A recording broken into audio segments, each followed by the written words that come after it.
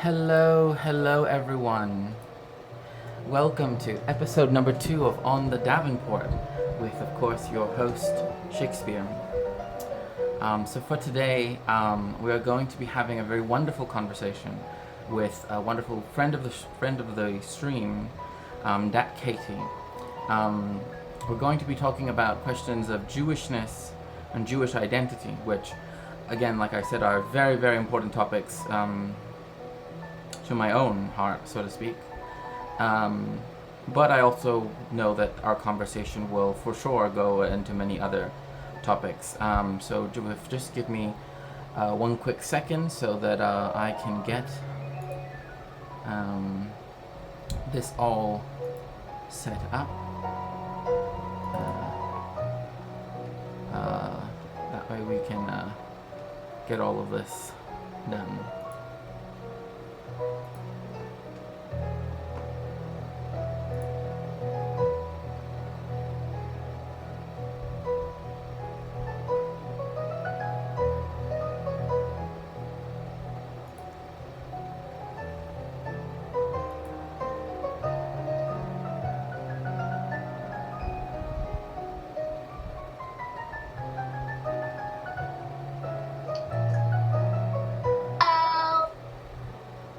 Hello, you're still rendering on my end, but I can.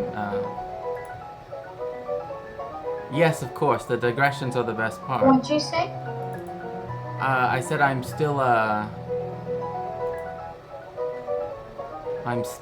waiting for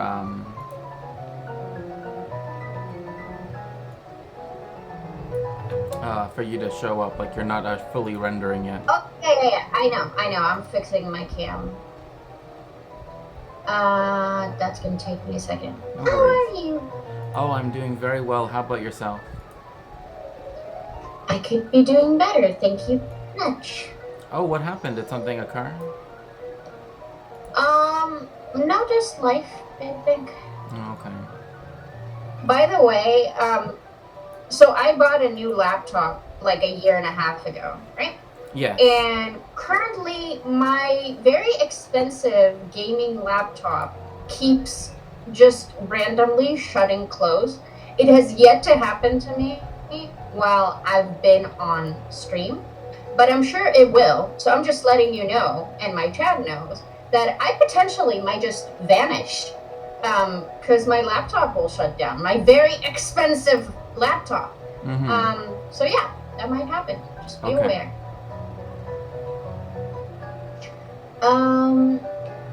I'm setting it up, don't worry.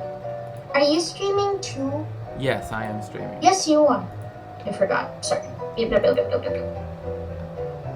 Okay. How are we doing?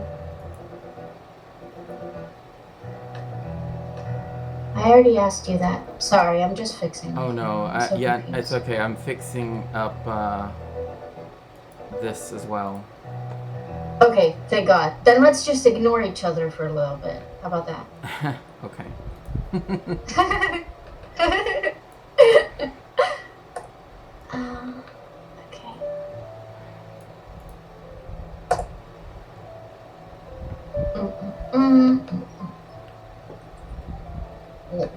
Too much. Wait a second. Oh, now I see why.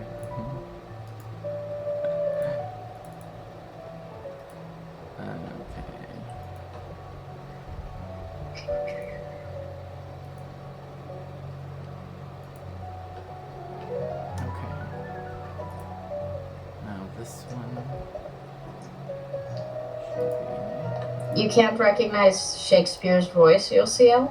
That's a problem. I'm gonna tell them that you can't recognize their voice.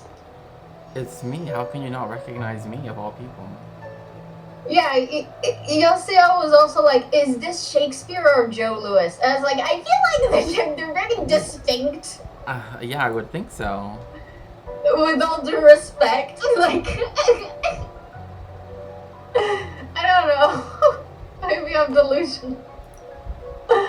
I mean, maybe Yosiel hears something in the timbre of my voice that I don't. I don't know. We don't judge. Okay. Well. They say that they just woke up, but we don't believe them. Oh yes. What am I wearing? It's this. It's like a pashmina, but it's very. It's knit and it kind of it's with gray stripes and it's originally from Turkey. Um, and so, but oftentimes, interesting enough, people say that it looks like a talit gadol. So it's interesting. Some people. Yeah. Some people often say that it looks like that. Um,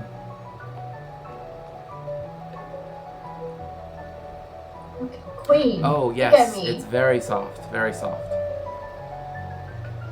It's You almost fixed it. it's almost like like if you've ever been to like yarn to feel yarn, like like baby yarn, it has very much that. It's very soft. So. My chat likes your channel. Oh, I'm so glad to hear that. Thank you so much. And I am pretty sure that my chat also likes yours. Is it possible we have a very similar chat? Possibly. No way. There's a very good chance. I mean, I know Yosiel, Zira. And that's it. That's about the people.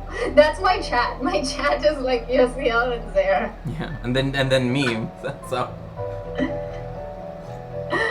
Oh god. Also, if you see me reaching over, it's just because I have tea on this side of I have a whole little setup right over here. So I want it to be really. Oh no, you're not allowed to do that. Lama, no, but Oh, that's way worse. I just made it so much worse. Wait. I'm making us like okay. I'm sorry. I'm just playing with my screen and it's very bad. I need one more minute. I'm so sorry. That's totally fine. Take all the time you need. Soup from my breadland. What do you like to? Oh, it's almost like alpaca. Yes. I don't know exactly what kind of yarn it's made out of. It doesn't say the material. In fact, I don't think it has a tag on it, but it is very, very soft. But you can see like that it's hand stitched because like the ends right here are kind of have to be stitched in this very particular way. But yeah, but sometimes when I wear it like this, if I were to be walking around an Orthodox neighborhood, they'll probably think it's a tali gadol, but no, it's just this little thing that I've always like I have a shamag and then I also have my kefiyeh, so I've always had these types of things around, so from travels and from things like that. Did you buy it in Turkey? This did not buy it in Turkey. Someone actually bought it for me when they visited the Jewish one of the Jewish quarters in Istanbul. Oh. Yeah. Because Turkey. I've actually never been to Turkey because going to Turkey used to be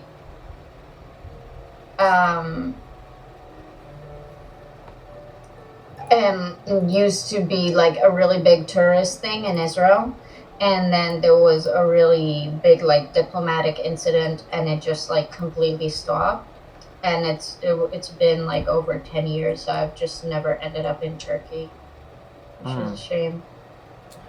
So for me, the two places I've been are Syria and Jordan. And I always tell people like a story, I guess, that I have to tell of when I was in Syria. Is I was just south of Damascus, or in Dimashq itself, like within the city, but south of it. And and this was back in like 2017 or whatever. And it was that day there was a drone strike when I was there. And like that day, like after that, I'm like, I need to go home. Like I can't stay here. You I need to know, go home. well, like I felt really bad because I was terrified. Like it's still very haunting. But Yeah, I actually remember. Wait, I'll fix my mic. Okay. I actually remember like being in um like German class, and there was a Palestinian guy who was from Syria, and um and my chat is annoying the fuck out of me. Um, and he talked about how cigarettes in Damascus when it was under siege was like $100 oh my for gosh. like a cigarette. Um, and it was really, I guess, weird to hear that. But it was something crazy like that. Now I don't know if it's true. That sounds like a lot, but you know, Yeah, life's weird. it's the Morton says tells me to tell you hello. Oh, I don't like you more than no. I'm just No, kidding. no, I just no. Like for me, I was in Damascus and I was there visiting. Like it was before they really had they had placed the like official like do not travel. But regardless, I was traveling on a different passport anyway because I have a Mexican one, so it would have been different anyway. But the point being that it was that when I was there, there was a U.S. drone strike, and that's what was like really really strange to me. I was like, oh my gosh, like you hear it and then it's like you see it, and it's just like all of the images of what went on just have like stuck with me ever since then. But yeah. and in Jordan, it was interesting too because that's where I actually met a Jewish couple that were visiting there, and they said that they were visiting. Where the site where they have the supposed burial of Moshe, right? Mhm. So anyway, Um, so just very quickly, someone in my audience redeemed an outfit change, but I don't like them. So Shakespeare, you tell me what type of outfit I need to change into. You get to pick. let's see You can here. give me a color, you can give me an item, you can give me a vibe, whatever you want. Let's If do. you'll say whatever you're comfortable with, I swear to God, I will hang up on you. No, no, I wasn't. I actually had a very specific thing in mind. I Okay, want. good. Okay, let's go for the black, black, little black dress. Like going sort of like night out on the town type of thing, but also like a celebrity being interviewed type. That's what I want to go for. Ooh. Ooh. I have like 1,000 little black dresses. I mean, It's like same, but I have so many. Like my mom. Okay, so my mom works at this little pawn shop, right? Like in this little charity shop. So she keeps bringing me clothes that are really cheap, mm-hmm. and she keeps bringing little black dresses. And it's like, don't get me wrong, I like little black dresses, but I have like dozens of them now, and it's like I don't have anywhere to wear this shit, and there's just so many, and I'm like, No. Mom, please stop. Just like I don't have the space. Okay. Like a 60 minutes So outfit. I mean, sure, if you want to think of it. I mean, I'm not asking for like a power suit or I'm not going for that 80s, corner office vibe, but yeah, I can do that. I can do that. Wait, let me fix my internet. Now, Super My Okay. Breadline, if I were, then I definitely would have said, 6-inch minimum stilettos, but that's a whole different story. I can put on some No, high heels. I don't care. no, I'm just joking. No, I'm just No, joking. too late. I'm doing it. Okay, let's go. Wait, let me make it so I can hear you. Okay, you talk to chat. Hello, chat. I hope you're all doing really well. um, That was a short talk. Well, I don't know. Like, I haven't really thought of anything. Oh, so one of the things that we are going to talk about after this is hello, the Ferret King. How are you, my best pal? Welcome to the stream. I'm so glad that you could make it. I'm currently trying to speak with. Oh, so I was in a chess tournament, and I know, very very exciting, right? But so when we were doing. So initially we were doing 3-minute rounds. So what that means is that each person has 3 minutes to make all of the entire move. Like your entire game has to last 3 minutes, right? Okay, awesome. And so then what ended up happening is that like I finally was able to get some well, it's many rounds, right? Then someone suggested it to end the chess tournament. We go to 1-minute rounds, right? Where all of your moves combined, right? Like from beginning to end, you only get 1 minute to play all of them, right? So, so I'm there like just literally like trying to. I'm already exhausted from playing, all these like multiple rounds of chess, of bullet chess, and so this is hyper bullet chess, right? And so, yeah, like the whole, like the amount of time each person gets to make all of their moves is 1 minute. So it's like really fast. Like you have to make your moves instantly, or like pretty much right away. Otherwise, you will run out of time and then you lose. Like there are ways to win by points, which is how many pieces are left on your side of your color, right? Or if you beat them on time, right? So like if you have more time and more, stuff like that, like so each person gets a minute on their chess clock, right? So like as soon as you're done making your move, you press it and it goes to the next person, and then their time starts winding down. So we went from, like I said, from 3 minutes to 1 minute to hyper bullet chess. And oh my gosh, I was already exhausted from 3 minutes. Like I had done like 20 something rounds. Hi Buffy. And so now there is 11 rounds that I had to go through of minute hyper bullet chess. And oh my gosh, it was so tiring. So tiring, because every move just had to be made like pre-planned essentially. It had like you just had to move it, and it didn't like even really really good players that are like known good players, even they were like losing like really quickly because some people are better at long playing the long game, right? But like once you get down, like some people are really good at bullet chess, which is usually 3 minutes, but at 1 minute you're just like, it's like you can barely breathe. That's how it almost feels like. And so that's in essence what we were doing here. Let me actually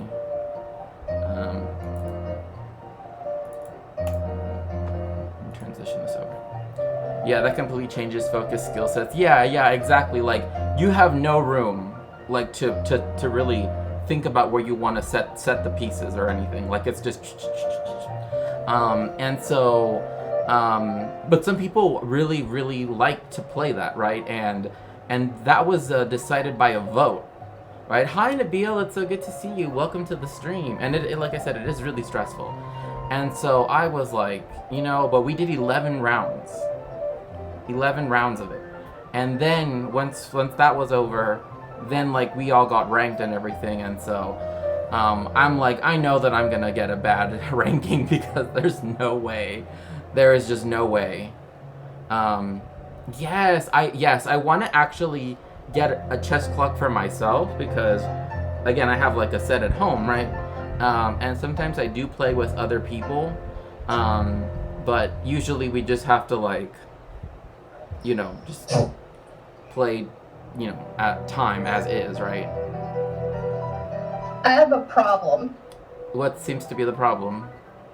I can't zip up the dress. Oh my gosh. Let me be clear. I had to take off my underwear to get it fit around my thighs. It is very tight. Oh but my I god. cannot zip it. Oh my god. So I don't know what to do now. When I said little black dress, that was just metaphorically, no. Because it's a really pretty dress. Yeah, no, it looks really nice. It looks really nice. A game with Oh, you Lily. can see me. Right, my chat can't see me. Sorry. Yeah, and my chat can see you, so yeah, it's really Yeah. pretty. Yeah, I like the ribbing that it has. That's really nice. Yeah, like but it's meant to be like this, right? Like it's meant to be tight Right, on exactly. the upper part, Right. obviously. Yeah, I see. Oh yes, Also, and I need to be careful. thank you so much for the shout out to that Katie. Yes, please join us and I follow. can just leave it like that. It doesn't matter. Hey, if that's okay with you, that's fine. Or if you want to put on something on, like a jacket or something or whatever. It's all your. It's just like cause this.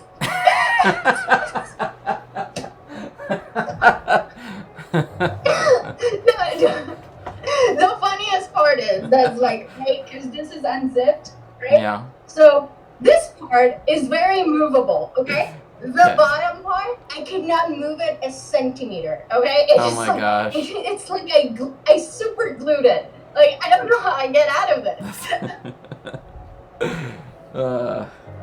I don't understand this dress. And it's like, it's my fault for wearing it before I understood it. You know? Yeah. It's very complex for sure.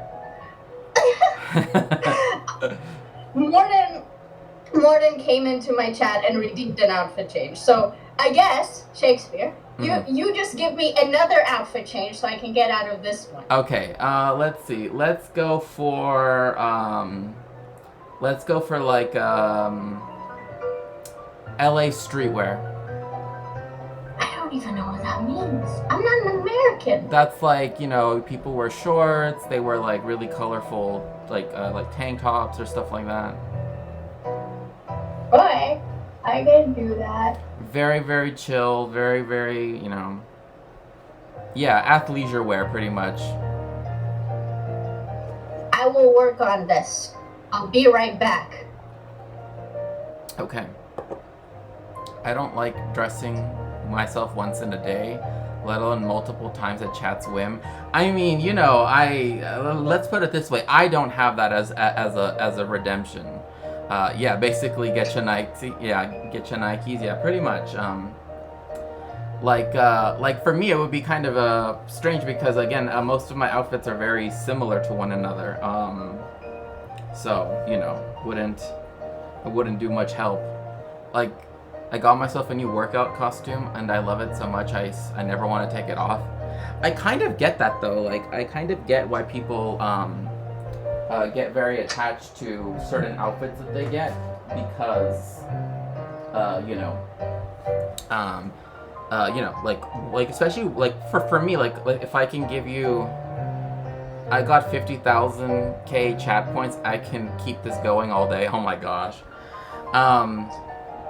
Well, like for me, like the one thing that I like that I would hesitate to ever have as like a redeem is like to put on my my chassid clothes, right?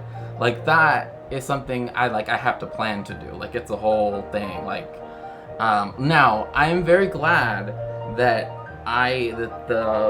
the Hasidic sect that I grew up in was not the one that wear like the breeches with the stockings, because I've always found those kind of difficult to wear. Because then you have to wear like knee high, or if not like almost thigh high, like I guess stockings. I guess.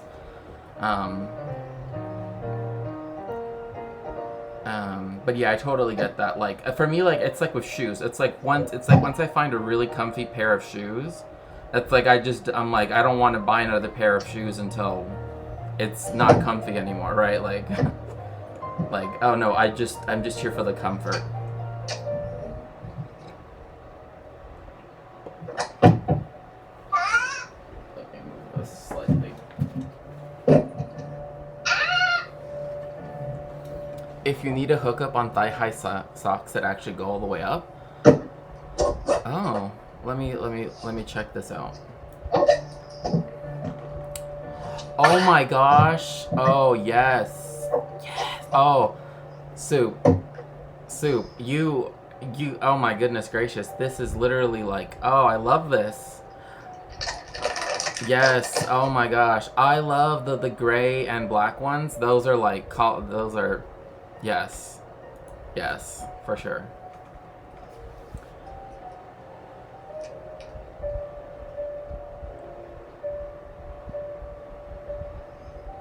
Okay, so I got the shoes. Okay. And this is just a yellow dress that is like loose.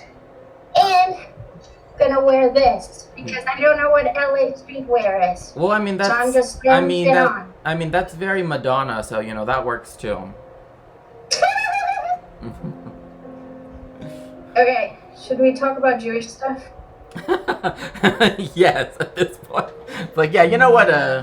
Enough talking about your chess games and fashion. Let's talk about what we actually came here to talk about. True. So are we doing Judeo-Christian first? Yes, we can do that first. Okay. I guess I could just share the exchange I had. Okay. You think? I'll just do that. So I have been going on a crusade lately. And by crusade, I mean I've just, oh God, that's bad. Okay. And by crusade, I mean I have just been occasionally like lecturing people whenever they say Judeo-Christian values. I've been telling them to knock that shit out. Mm-hmm.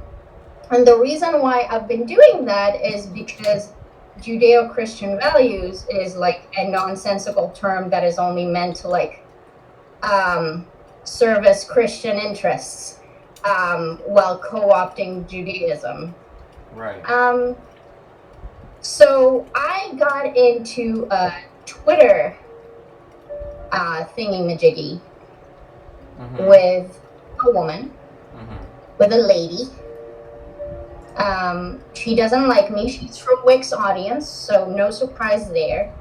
And I'm going to show you that exchange. And then Shakespeare is an actual like rabbi and a historian, so they'll be able to do a much better job than I will. So then we'll talk about it.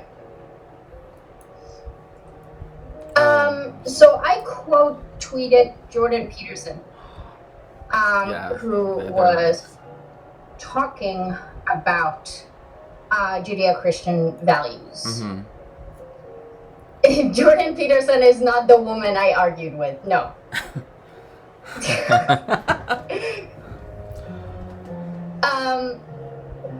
So should I read it? Okay, Shakespeare. You're a streamer, okay? Yeah. So, do you read stuff out to your audience? Because I feel really weird about, like, there are articles I want to show my chat, right? But Yeah. I feel weird sitting there and just reading out loud an article that they can read themselves. I don't know. So, like, is that weird? So it depends. Like for me, if it's like super super long, I won't necessarily read it out loud. But if they're like if it's something like something like that's like really really short. Like yesterday, I was talking about the queer yeshiva that is handing down their teshuvot, right? Their rabbinical teshuvot for trans and non-binary Jewish people. I read like a little bit, but I didn't read like the whole long article, right? Like I wasn't gonna. So like to me, there's always like a limit. Like I will read somewhat, but not the entire thing. Okay, so I think if I read it quickly, we can go over the whole thing. Yeah. Do you want me to share my screen with you so your audience can see it as well? Sure. Yeah, then I'll just do this.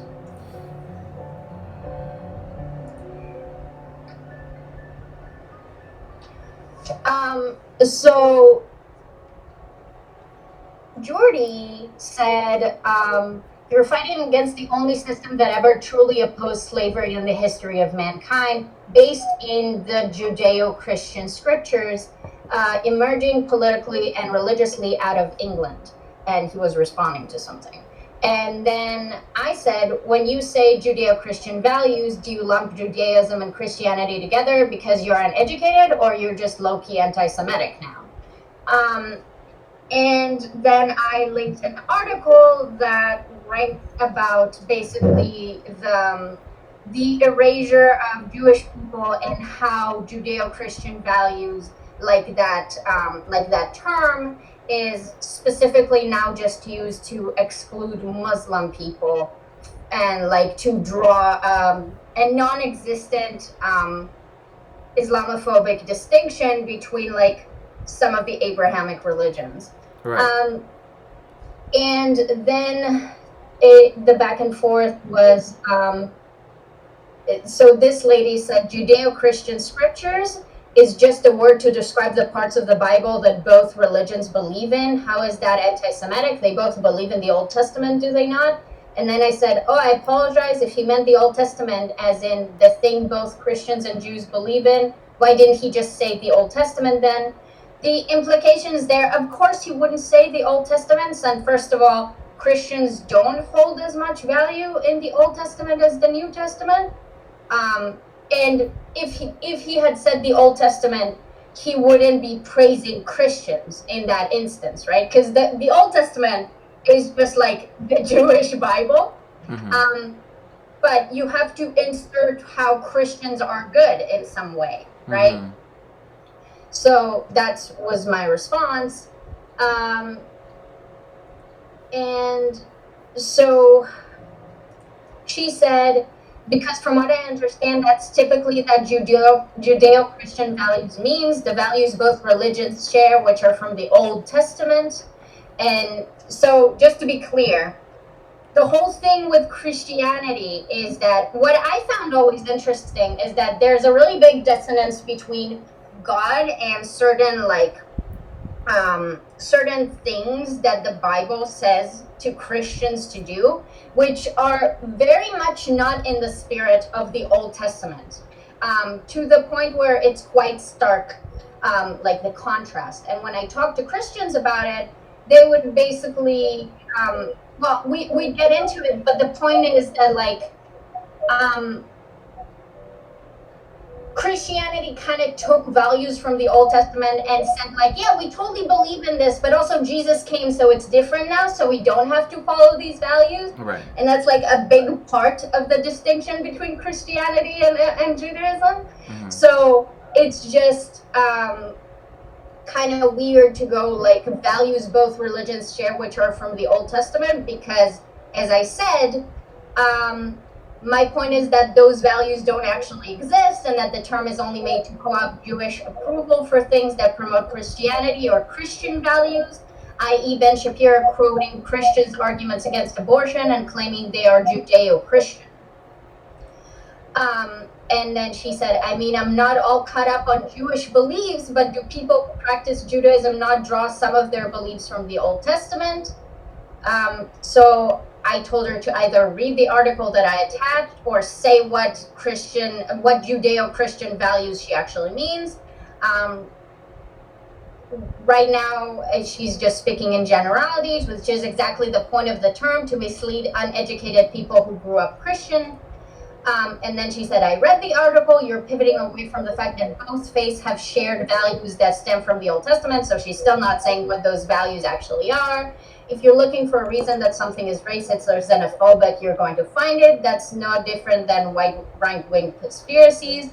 And then I told her that she's yet to mention those shared values, and how they don't relate to Islam. Anyway, that was the back and forth, and now we're going to talk about it. Right. So first, I'm gonna respond to, because you used a term that Buffy asked a question on, and she said, I recently heard that it's a no-no to say Abrahamic religions. Is that true?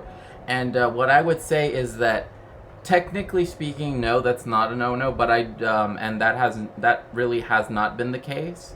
Um, but there is a view to exclude other religions that are also like a derivative of, say, Islam or um, Christianity, I suppose, that are, I guess, not considered part of either those two major religious branches or trees, I should say.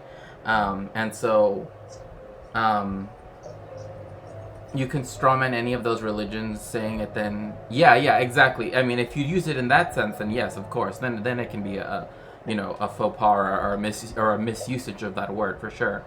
But Judaism, yes, and this is something that Katie, you mentioned too, that like Sashi is here saying Judaism is opposed to, yeah, it's context specific, because a lot of times what people will say, and this is the and so so let me explain really quickly what I mean here, is that very often they will say that Judaism and Christianity are Abrahamic religions, and this is an old term, particularly from the 19th century.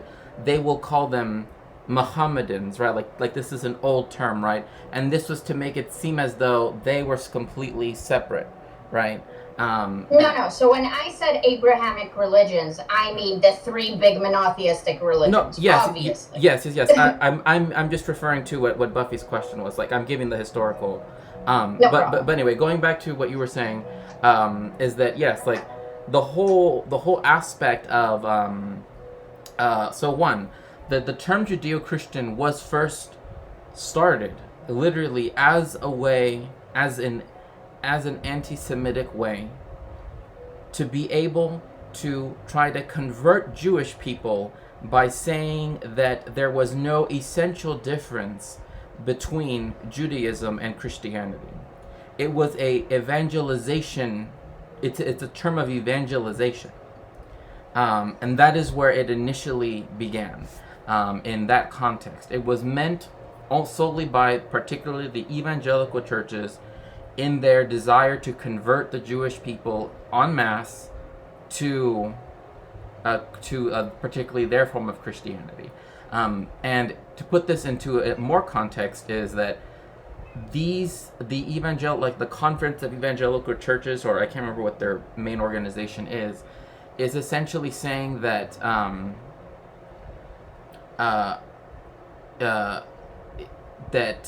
in essence what you are trying, what went on like during, for example, the Second World War, during Hashoah, or the Holocaust, was that the evangelical churches thought it was a good thing that this was happening to the Jewish people, and actually were held that it was a positive thing, because then, and also with the establishment of the state of Israel as well, because they essentially thought that if Jews convert, even if it's technically under duress, that it would be worthwhile, right? Like if Jews are put in the state, at least they might convert, whatever, and that is what's most important for them. So it's after this where they were supportive of the Holocaust and supportive of the failure, like what the expected failure of the establishment of the state of Israel, for example, but also the violence that continues on. Hence why they still is that then they took this rhetorical move to instead specifically try to one appropriate as much Jewishness as possible, and that is what you see in the evangelical churches now. Where I remember I once saw this in a store. It was in Utah actually, and I think it was Utah or Colorado. I can't remember right now. But anyway, I went in there and I saw a crucifix that it was just a regular store. Just happened to have like religious stuff, right? But it was a crucifix with Magen David, right, with the Star of David, in the middle, and I'm thinking that doesn't, like, what, but that is again part of the program that that the evangelical churches have been trying, and then buying them having Passover seders and buying out all the matzahs and all that stuff, and so. So the way how they gave themselves, as it were, the right to do this was by using the term Judeo-Christian. On one hand, saying there's no essential difference between Christianity and Judaism, so therefore you should convert to Christianity because it's keeping in line with Judaism. And one way that they try to make this more the case was by since essentially these churches are the newest churches on the scene, so to speak. They don't have any traditions, right, like the Roman Catholic Church or the Eastern Orthodox churches, etc. So instead, what they did is they just took Jewish things and appropriated them, and then used that as part of their whole Judeo-Christian aspect, because that's essentially what they do. Like, that's the reason why they won't. And in fact, this was in Colorado. I think it was but it's in one of the ski resort towns, and they have a store that's called like a name of Hashem that you're not supposed to say, right? But it's owned by evangelical Christians, not by Jewish people, right? And they feel like, oh, they have the right to call it Ado Anai, right? Because of the fact that this is where they try to say like Yeshua, right? This is where they try to appropriate like Hebrew and all these other things, right? And that again is part of their. Yeah, it's like, and this might be very ignorant of me, but it's something very interesting that I think it's Jehovah's Witnesses. They say Jehovah, they say Yahweh, which is a very weird, like, I don't know exactly the history with that, but like in Judaism, you don't say Yahweh, and you don't say Yehovah. Like, that's not, and of course they're not Jewish, so it makes sense. But it is interesting how you like take something that is basically a no-no in Judaism, and then you take it and you make it like a part of your own thing, as like a way to extract some level of validity. You know what I mean? Mm-hmm. No, exactly. Well, and that's why one of the critiques from religious studies scholars and other historians, but also even people from like religious studies scholars who say, for example, are at the Dominican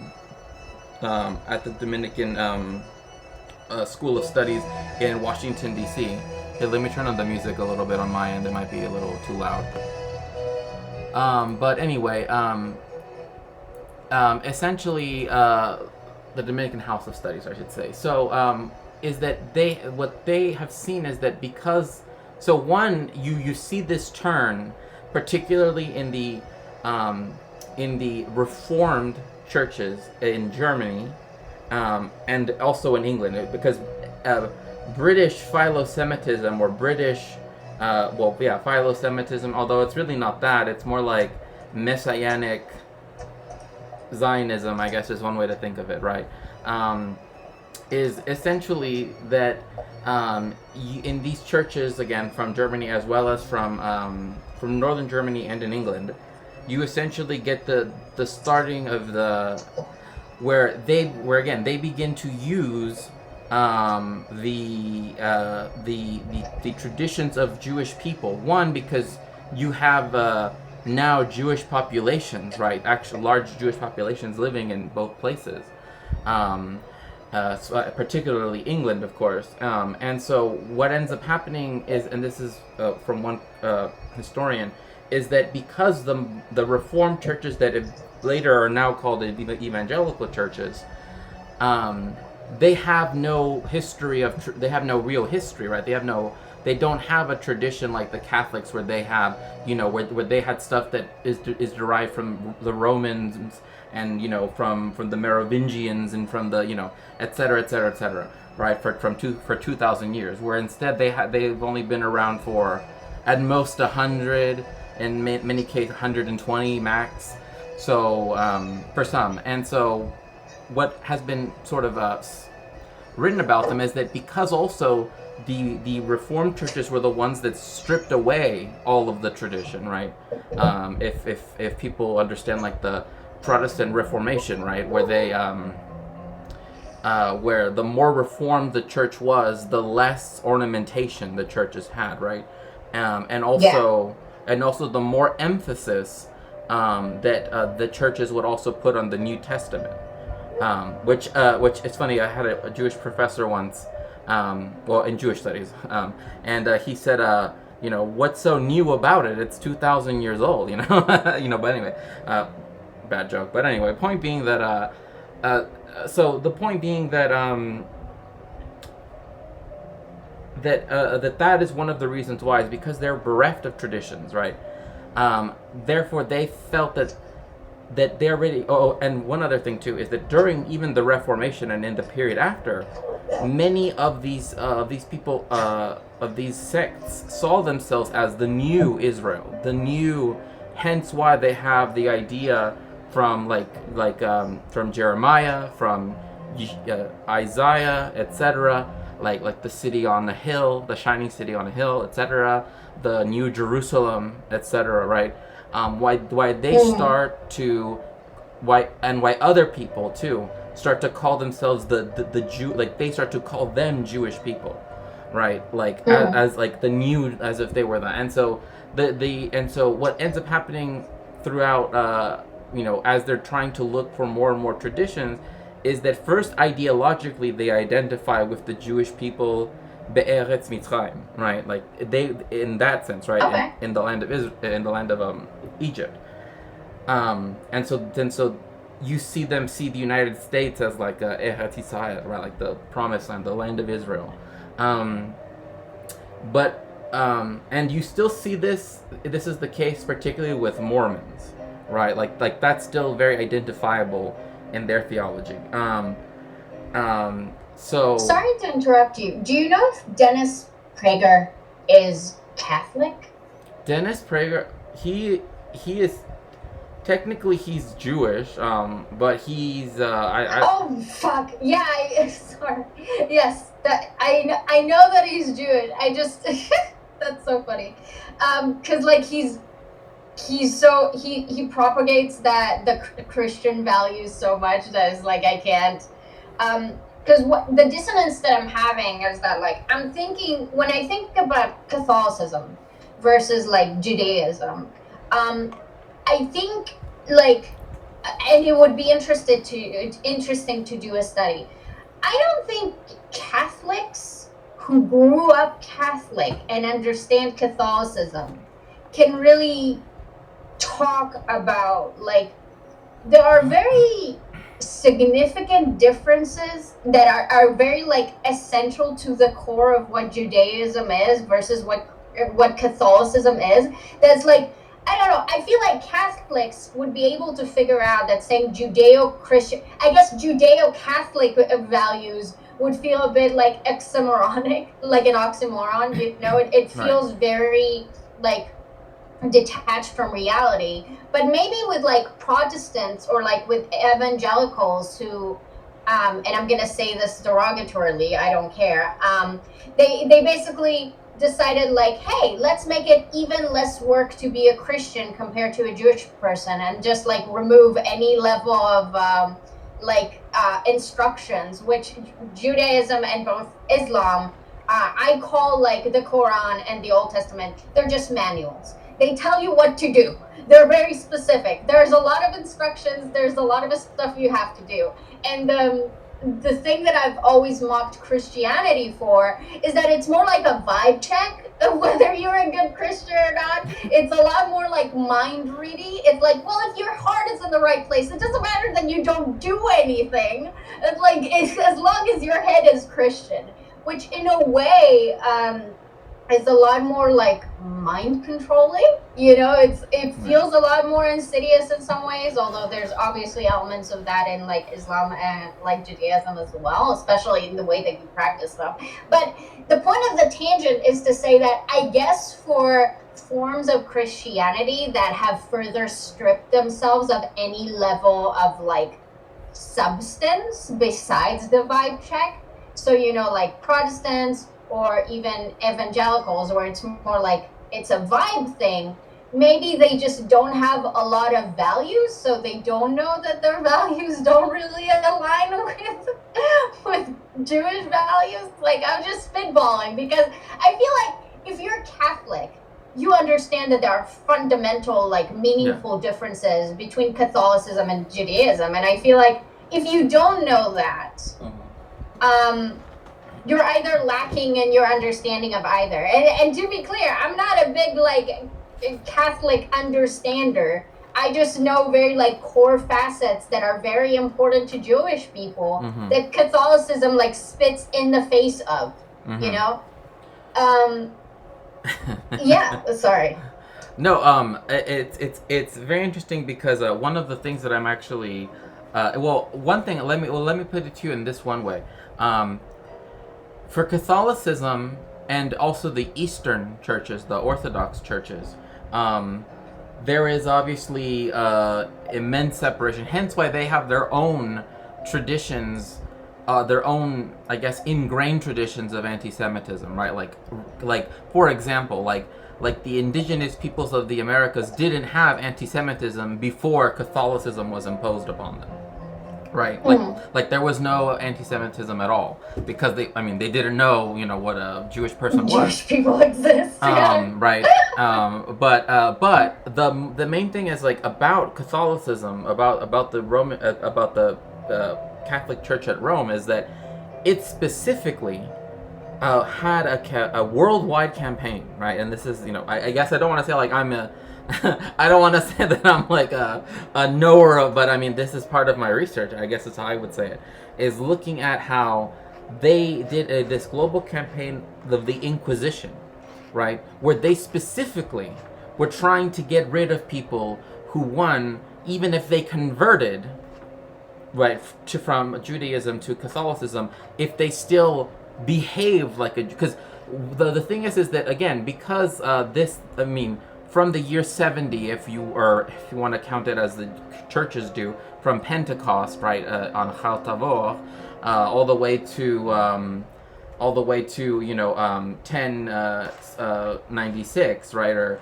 whatever it might be, to the seventh, after the seventh ecumenical council. You have this one union of all the churches, right? But after that, then you have the 400 years until the Jewish people get kicked out of Sepharad, right, out of Spain. So the Roman Church itself already started an inquisition to get rid of Jews, and they also created this other term that is another way of saying Jew, but they just use the term Judaizer. But the reason why they specifically just used that was because of the idea that, specifically, like what you just said, is that Jewish people, right, would try to insert Jewishness into the one true Catholic religion, right? And so that's where like Jewish people that happen to say, for example, if they turned out to be priests, or if they turned out to be nuns, or they turned out to be monks or whatever, if they were found to be Jewish, right, of Jewish heritage, then they would be guilty of Judaizing just by existing. And this is where the beginnings of modern racism, as something that's eternal, and particularly in terms of the Jewish people, begins, right? And this is something I know we're also trying to discuss later on about like Jewish identity and where it starts and ends.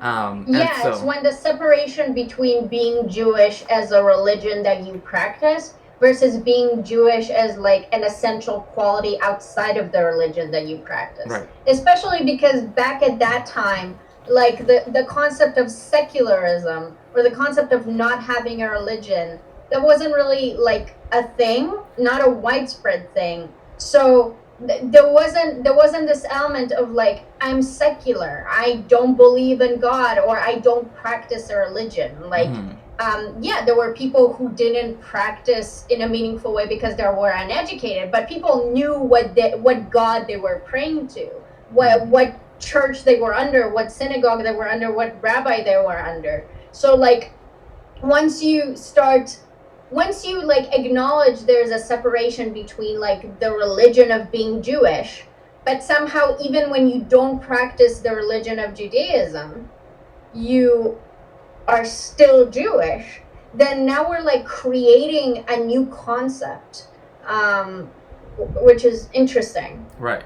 And this is again where anti-Jewishness and anti-blackness are in this at the same time being sort of created. And anti-Judaism it just predates it only because it's with the colonization of, or the discovery of the Americas, that then like the racial universe expands, right, with the all the indigenous peoples, and then also with the transatlantic slave trade. That that's where a lot of these when it comes to anti-blackness and anti-indigeneity, that also, but also of course this is another point too, that like the Inquisition in Mexico, for example, did not have jurisdiction over the indigenous people, so it couldn't take them, but it could go after people of European heritage, or that were white, technically, or you have European heritage, right?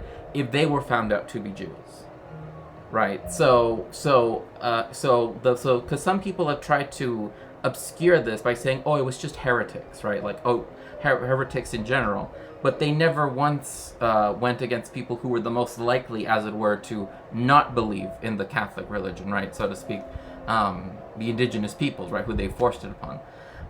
But regardless, yeah, and to like put emphasis on like the anti-black point, it's again this concept of like missionary work where you kind of like you bring Christianity to like the blacks, but that doesn't mean they're not savages. You bring Christianity to the Native Americans, but that doesn't mean that they're not, it's like it's supposedly it's playing on both like the religion will fix this person, but also there's always something about this person that is going to make them a lesser Christian. Right. Ironically, since well, I'm not going to say we're, but since I'm shitting on Christianity, Judaism also has this concept with converts. Interestingly enough, and again, this is what I mean when I take a very hard stand again, like against Judeo-Christian like notions, conversion and converting people and like missionary evangelical work is a Christian and a Muslim thing. It is very much not in the interest of Jewish people to have converts, Orthodox Jewish people. I apologize. Not talking about Reform, I'm talking about classic Orthodoxy.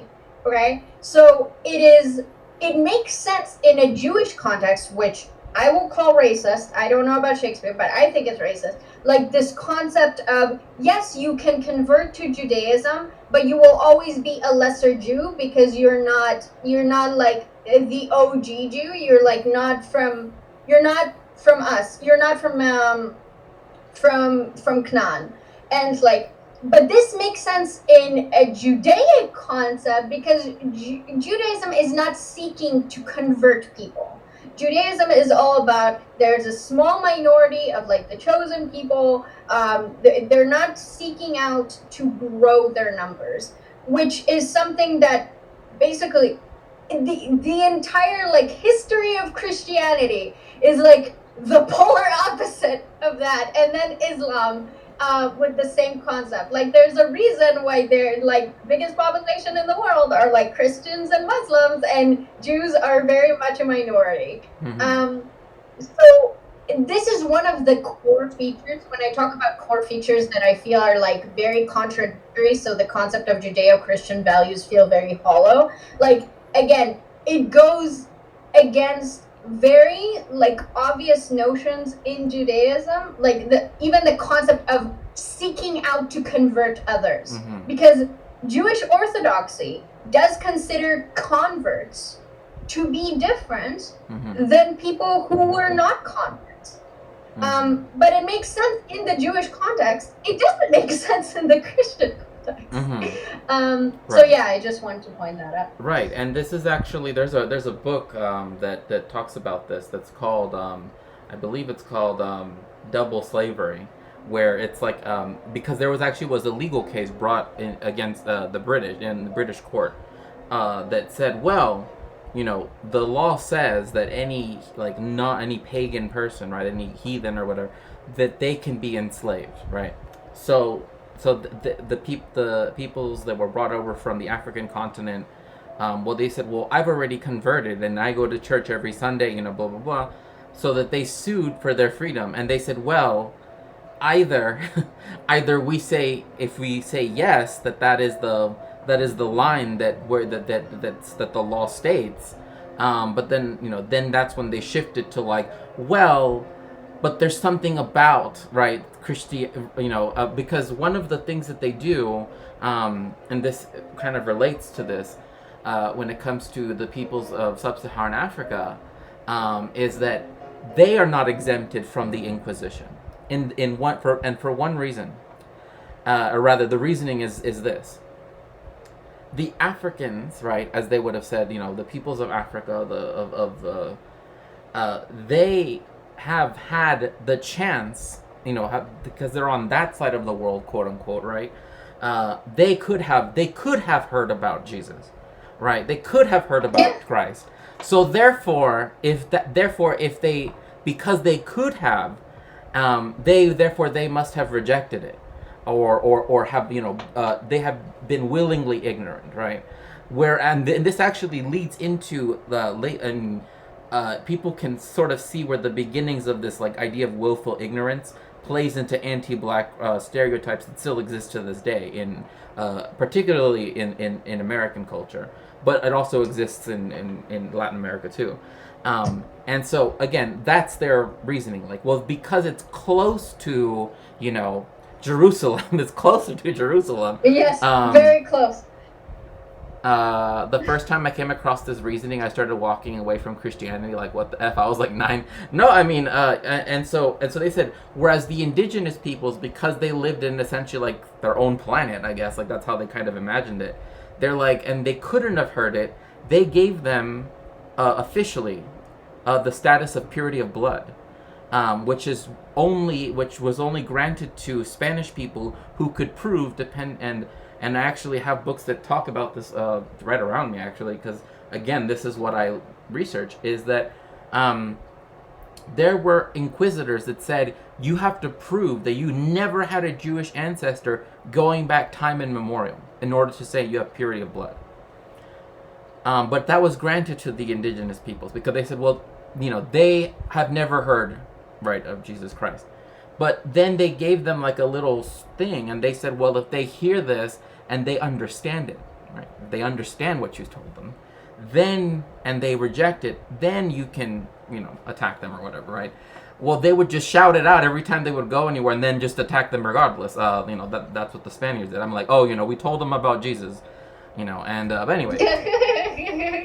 But the point being that yes, in fact, I actually have a book right here that comes from Hauniversità Haivrit Yerushalayim, right here, that talks about Jews and Judaism in the political theology of radical Catholic traditionalists in particular. So what it's looking at is, again, just to go back to the point and to connect it together, is that because Catholicism had this purging of Jewishness from its ranks, right? Like, it specifically wanted to get rid of Jewishness. That was one reason why the Protestant churches then looked towards Judaism, for example, as one of their starting points, because they didn't want whatever the Roman Catholic Church was, had developed, because it took on more elements from the Merovingians, also and very much so from the Romans. I mean, like if you read about the propitiations and the other, I mean, like, even the idea of you, like, when you're in church, right? Like the idea that like before the modern masses that they have now, where they face the audience, even though if you think about it, it's actually kind of creepy if you think about the fact that it's supposed to represent a sacrifice, right? Like, if you think about it, right? Like, oh, like, now we're facing the audience and sacrificing someone. But before, they used to face, for hundreds of years at the Council of Trent, they would face away from the audience and say everything in Latin, and everything would be done, facing, as it were, away from everyone. But this is something. But this is and I know that Sashi remembers this from yesterday. The idea of supersessionism. This is a Catholic idea that the Catholics, right, that they believe that they are the actual, like, not just like successors of Jews, right, but also in their liturgy. And this is the exact same example I gave yesterday, is that at their Easter service, right, like the highest mass that they give on Easter, they say, and they mean this literally, right? Like this is Catholic dogma. They say, right, like he holds up the little. I mean, I don't have any little bread things, but you know what I mean. Like they hold up the thing, and they're like, when God delivered us, or when the Lord our God delivered us out of Egypt. But us, they mean themselves. They mean Catholics. They don't mean HaYehudim. They do not mean Jewish people. They mean them. That they were the ones that were there. Because they believe, like, they take Paul literally when he uses the idea of, there's a jump in violence against Jews. In fact, that's actually why Boston used to be a very unsafe place to be Jewish, because they would essentially have mini Kristallnachts all the time. But that's a whole different thing. Sorry, someone in chat. So because of Catholic theology doing that, like, one, they are the actual people intended to have both covenants. I guess that's one way of thinking about it. And because they had that purge, that's one reason why. Obviously, Luther is and Lutheranism is more like. I mean, I know probably Protestants would probably not want to, but I mean that they can attest to this. Is closer in terms of its, like, the vestments and everything, to Catholicism in that sense, aesthetically. But once you get to Zwingli and to Jean Calvin and all that stuff, particularly Zwingli, like, once you get the Anabaptists and everything else, where everything is, you remove all the imagery, because that's when they begin to focus on the Tanakh more. And that's when they begin to, again, think of themselves metaphorically, but in some cases people make fun of them, calling them as if they were Jews. But eventually it leads to some evangelicals now, like, literally, right, seeing themselves as if they were Jewish people. That is to say, it's still metaphorically, right? It's not literally, but they still are figuratively. But in some sense, they kind of do want to, like, think that they are, right? Like, they think, like, yes, I'm included in this too. Which I'm just like, no, you're not, like, but The most interesting thing to me about Christians, and I don't know if it's like the Christian education or whatever, but, like, I don't understand how, well, I guess I do understand, because, like, the whole point of Christian education is, like, erasing what Judaism actually is, so they would have no idea what the difference is, and just have, like, vague gestures. But it just, like, again, the same way that, like, trying to convert people is kind of like a spit in the face of some Jewish values. Oh yeah. The concept of Jesus is, like, the biggest. Oh yeah. The biggest, like, fuck you in existence. Not only is it the biggest fuck you that Christianity ever has, which is, like, a basic concept that every Christian needs to, like, be on board with. Right. It's also, like, it's not only, Jesus is the Messiah. It's also, like, Jesus is God. It's, like, the implication that the desecration of, like, what it would mean that, like, the Old Testament God is Jesus in the New Testament, and anything that Jesus does or says in the New Testament is the word of the Old Testament God, like, reborn. Like, the whole concept is like such a mockery of like what Judaism is.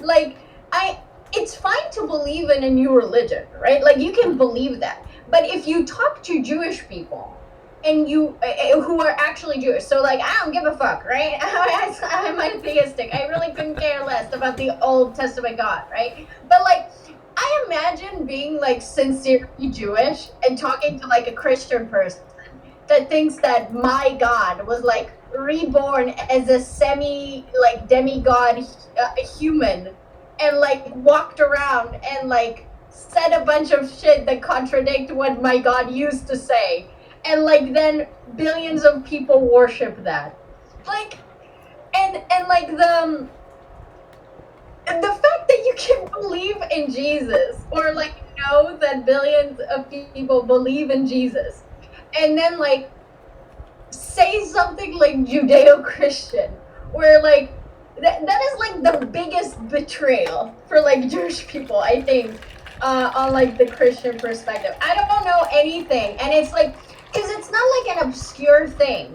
Because I can go on like a long tangent now about how the fact that like Catholic churches, the way, you know, making idols, how it's one of the 10 testaments, is like that's a big fucking no in Judaism. Yeah. But even that doesn't come close to like the concept of like Jesus being the Messiah. And it's very basic knowledge. It's very. So I don't know what the confusion is. Right, and it's interesting too. And they also, you know, killed, you know, people of Am Yisrael, you know, in the name of Jesus. It's like this Jewish person gives us the right to, you know, do this to the rest of the Jewish people. But no. So let me begin with one aspect. So let me begin with the very idea of Jesus, right? Like let's begin at well, not actually Bereshit, but you know what I mean, like New Testament Bereshit, so to speak. Is that the one, you have the three synoptic gospels, which are Matthew, Mark, and Luke.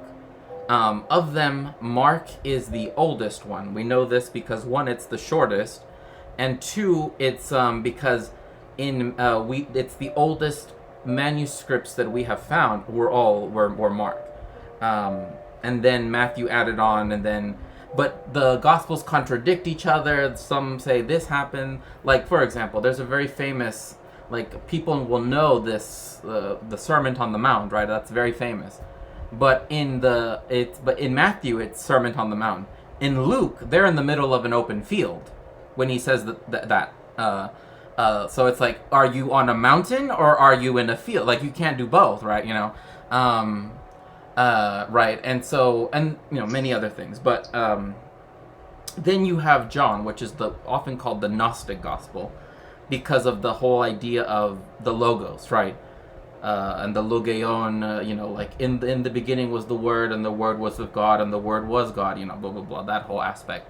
But it's also the most openly anti-Semitic one, right? Not that the other three aren't, but it's the one that actually says, you know, in the trial of Jesus, right, where suddenly apparently all the Jewish people are now a jury now.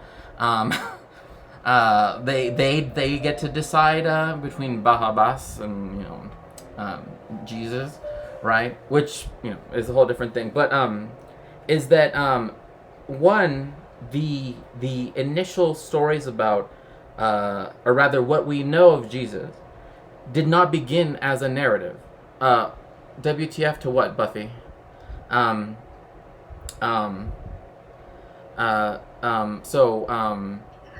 just quickly say this too, because my chat is talking about Jordan Peterson.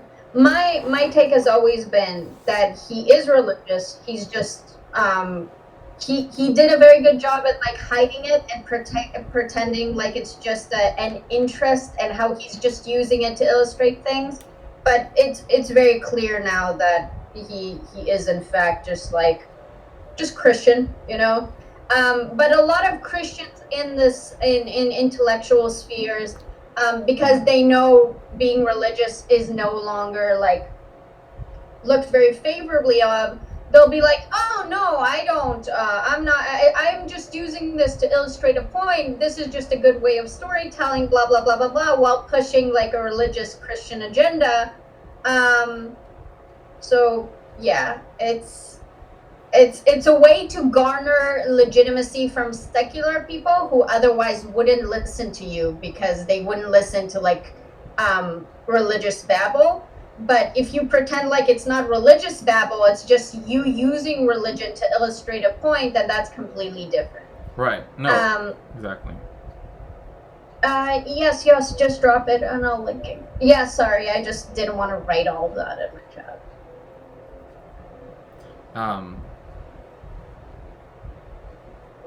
So, I want to display this, that way your chat can see it. I mean, if they can even see anyway. They can. They can? Okay. And also, yeah, I mean, people often don't read it that way because they're like, oh, the people there are the... But they say, upon our heads and upon the heads of our children will, the blood of Christ will, and they've used that as a justification for, everything since then. So, when Jesus began his ministry at the age of 30, which actually isn't that strange in the sense that that's actually a very common theme for a lot of these things, is that he wasn't, since the time of Herod, of when Herod was, which Herod died before Jesus was technically, or was thought to have been born, right?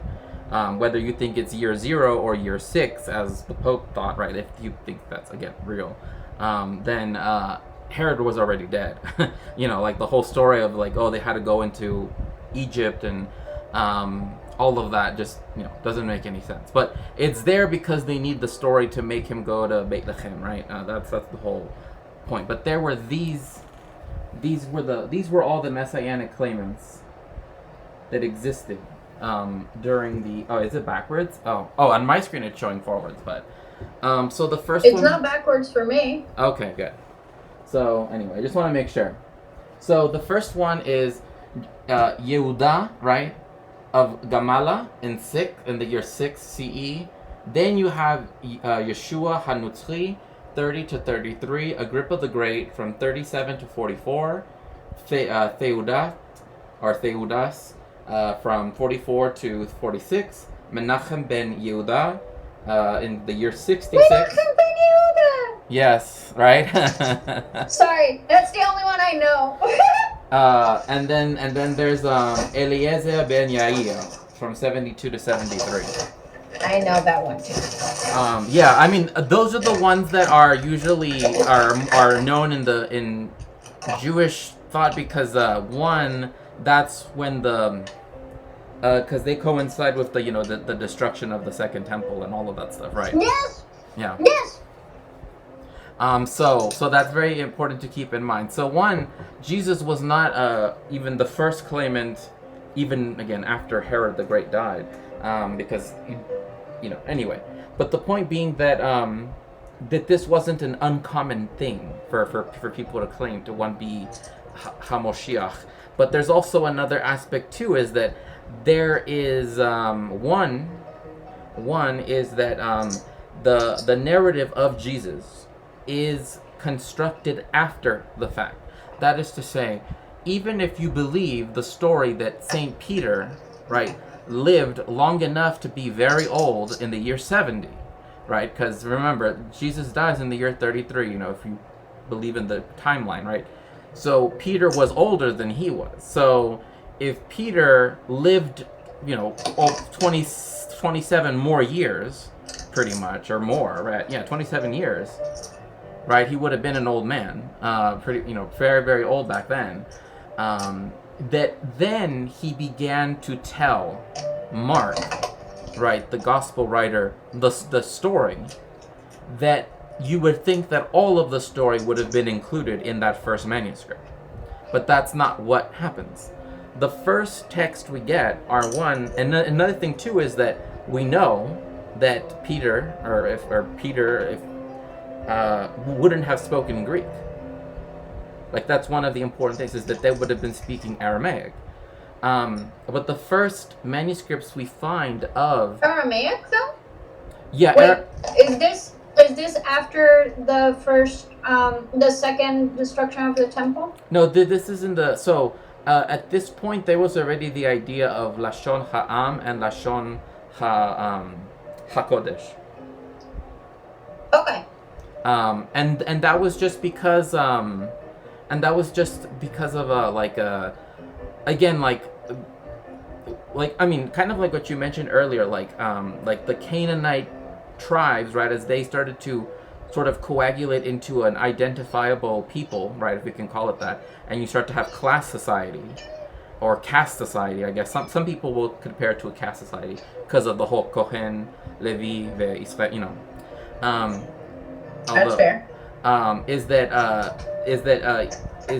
in fact, that's how they read the Torah and the Tanakh, is that if you read it through a materialist, or even a Marxist way of reading, but it doesn't necessarily have to be Marxist, is that it's the story of a tribal society going through the changes that later they become a caste and then class society, right? That it's like a political history, right? Which kind of makes sense. That makes sense. Just let me translate. So, Lashon basically means like the language of the people versus Lashon Kodesh, which is basically the sanctity language. Like, basically, it's the language that people talk versus the language people use to like worship. This is, I don't know if you were in that stream where I was talking about how, like, the reason why Jewish communities weren't speaking Hebrew for a really long time, like Jewish communities for most of like the in the diaspora, they didn't speak Hebrew. Hebrew was for the Old Testament. It was for specifically that people didn't know Hebrew. They spoke other languages. So that's what Shakespeare's talking about. Right. Was talking about. Sorry. And so that's why, I mean, for example, that's why we know that the Hebrew that was constructed and had to be constructed. Like it's not a revival. It had to be constructed because there's no, it doesn't exist as a Lashon Ha'am long enough, right, in history for certain words to get written down. Anyway, but that's not So I have a question. Yeah. So the original language of the Old Testament is Biblical Hebrew. Yes. So does it mean that at the time where the scriptures were written, everyone were speaking Biblical Hebrew?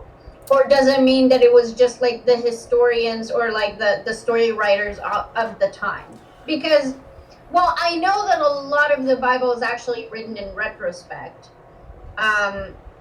Obviously. Yeah. Especially if we're talking about like Garden of Eden, unless we're assuming Eve wrote it or something. Well, I mean, yeah. Yeah. I guess I assume that the scriptures weren't written initially as meant to be like holy scriptures, you know? So I guess I'm asking.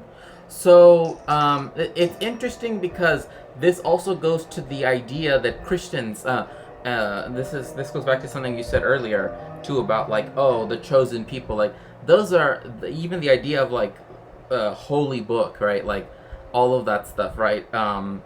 Is something that's ascribed to Jewish people and to Yahudut, right? Jewishness or Judaism, if you want to call it that, right? But again, like the way how it's often seen, I mean, especially like growing up, like in a Orthodox community, like it's seen as like to some extent, right? Except for unless people, I mean, there really aren't many people that take it. I mean, you're not. I mean, it actually says in the Tanakh to not take. I mean, it's even in the Torah to not take it like literally. But Christians somehow forgot that passage. It seems. God was reborn as Jesus, and Jesus said it's all literal. It's all literal. Yeah, and that you can't think people are attractive because Jesus hates that.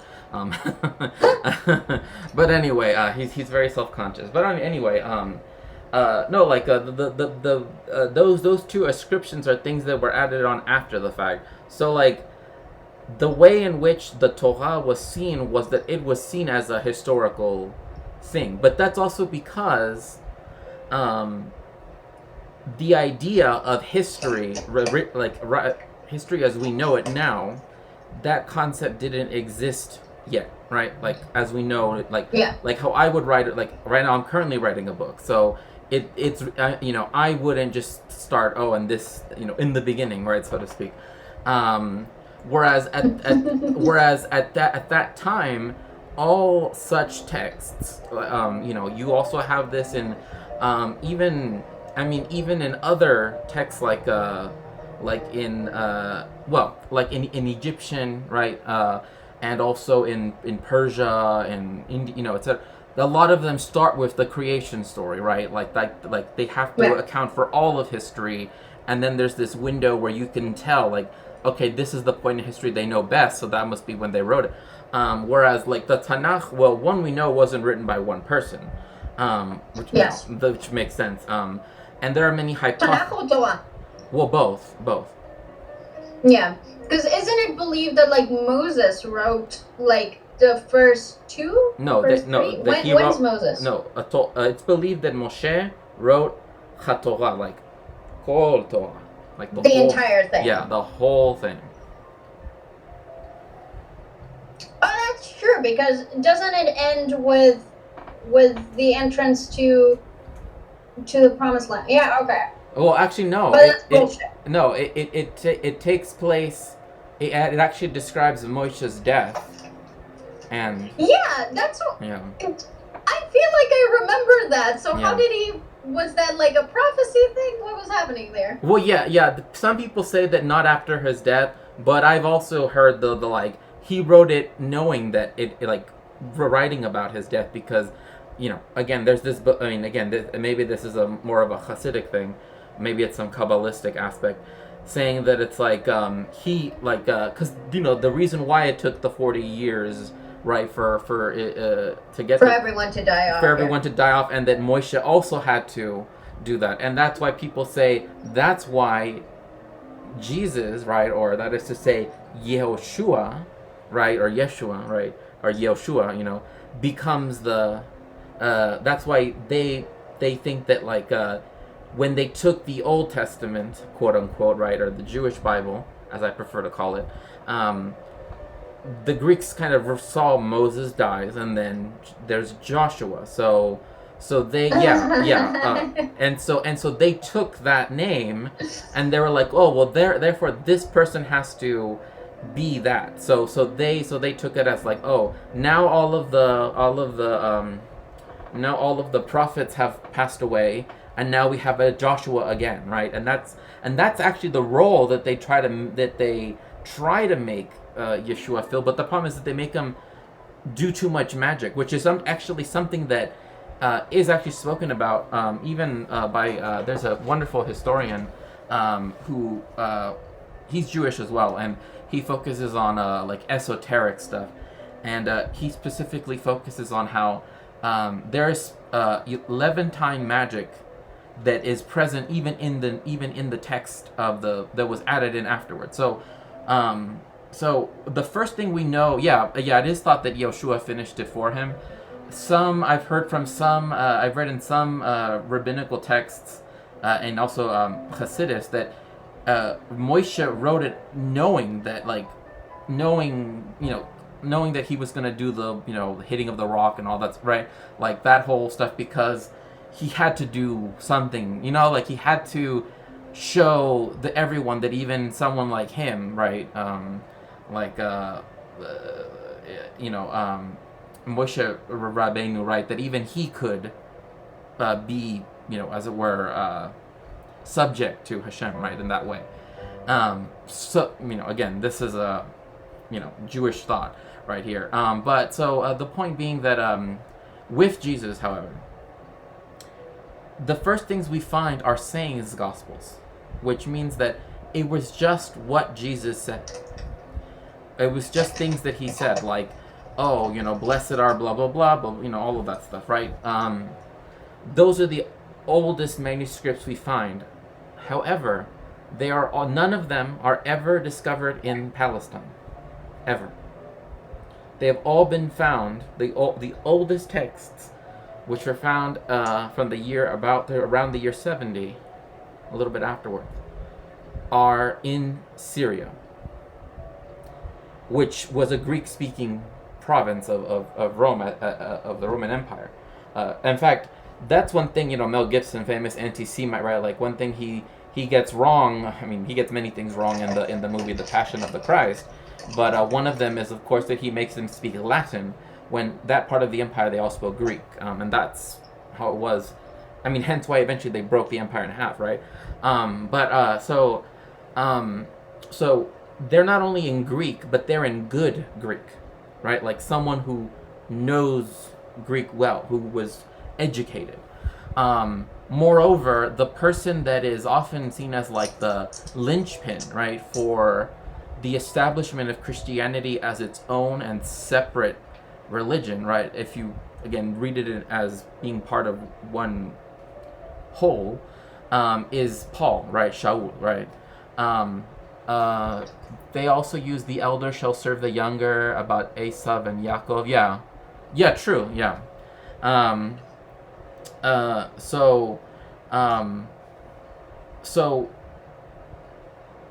So in that context, there was a writer at the time that the Gospels were being written that talked about how they were being written. And he noted that it wasn't actually, like, that it wasn't Peter and like, that those people didn't exist. I mean, essentially, like, they were just characters, or if they were figures, right? Like because again, Simon Peter, right? His name is Shimon, but then they give him a Greek name, right? Petros, right? And that's because they have to make it fit the idea of, whatever, of upon this rock I shall build my church, right? Stuff like that. And so TBS Petrus, yeah, that's what it is. Anyway, so we find the manuscripts. We know from, I guess, like, we could think of them like an ancient reporter, I guess, says how they're being written, says that it isn't Peter and Mark, and that there isn't Matthew and John, that they aren't there. That instead that they are taking the sayings Gospels and just adding in narrative that makes sense of the sayings. Like, essentially, it's like a play where they have all of the dialogue written, but they need to set up the situation, right? So then I'll be right back. Yeah, sure.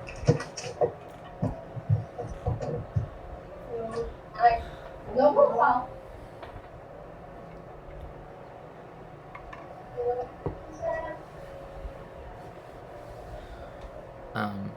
Hi Sarah, how are you? We're talking about Jewish stuff for today. Sorry. Oh, no worries. So it's like a play where you have all the dialogue written out prior to everything, and then you ask, like, the screenwriter to just to add in the situations, right, that would make it fit. And that's essentially what they did, right? And so Mark does it first, and then Matthew uses that manuscript, adds onto it, and then Luke uses, like, they both use Mark, and they both add in their own things, right? Like, there are parts where they disagree with one another. Like I said, like, the Sermon on the Mount is one that makes sense. But some things stay the same, right? One, that he's from Galilee, which at that time technically was a different part of a different province. So, like, the whole, he had to go to Jerusalem for this or that technically has a lot of issues, even geographically speaking, but also movement wise, because Paul, being a Roman citizen, right, which again adds into the whole idea of the fact that he knew good Greek. Yes, it's like the it's like the AMPTPS plan for all the writers with the AI. Yeah, it's like Chat GPT. It's like, here's this dialogue, add in the It's essentially the New Testament is ChatGPT, but for ancient people. But anyway, but what ends up happening is that again, it's very important that Paul is a Roman citizen, that he grew up in Caesarea, Maritima, right now where Benjamin Netanyahu's house is, his actual house. And the fact that it's supposedly on the road to Damascus where he has this revelation, because with the exception of him being in Caesarea, having been born and raised in Caesarea Maritima. Oh, you mean Caesarea? Okay. Yeah, Caesarea. Okay. Sorry, I'm saying it in Latin for, but Sorry. Yes, yeah, but yes, Caesarea, in Hebrew, but in Latin, technically it's Caesarea, but anyway, I'm not gonna get into that. I could talk in Latin. Caesarea? Wasn't Caesarea built for... Fuck, what's his name? He's really famous too. Do you remember what he was? Well, he was the Roman messenger to rule over Israel at the time. Pontius Pilate. No. He built the guy who was in charge of Israel at the time built Caesarea as like a tribute to the emperor of the Roman Empire. It was like a thing that he did for him. Was it Herod? Herod? Yeah, Herod. I'll Google it, but yeah. Yeah. Well, yeah, of course, yes. And it's interesting because his wife's name is Doris, or Dorit technically, but Doris, and that's where we get that name. I don't know. To me, it just seems like a very strange name to have back then. Like, it seems to me like such like a 50s white old lady name, not like a. But I mean, I don't know. Doris, yeah, but Dorit is actually I mean, I know. But it's just because like every time I read it, like, and his wife Doris, and I'm just like, it just sounds so. Okay, so when you say Herod, you mean Holdus? Yes, Holdus. Okay. Yeah. Because like I know everything in Hebrew, yeah. So yeah. So Holdus built that as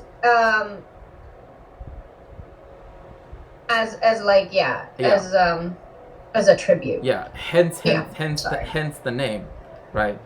Kaiseria, right? Like yeah. These nuts. Oh my god.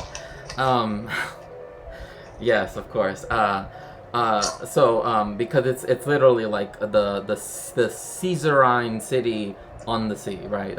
Or the seaside, emperor imperial city. Yes. Interesting enough, just because it came to my mind right now, and I'm ADHD, so this happens a lot. Kaiser, Kizar, and all that is also where the word Tsar comes from. It's their pronunciation of that name. It's like that's why it's the Tsar. It's the Caesar, right? Hence why sometimes it used to be spelled with the C. Anyway,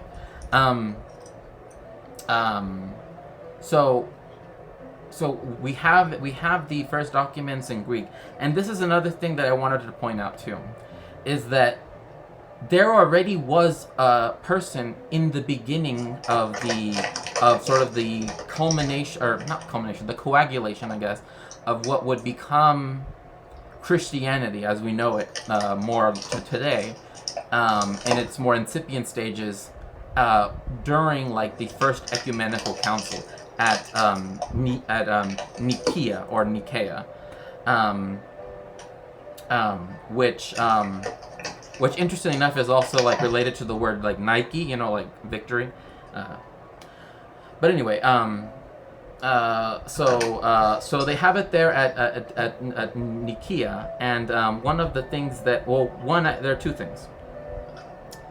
The Marcionite heresy, or the Marcionite heresy, is Marcion, an early Christian father, right, of the time, said these two books that we have here, right, the Christian Bible and the Jewish Bible, are talking about two different gods. we shouldn't. We should not have them be said. We should not have it so that they're one, right? But the emperor, and as well as other people, said that that was heretical, because the whole point is that, he has to, Jesus has to fulfill prophecies, right? Like, that's the whole point, right? But and then there's obviously problems even in the narrative itself, because it even says things like Jesus did this, like asked people to get him a donkey and a palm frond, right? So that then the prophecy would get fulfilled, right? It didn't happen naturally, if that makes sense, right? Like, he made it happen, right? Like, it was, I don't want to say staged, but it's like, like he planned it, you know what I mean? Like, oh, I'm gonna do this so that way they'll be like, oh yes, that is really Hamoshiach, right? But anyway, yeah, they had the prophecy, and that was the issue. Is like they wanted it to fulfill prophecy, and they already knew parts of it. And this actually reminds me of another point that I guess I'll bring up now.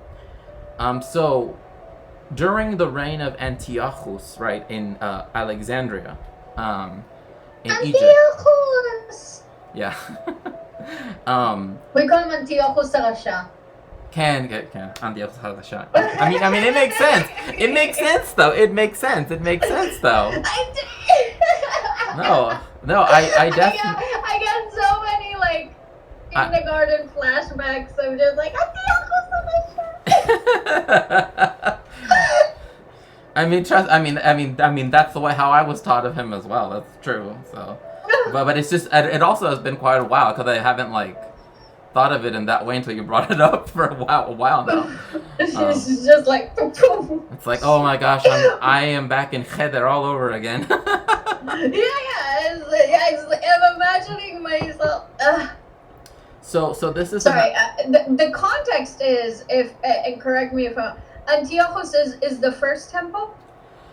Yeah, this is way before. This is when the. No, I just because people probably don't know. Yes, so yes, I'm just making sure that I'm thinking of the right guy. Yes. So Antiochus is basically the guy who was in charge when the first Jewish temple was around, desecrated and destroyed. Right. That was the guy. That's why we call him Antiochus Rasha. Rasha means evil. He was evil because he was in charge of the desecration of the first temple. Exactly. And so, which actually, now thinking of it, I feel like now there are people that would think having Harasha as a, as their instead of Hagadol, right? As they're it's like, oh no, because in English it sounds really cool, right? Like the evil, right? But in Hebrew it's not. It's like, no, that's not a good thing anyway. So Antiochus in Alexandria, right? When there was a community, there has historically been for a long time. Well, it's like Hamana Rasha, right? Can. I don't know. Maybe it's just that English with its pop culture kind of really changed the visceral meaning of the word evil. Oh, yeah. So it's sure. a more of an edgy thing. Yeah. Maybe 200 years ago, being called evil wasn't it wouldn't be a cool nickname. Right. Right. I think it's more of a pop culture thing. Yeah. Definitely. That's what I said. I feel like now people would think having Harasha they would think that's cool, but it's but again, even what I said, they would think that's cool. It's not something you necessarily. Oh yeah. I got you. It's just because in Hebrew it wouldn't work. Yeah, exactly. Right. Exactly. I need help to translate. I haven't heard that word in so long. I don't even. I'm having a huge cranial meltdown. So many memories. I'm so glad that we're herring through this together though, because it's both of us. It's we're back in Cheder, just in different places. So Herod, yes, Herod is Herodes. or also typically that's Herodes or Herodoto. I guess you could. Well, that's Herodoto is Herodotus. Um, Herodes is Herod. And we call him Hodus. Yeah, Holdus. Yeah, very very different. So this is when the Antiochus is Herodes.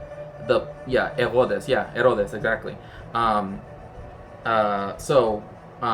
This is when you have the Ptolemaic dynasty of essentially, I guess you could say, pharaohs in Egypt, or sometimes people just call them kings, but anyway, so Antiochus, he has the Jewish community in Alexandria, and he kind of makes the Jewish this is when this is way before the time we're talking about, but it's important for what we're about to discuss. He has Jewish people translate the Tanakh from Hebrew into Koine Greek, right? And this becomes called the Septuagint. Yeah. Herodotus el Grande, yeah. I just clicked on the Wikipedia page for Hodus, and like he's known for as Hortus the Great, to distinguish him from his like sons who were also named Hodus. Yeah. It's really interesting because we learned about him because he was born in Edom. Mm-hmm. And I don't remember if he was Jewish. He had like a whole thing, like his wife tried to murder him. It was it's like a regular Roman crap, the endless like backstabbing and like trying to poison each other and shit. It was crazy. I don't know why we learned about him. There actually is what's it called, a play, and actually it's the first play in English that we know of that was ever produced by a woman. That is to say that it was put on, like actually, like a woman. When I say produced, it's like it was put on stage. People acted it out, and that is called the Tragedia HaMariam, because that was his wife's name, right? But in English, it's the Tragedy of Mariam, and it talks about that where they but in that they call him Herod Antipater, which is just another one of the other epithets that you can add in to distinguish. He built an amphitheater, I think. Yeah, in Caesarea and all of that stuff. Yeah, that's how we got there. Because Shakespeare was talking about Caesarea, and I was like, Caesarea was built by Hodus, and that's how we're in this mess. Because I had like a bunch of sorry. All of our collective cheder memories are coming together. It's funny because you're saying cheder, and my experience is just like being in like secular leftist kibbutznik kindergarten and just like learning about and so like I'm contrasting it with cheder, and I'm like, not quite. Well, yeah, right, exactly. A very different type of kibbutz we had, I suppose. And yet, we both can come together with our shared memories of Antiochus HaRasha. Ken. And then it's funny, like I'm having a compulsive need to like rattle because I'm thinking of Aman HaRasha. So it's like... It's Purim all over again. Where is That's crazy, because people don't even know what I mean. I don't even have the words in English to describe half the stuff that I'm talking about, right? Like, how do you call that? Usually we just say the some people call it a rappler, but usually some people just call it the Greiger, like the Yiddish word. I don't know the Yiddish word. Greiger. That's usually how people call it. I mean, at least Jewish people, they usually call it Geiger. Growing up, that's we call it Rashan. Basically, it's a thing, and it's a stick, and then there's something on the stick, and then it turns around and it makes a lot of noise. Yeah. And Purim is a Jewish holiday, And Purim has a story about a guy who was bad, and like his name is Haman Harasha, and like the point is that every time when you tell the story about this guy, every time you hear his name, you are meant to like use your rattler and make a lot of noise. It's kind of like a way to alert that the bad guy is around. I don't know. It's like children make. I don't. It's just so. It's a very common toy to give to children in Purim, like a rattler, and then like so. So in my head, because I'm like getting flashbacks, right? It like Antiochus Rasha and Amana Rasha, like it makes me want to use the rattler thing, because whenever I hear that word, I want to use the rattler, because that's like my childhood memories. So Morton says it's pronounced Dave in English. They said that in my chat too. Yeah. No, because like I've seen them at like actually in Mexico. Like I don't even know what they call them in Mexico, because I've seen them used like in soccer games or in football games. In the football. And well, now they use them for everything. It just makes a lot of noise. Yeah, you know? It's very effective. Exactly, but I can't remember what they call them because I'm anyway. But so Antiochus had. I will now sing a short song about Purim. I apologize. חג פורים, חג פורים, חג גדול לילדים, מסכות רשנים, שריבי ריקודים, אבא נרישה רשרש, אבא נרישה רשרש, אבא נרישה רשרש, פרשנים. Woo! Okay, sorry. I just had to. Thank you. Oh, no, that was great. That was great. This song is about the rattler. Like, the entire point of the song is like, we need to make noise with the rattler. It's like, if you knew Hebrew, you would get how appropriate this is. And if you don't, then you don't get it. But I swear to God, it makes sense. Okay. Yeah, people do use all sorts of stuff on Purim. If it makes noise, it works. Yeah. Like I remember, many things. If you can't, because in Mexico it's kind of difficult. Well, at least in like thinking back, I remember like when I lived in Tijuana, it wasn't easy to get Greigers, but it was. I haven't seen one in a long time, but I know that I've seen them in cuando tienen un juego de fútbol o lo que sea. Also, in Pokemon, there's an episode where this girl has an Electabuzz. It's like in the first season.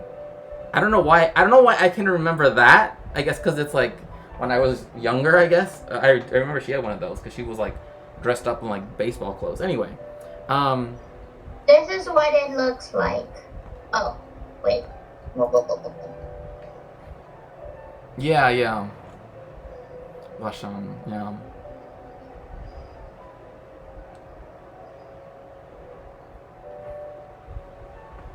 It makes a lot of noise. It's very effective.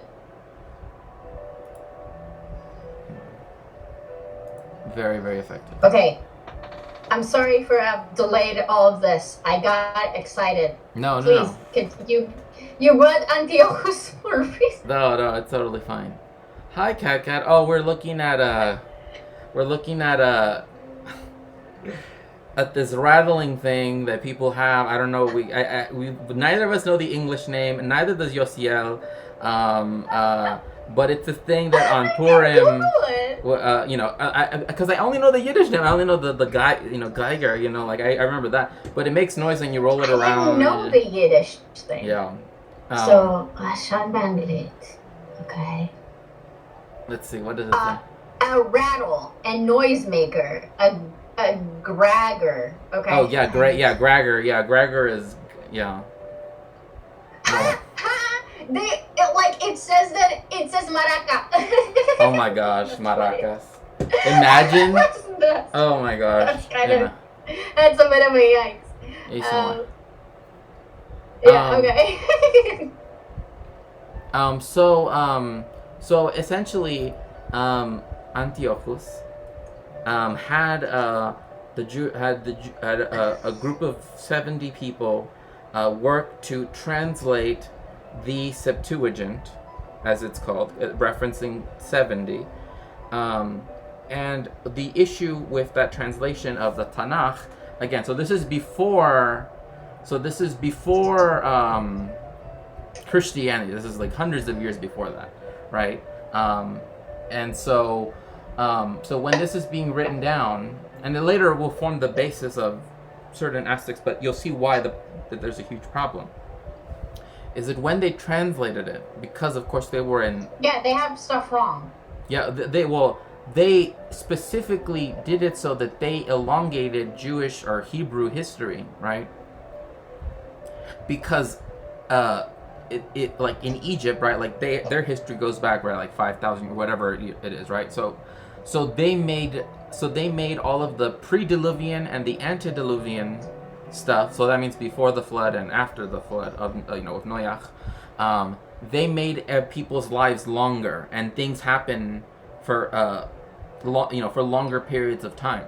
Now, there is an issue with that when you consider, for example, the beginning of Matthew, where they have the genealogy of Jesus, right? I mean, there are multiple problems with that, but one of them is the time, because they base it off of the Septuagint, right? The Greek copy, not the original Hebrew of the Tanakh. So when they're calculating the amount of generations, right, 14 and then 14 again, technically they're incorrect, like, because again, when they were translating it, they made the time spans longer, so that, like how Egyptian history is really long, then Jewish history could seem longer as well, right? Because that was the thing back in the day, like in order to seem as like a great Important. important, all that Yeah. stuff. It's like, oh, we've been around for longer than anybody else. So that was added in the Septuagint. But like if you read the Masoretic text, right, which is, I mean, I wish people would understand one thing about the Masoretic text, is that the only thing that really changed was just the division into paragraphs and very minor things that people, for conspiratorial reasons, I would imagine, act as though like they changed so much of it, and it's like you can, like, there are earlier copies of it that we know of. Yeah, well, I mean, no, but it's like people, it's not just that, people who live 300 years, but it's like now, instead of living 300, right, in the original Hebrew, now they're 600, right? Like they made everyone live much longer. So when they're calculating the time between the beginning of the universe and then the David HaMelech, King David, and then Jesus, it doesn't actually fit with the original timing of the Tanakh. It actually would mean that Jesus would have had to been born like 400 years before or something like that, or some stuff. I forget what it was, but like that's something that they did specifically when they translated it. But at this time, the Greeks that were in Egypt, right, or the Ptolemaic dynasty, right, that was there in Egypt. They were pagans, right? Like they were not Christian. Again, that's why I want to stress this. So when Christianity used it as the basis for all of their stuff, that's why these errors are so striking, right? So that's why when people try to use this, like, What do you mean? What do I mean in relation to like what exactly? So maybe I lost you. So was the translation done in Egypt or in Syria? So the Septuagint, right, which is the version of the Old Testament, right, that the Christians used, right, for as the basis of their understanding of what Jewish thought is and all of that stuff, was translated into Greek, to Koine Greek under Antiochus, right, and I'm noting that the timelines during that point were extended, right. But why would they do it? Because so I don't know if you're saying that like it was like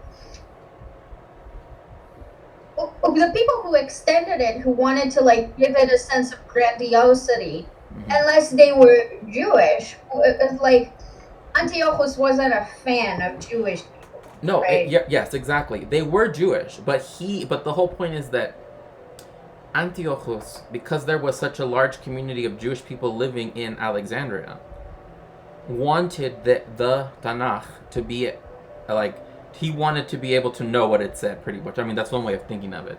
But another thing too is this. Okay, I see. But this is also something that historically the Greeks have done. I mean, this is why, for example, wherever the Greeks have showed up, they usually end up creating syncretic religions, right? Like, it's only with Christianity that you begin to have this, like, well, although I would argue even with that, but the general view is like once you have Christianity, that's when you get exclusionary, right? But I would disagree with that to a huge level. But at this point, right, a lot of the Greek gods and the Egyptian gods got like essentially rolled into one, like and or they became associated with one another, right? Because they wanted to be, because one, they identified themselves as being Egyptian, so they identify only with the Egyptian gods, but they still knew Greek and all of that stuff, right? So Antiochus wanted all of the different stuff to be translated into Koine Greek from all of the different religions that existed at the time, but the main one that was like had a huge community that's very, I guess, unique in this case, it was, you know, Jewish people. So it's that text that becomes the text from which the Christian understanding of Judaism comes from, right? And the Jewish translators, the 70 Jewish translators, hence why it's called the Septuagint, the book of the 70, they are the ones that extended out the time, because that way when the Egyptians and / Greeks read it, right, they would see that Hebrew civilization went back a long, long time, just like Egyptian civilization. Okay. So then when you get the first manuscripts of the New Testament, they're written only in Greek, good Greek. It's so sorry. It sounds to me like you're saying anteojos or anteojos. Oh my god. Yeah, well, it's because I'm saying it in like Hebrew, or also like Greek technically, but yeah. How would you say it in English? Oh wait, it does it? Oh, that's weird. Oh, I see what happened. It got yeah. Antiochus. Let's see here. Is this one? I don't know why it's cutting me off like that. Maybe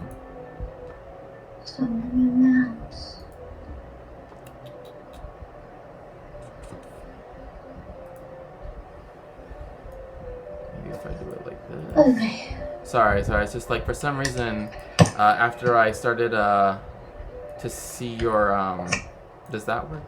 Maybe that'll work. You're good. Still not taking up the whole image. That's weird. Yeah, the camera does seem a little bit. Okay. There we go. Okay, so what ends up happening is that, again, like the translation that occurs, or rather the first texts that are discovered, or that have been recovered, as it were, the manuscripts are all written in good Greek, and that's why we know that Peter didn't write them, right? And we know that's a diss. yes, of course. Well, I mean, because again, like I said, like the narrative was added afterwards, right?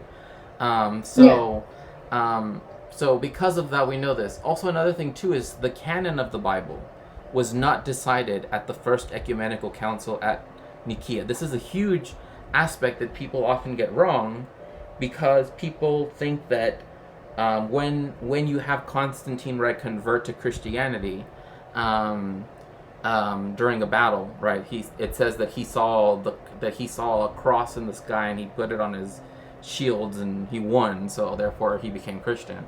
Which again, we know that also didn't happen, because there are depictions of the battle itself. None of them have crosses, and even other people writing about it, none of them talk about this. It's a story created after the fact, right?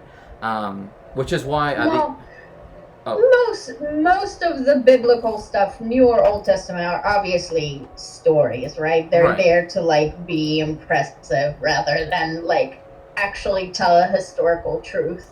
Right. And so that's But I guess it's like you would be surprised. I mean, maybe you wouldn't. I mean, in America for sure. Like the people that like, because again, if you start to take away, like chip away at this story that they're told, right? Like then they think everything else collapses. Which in some ways I can see how they would be right, but it's also because they don't want it to right. They don't want it to collapse, right?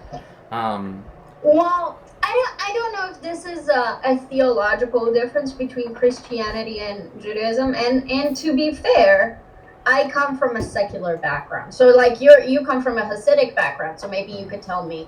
But at least in my proximity to like the religion of Judaism, there was room to understand that like we don't necessarily treat the Bible as like everything is literal.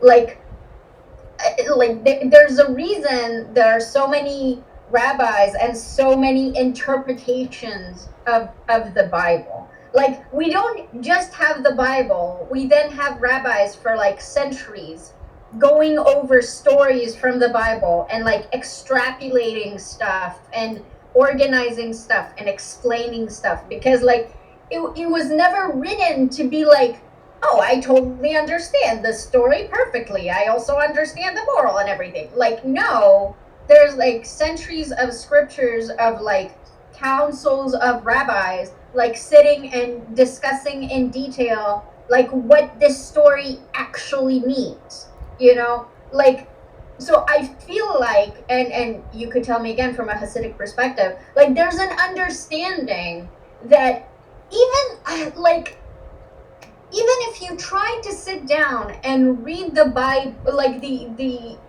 Jewish like Bible, like literally, that would be really difficult because it's not very clear what is being said. So like even if you wanted to take things literally, a lot of the times it's pretty unclear what is happening on like the literal level, you right, know? right. And then, as Sashi says, there are 70 faces of the Torah, which is yes, that's one way of how I that's also. Another thing too is that it's again like growing up. You can't read it literally. Yeah, it describes Hashem in metaphor. Another thing too is like there are certain aspects where, again, like because it does talk in metaphor, and even there are parts where it essentially says, as it were, to like the people that are writing it, right? It essentially says like you cannot take this literally, right? And there has never been a tradition, so to speak, of Jewish people taking it literally. And that's Yeah, I feel like the Old Testament is very like, I don't know, maybe again it's just my secular education, but it was always very clear that a lot of the stuff are metaphors or like examples, yes. or like ways to illustrate something in like an appealing or a poetic way, but it's not a literal thing. Right, and see, this is where I think that the difference between this is where I think what you're sort of like hinting at is that this is where the idea of Judaism as a religion, right, as defined by the Western idea of what religion is, comes to play in that, right? Because like, what does a religion need? It needs a holy text. It needs priest. It needs, right, like it requires these. I mean, that's why once I had someone they kept referring to people of as Jewish priests, and I'm like, or rather, no, pardon me, synagogues as Jewish churches, and I'm like, no, they're not Jewish churches. I think this is an example of Katie living removed from Christian supremacy. Yeah, I mean, yes, yeah, being raised outside of that. Whereas, again, the two countries that I was raised in, right, in Mexico, right, where it's, I mean, most people are secular, like I would say, but there is a lot of like cultural Catholicism for sure. So there you have that type of, and then here in America, it's like evangelical supremacy. So it's like, that's never been the thing. That's never really been a thing I've ever been like unaware of. I'll put it like that. um, is that yeah, sure, that makes sense. That perhaps that might be that, but one thing too is again, once you have these translations into another language, that's when you also get the issue that they also don't take upon themselves the other aspects of HaTorah and if you want to say the Tanakh more generally. Yeah. Um, for example, Do you like mind if I? yeah, go ahead, go ahead. Yeah, so like a really interesting thing. I think I told you that I was considering like doing Bible readings like streams. Mm-hmm. And so I have this example in my head of like when we again, and I grew up secular and we had like Bible like class, and they talked to us about how the fact that Genesis, which in Hebrew is Bereshit, it starts with a, a letter in the Jewish alphabet, which is Bet. And we spent a while discussing about the symbolic meaning of starting the Jewish Bible with the letter Bet and what it means. And when you have these translations and when you have people who don't know Hebrew, and like, I mean, a lot of what Bible class was for us is just trying to understand why is this word here and why is it like this? Right. Why is this word here like this now? Like there's a lot of significance to like the Jewish alphabet and like the old biblical Hebrew language. Mm-hmm. And so like there's a lot of context of the interpretation of the Old Testament completely being ripped out and removed when you just have it in a different language, because unless the language somehow transferred that context, it is lacking. So yeah, I just wanted to say that, I guess. No, I mean like that is also due to the nature of the language itself, right? Like it's a Semitic language, right?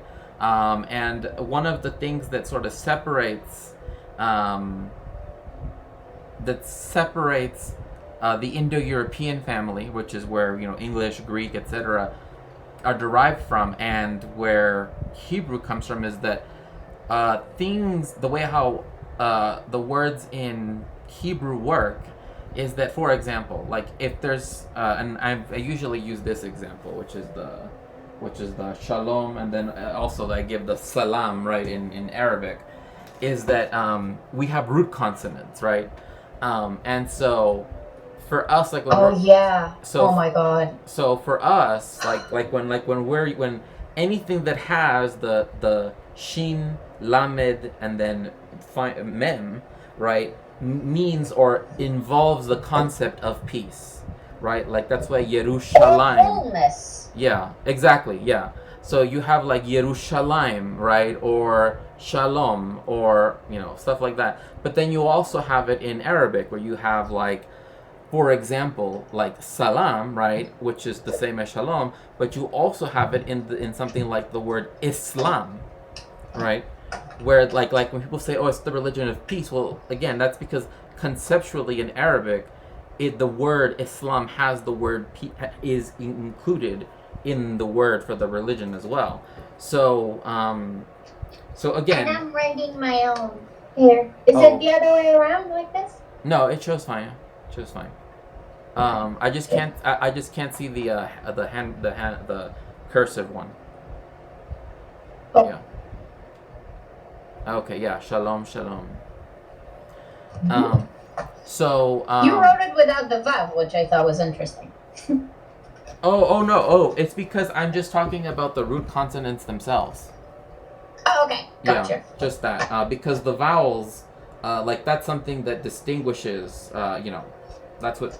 Like hence, like that's why I use the example of Shalom and Yerushalayim, right? Like they have two different vowels in between but the root consonants are the thing that in Semitic languages is what determines, right, like the meanings of words and and other things too. But this is why there are words that have meanings within meanings, right? Like this is why, like again, like what you're saying is like, oh, you started with the letter bet, and then I'm thinking, I remember when I delivered a paper at a conference where I was talking about the significance of the fact that the first time that we have of the Torah being written down in a codex form, right? They made a big deal about the fact that in order to put like after the with the Masoretic text, right?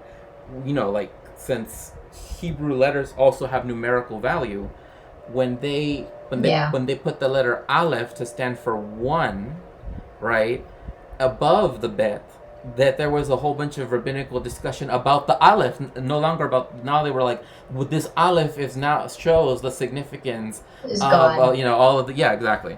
So it's this like Oh, that's before. fascinating. It's kind of like in my interpretation it would be like, so the Jewish Bible starts with Bet, which is second only to God, and God is even above um, the Bible. Exactly. God transcends the Bible. Yeah. Like, you only start one grade under me. Mm-hmm.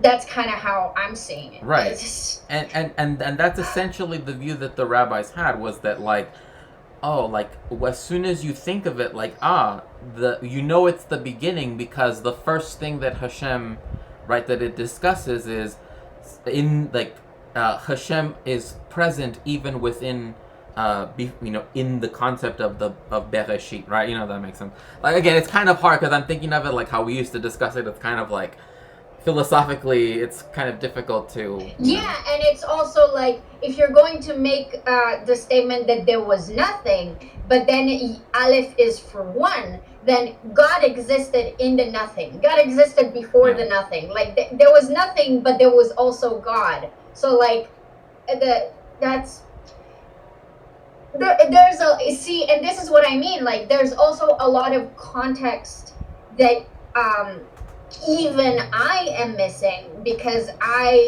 we didn't go to like the numbers element of like the Jewish alphabet, right? Right. So, but yeah, it's definitely it's yeah. Sorry, it's interesting. No, it is interesting, and that's I mean, hence why it's my, hence why I did a PhD and all that stuff, right?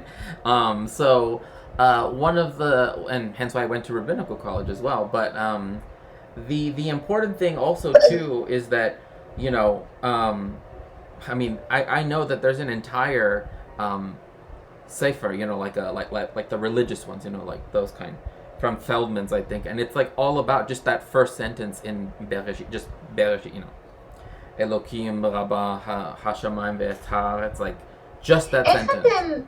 Oh my god. Sorry. I started speaking Hebrew. That was funny. How do you read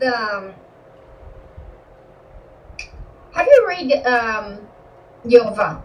Like, so it says Yova. Here's something that I've always struggled with, and obviously, like, people who read English don't understand it, but like, when you read the Old Testament in Hebrew, every time you're meant to read out the word God, it doesn't say God. Like, okay, so in Hebrew, there are a lot of names for God. And like, depending on what you are in terms of your religiosity, there would be different ways of addressing God. So for example, there were a number of people that I knew when I was young. So like, the word for God, the most common word for God in Hebrew is Elohim. But that H sound is considered like a sacred letter, because it's one of the few letters that represents God, which is why some religious communities do not pronounce H.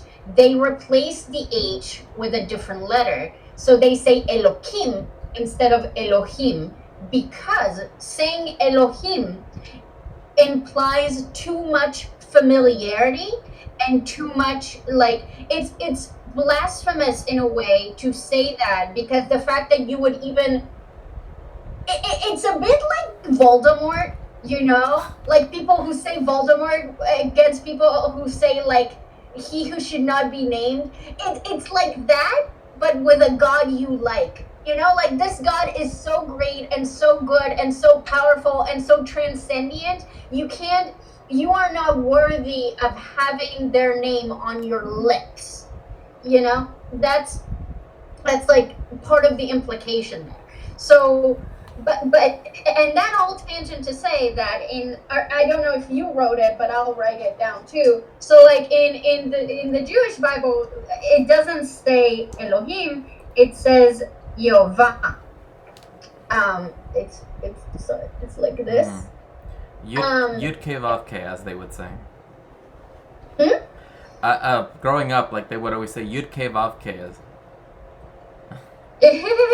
But yes. You say K? Well, I mean, that's like growing up. That's how they would say it, Yud K Vav K. Like when describing it to other people, not like. That's funny. But yeah. Sashi. Oh wait, just really quickly, Sashi wants to add, and I was gonna say this too, but it's, they do. However, when we're davening, right, then people will say, or like when people are davening, right, then they will say the What's word. davening? Tefillah. Okay. Like, yeah.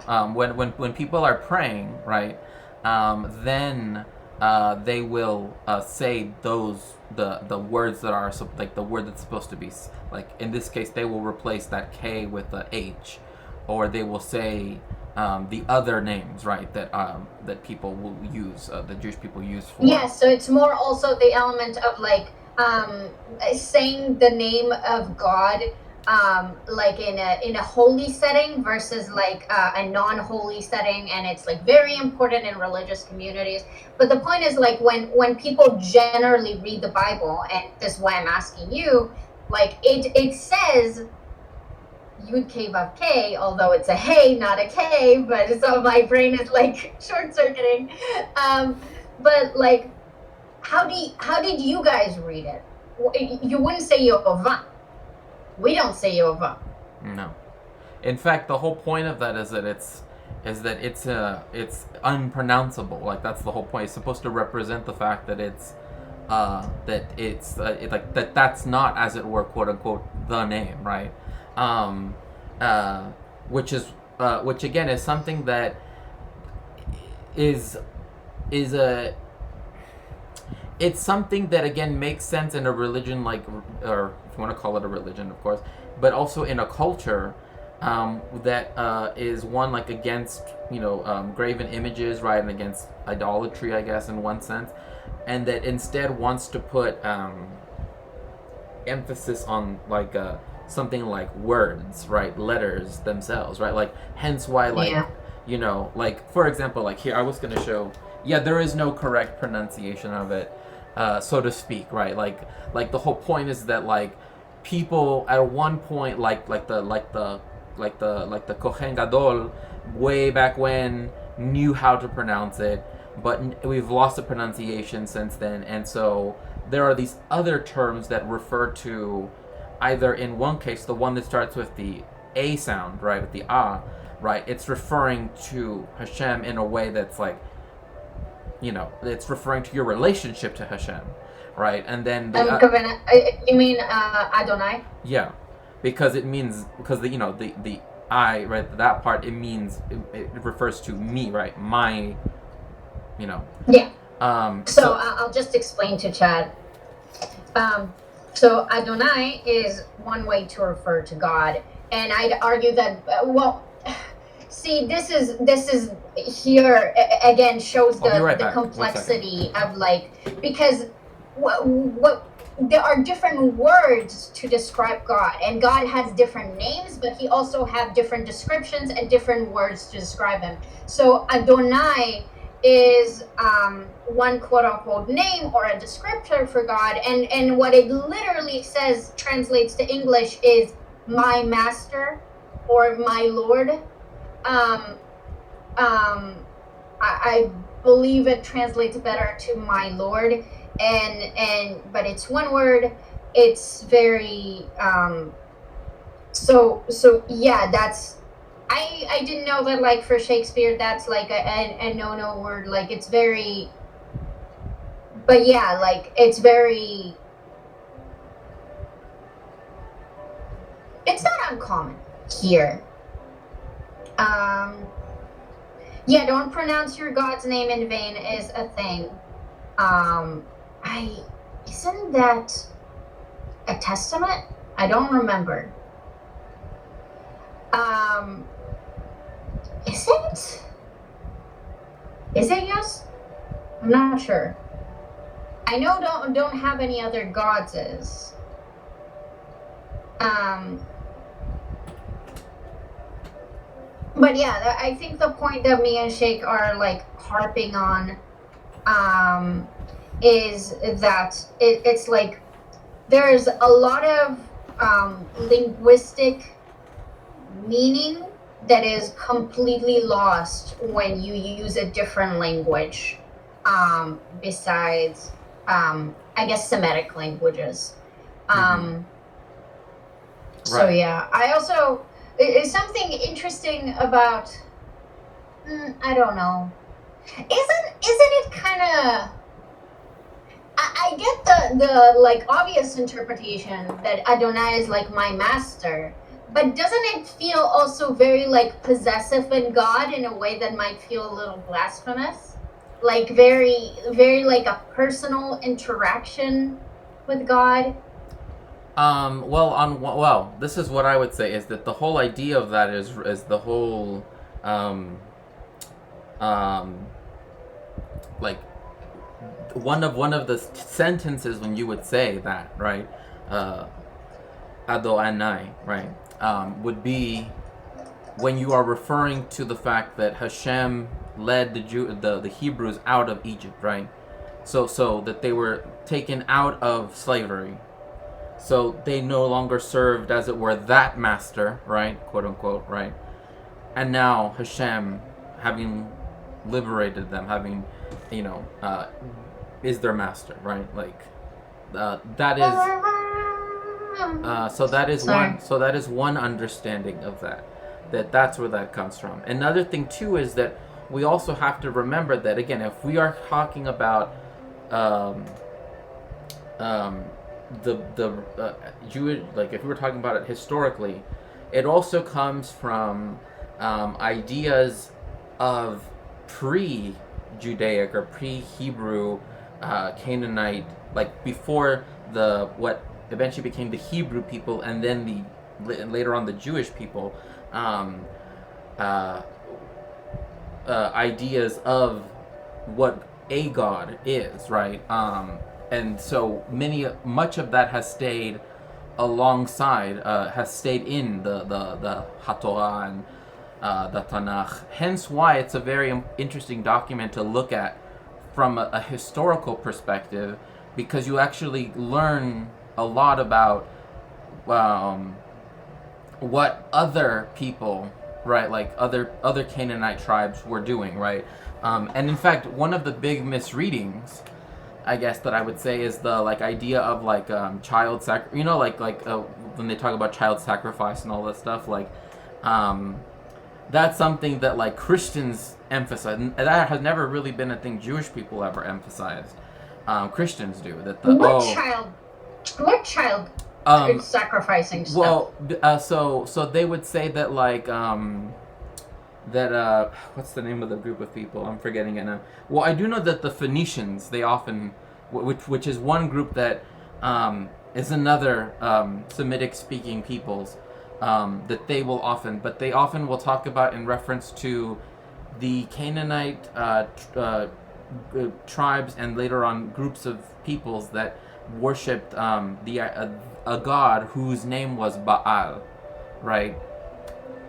Yeah, But then also, but show it. yeah, exactly. And so that one has often been used but that's by Christians, not by Jews. That's why it's like, even myself, I'm kind of like, Like But that's what does something. Baal have to do with child sacrifices?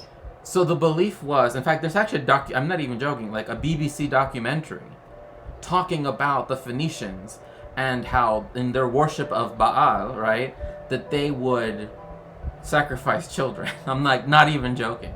But this is but this was used as a trope early on, right? Very early on in Christian history to make it seem like all Semitic peoples, because the Greeks did sacrifices too, and in fact, if anything, the Jewish people at that time were more restrictive in what you could sacrifice than the Greeks were, right? Because if you it has to be kosher, it has to be, it can't be sick, it can't be pregnant, it can't, you know what I mean? Like, Yeah, it has to be like firstborn. It has to be at this time, at this place, at this. Yeah. right. And so like that's why one of the things that they will often say is that they often attribute this to the idea of like the like this the myth, the beginning of the European myths of like other peoples, like the indigenous peoples of the Americas, and their obsession, like their Europe's obsession with human sacrifice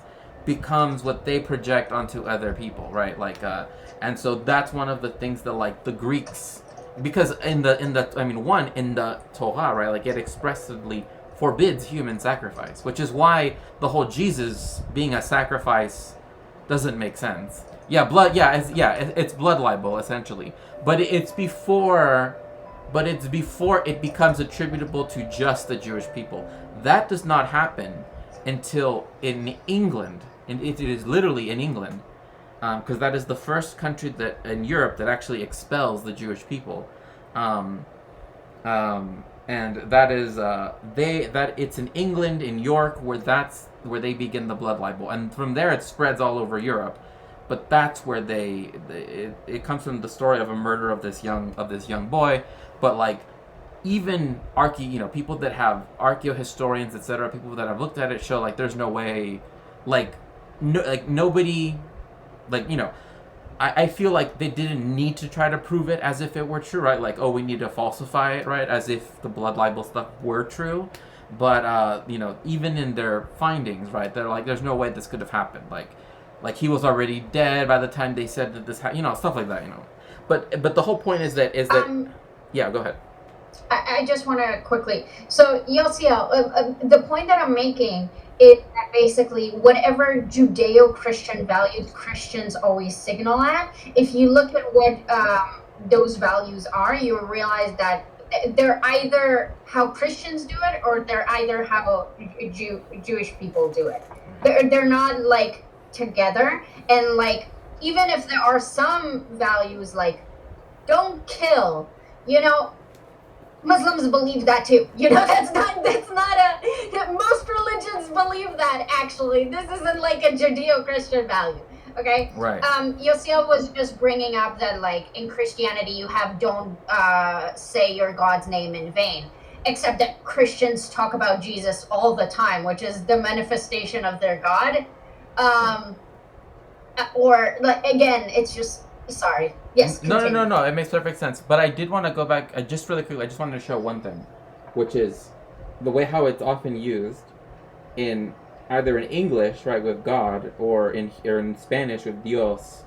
Also, when people often will write Hashem, right, they'll put the H and the M, right. So again, that's the damn English ruining England since the 5th century. Yeah, pretty much. Is that what you essentially have at this time? So one, the canon of the Bible doesn't get at Nicaea does not get established, right? That's something that again Christians still get wrong to this day, even because it's already been shown that wasn't the case. So we know that all of the stories and the lead up to it were added on after the fact, right? Oh God. Oh my God. Yeah. No, I'm trying to write, like in I'm trying to write in like regular alphabet, and it's just like not working Oh because yeah. I don't write like this, you know. No, yeah, Um, exactly. Yeah, like for me too, like it's so uncomfortable. and it's funny too because I actually have a book, and I remember when my friend saw it was like, oh, Just, how? just to illustrate, this is how most people write in Yeah, Hebrew. This is a type text or like the biblical like way of writing, but right, this is handwriting.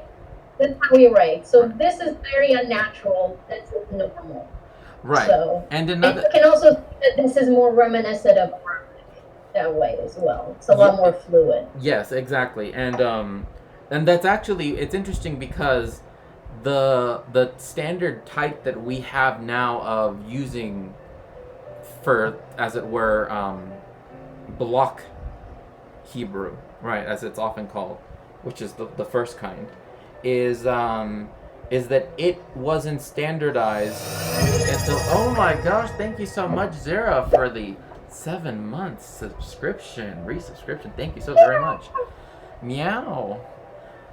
So that wasn't decided because there were other scripts that existed, and in fact, if you do study at yeshiva, you will see this right away because there's Rashi's script, right? There's Sofitreo, which is particularly for Ladino writing, and then there are other ones, but it became standardized. Yeah, Rashi script.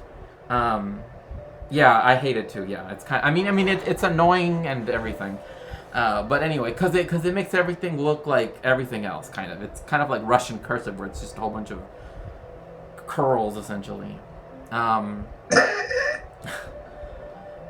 anyway, no, but Russian is like that. It's like everything is like one loop or two loops or four loops or seven loops, and it's like that's a letter.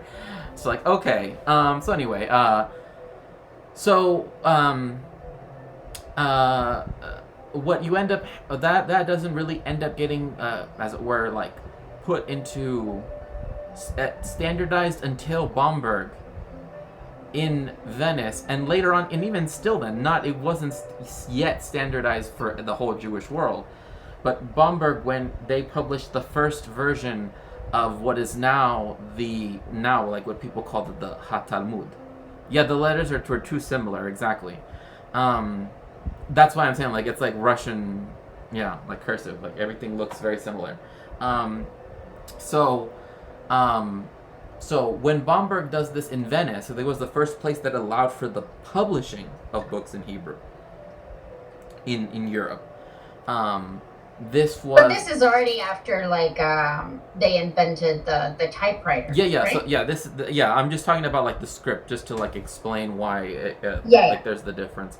But anyway, so I was saying, so when the Christian canon is, and also just a quick note, there is no, regardless of whomever is telling you, because the Catholic Church believes this, the Orthodox churches believe this, that their church, right, was the one strain of Christianity that was like perfect from the beginning, right, and even throughout the many councils, right, they had the right like essentially they were always on the right side, like they were the ones that knew the right theological thing to do, right? Which again is not true. Before Christianity was officially made the imperial religion, and which again the Emperor Julian, like a few reigns, later on, ended up he's known as Julian the Apostate because he said, this religion doesn't make any sense. Let's go back to what we already were doing, right? But then someone else came in and it's like, oh no, back to the imperial religion, whatever. But so what ends up happening is that so much of what the New Testament is Greek. It's not Jewish theology. There might be a name or two or some aspects here where they're referencing, right? Because this is something called typology, right? Which is something that Sashi brought up earlier, is that Christians read in which is funny because they're the only ones that allow themselves like they don't allow other people to do this. They only allow themselves to do this, right? Is that they will read in the Jewish Bible and say, oh well, this is a prefiguration of Christ, right? Like Joshua, right? Or Moses or Abraham, right? Like they will look at that and be like, obviously this is referencing the fact that Jesus will appear in 6,000 years or whatever, right? It's like, oh, when Jesus, or pardon me, when Abraham, when he's saying like, oh, when he sends up Ishmael and then he chooses Yitzchak, oh, that's him. That's like that's him. That's a reference to the three magi, and it's like I mean, I've heard it all. Trust me, I've heard all these things before. Wait, is the three magi like the Father, the Son, and the Holy Spirit? No, or is that something else? No, the three magi are three Zoroastrian priests that come visit Jesus at his birth. Oh God! But later on in Europe, they will change them from being magoi, because in the Greek, it's, if you read in the original Greek, and I used to have, so I do translations, and I only have stuff that I've done from Anglo-Saxon to modern English translations of the Bible, but I used to have the one that I had that was the Septuagint, and also the other Greek, a Greek New Testament as well, where I would translate and I could show you like exactly the part where it says it. But when it's referencing the three magoi, right, it's referencing Zoroastrian priests. It's not referencing three kings, right? Like that's often, like, in fact, in Spanish we have this thing called una rosca de reyes, right? That is, and it literally is like this, like, it's this bread, right? And it's for Christians, but like in Mexico everybody eats it. It's like where there's like some parts of it have like this sugary coating on top, but there's one part where there's like a little toy, and like if you get the little toy, like it's like, oh, you're gonna get good luck. But the whole point, I mean, they also have a thing called King's Cake in New Orleans. It's the same concept. It's a Catholic thing, a Catholic thing that they made up over time. And by that I mean like a practice, right? And so what you end up having is a switch where they want to stop associating Jesus with the magical tradition, right? Hence, like the magoi, and want to make him be seen as divine, because that was not how Jesus was seen at first. That's another important thing. Jesus was not divine until way after the fact. Right. Same thing, like for example, like the Assumption of the Virgin Mary. That wasn't decided until literally the 60s. Right. Yeah, they mashed together kings and mages, together into one thing, yes. Yeah, like the kind of like the key chala thing. Yeah, it's very similar. Caspar, Melchior, and Balthazar. Yeah, exactly. Which again, even those names are kind of like not very like. Anyway, well, that's besides the point. You know what I find interesting? Yes. I know it's a bit of a tangent, but like, so Yeshua. So how did we end up with Yeshu, and how did the English speakers end up with Jesus? Like. It's also, I'll tell you why it's weird, because you know this, but like in Hebrew, Yeshua has less holy letters than Yoshua. So is the implication that he is God, so he doesn't need the letters, or is the implication that he's less godlike? Like, it's so, because usually, like with Abraham, the whole point was that he was Abram, and then he got added the H for his covenant with God. So like it's weird to see like this dichotomy with Yeshu, where they shorten his name, and not only do they shorten it, they take away the H, which again is a holy letter. Right. So I just wonder if you have any thoughts about that. No, so I do. And so Zara first says, I bet those are J.K. Rowling level names. Probably. And English speakers cannot be relied upon to say and read names. So, this is what also proves the fact. True. This is what also proves the fact that Jewish people are not the people that propagated the idea of Yoshua, right? Is that one, of course, they weren't thinking about the Greeks, right? That was what we're talking about here. The Greeks were not thinking about holy letters and that stuff, like and like, for example, like gematria and stuff like that, right? They would. That's not what they were talking. That's not what they. That's not what mattered to them. Like now, you go see them try to work that in, right? Like, especially evangelicals, like they will try to work that in where they will learn Hebrew, biblical Hebrew, and then work in the whole idea that there's that connection. But it's like, yeah, but so does every name that ends in L. Like Yosiel, right? Like it has the word God in. Yeah. You know what I mean? It's like it doesn't make it unique, right? Yeah. And now evangelicals love gematria because that also goes into their typology, where they go back into the Bible and say like, oh, Moses, if you add it up even in English, like in the English equivalent, it equals the same as if you were to translate Jesus into Hebrew. It's like they do weird stuff. But anyway, point being that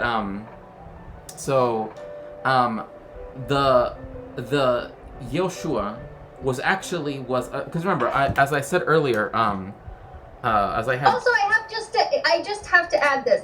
It's again, and like, it's a big deal in the Jewish Bible that names don't repeat themselves, which is also how you know that things are not meant to be a perfect literal historical account, because it would be very unlikely that names don't repeat themselves. But like, the Jewish Bible is very big on everyone having a unique different name. Like there are very few names that repeat themselves in the Jewish Bible. So like Yoshua is already like the I wouldn't call him a prophet, but he's the guy that after Moses dies, he takes the Jewish people into Canaan and he starts like conquering it. So Yoshua already existed.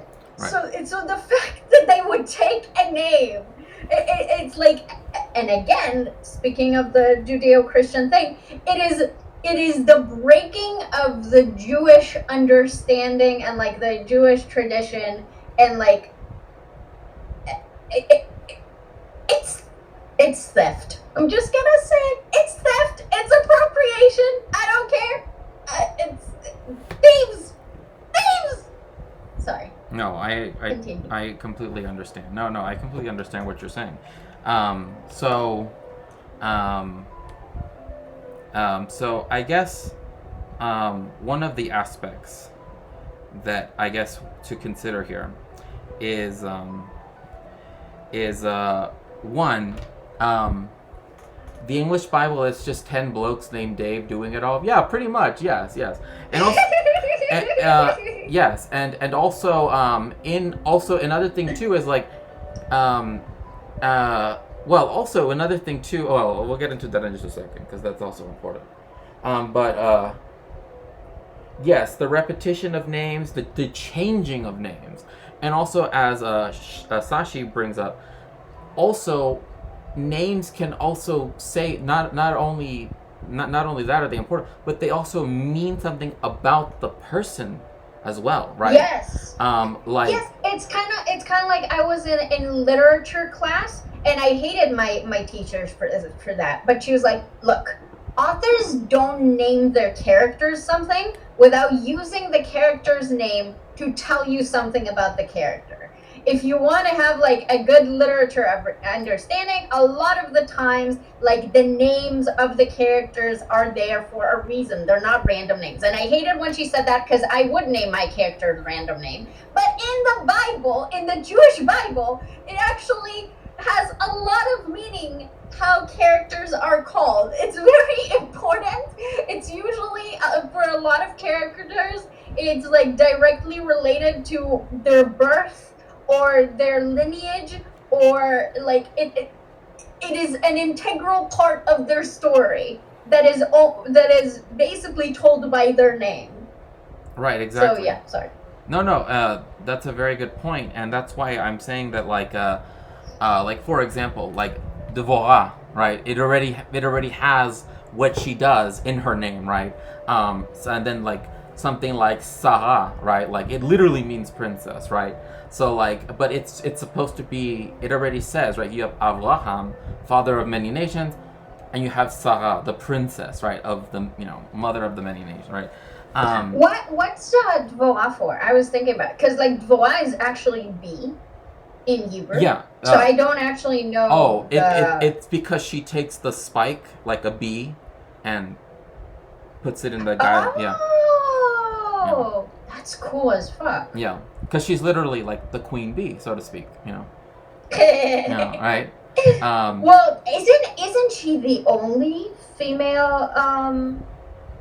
Yeah, she's one of the judges, right? Or rather, she's in that. She's in that book. Yeah, but isn't she the only female judge? Oh, you think that wasn't actually her? Or am I What do you mean? No, Ashi is a. Oh, sorry. I know Ashi is a. No, yeah, it's this. Yeah. Oh, it was Yael. Yeah, right. Yael. That's right. Yael's the one that did the spiking. That's right. Oh yeah. The Devora is the one. Oh, because also Devora means like the one who is who works like comparison to bees, right? Like. Okay. Okay. Yeah. So, because she was very dutiful, right? Like she did everything she was told, if I remember right. Like that. Like again. Also, character traits are things that you find in that, right? Like, kind of like how, for example, like, when we were saying earlier, like, Antiochus HaRasha, like, it's like, that means everything he does in Jewish thought is evil. There's no, like, good, because he is HaRasha, right? And yeah, now, yeah. Mm-hmm. Oh, sorry. No, go ahead. Because someone mentioned in my chat, I don't know if you know the anime Bleach. Spoilers for Bleach. In the end arc, the main villain is called Yeovach. He's the main evil guy, and he's basically the most powerful villain that exists in the series. Yeovach would be one of the ways to pronounce. Benna, you probably weren't here, but we were talking about Yehovah. And how that's how it's written in the Hebrew Bible as well. So like Yehovah, which is why I don't like that Kubo used that. He's literally named God. Not only is he named God, he's named like the biblical version of God, but like a version of the name of God that isn't even said by Jewish people because of how. Like, there's a lot of layers to that choice, but Kubo also names his characters a lot of German Nazi shit, so Kubo just has a fascination with that type of aesthetic. So, right. Sorry, I just... and also, like, Yael, just to explain, that means, like, deer, and so that's why she's the one that does the spiking, because, again, like with the antlers, right, like, so to speak, right? Or in a similar. Yeah, Elle is best girl. Yes. But yeah, and then Sashi's also talking about how there is, yes, a negative interpretation too. Like the positive one is because Devora is also seen as negative because she was a woman judge, right? Yeah. Like so she's seen as negative in that sense, like, oh, how dare we have gender equality? My goodness. There's also negative interpretation also of her and Hulda, right? Because of what Hulda means. That they had the names of like an animal or an insect to show that they were not as good as someone like, Avshalom or, other examples, right? Which Avshalom means like father of peace, but that's, anyway.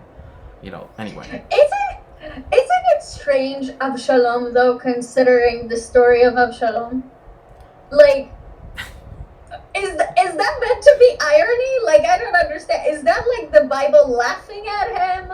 Like, what is that? What is that choice? Well, I think the belief is because, well, I guess that's probably why his father's name is Yitzchak, right?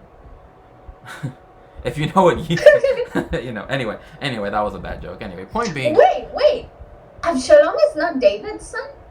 Oh yeah, no, you're right. Sorry, I'm confusing. Yeah, no, you're right. It's David. Sorry. It's King David's son. Yes.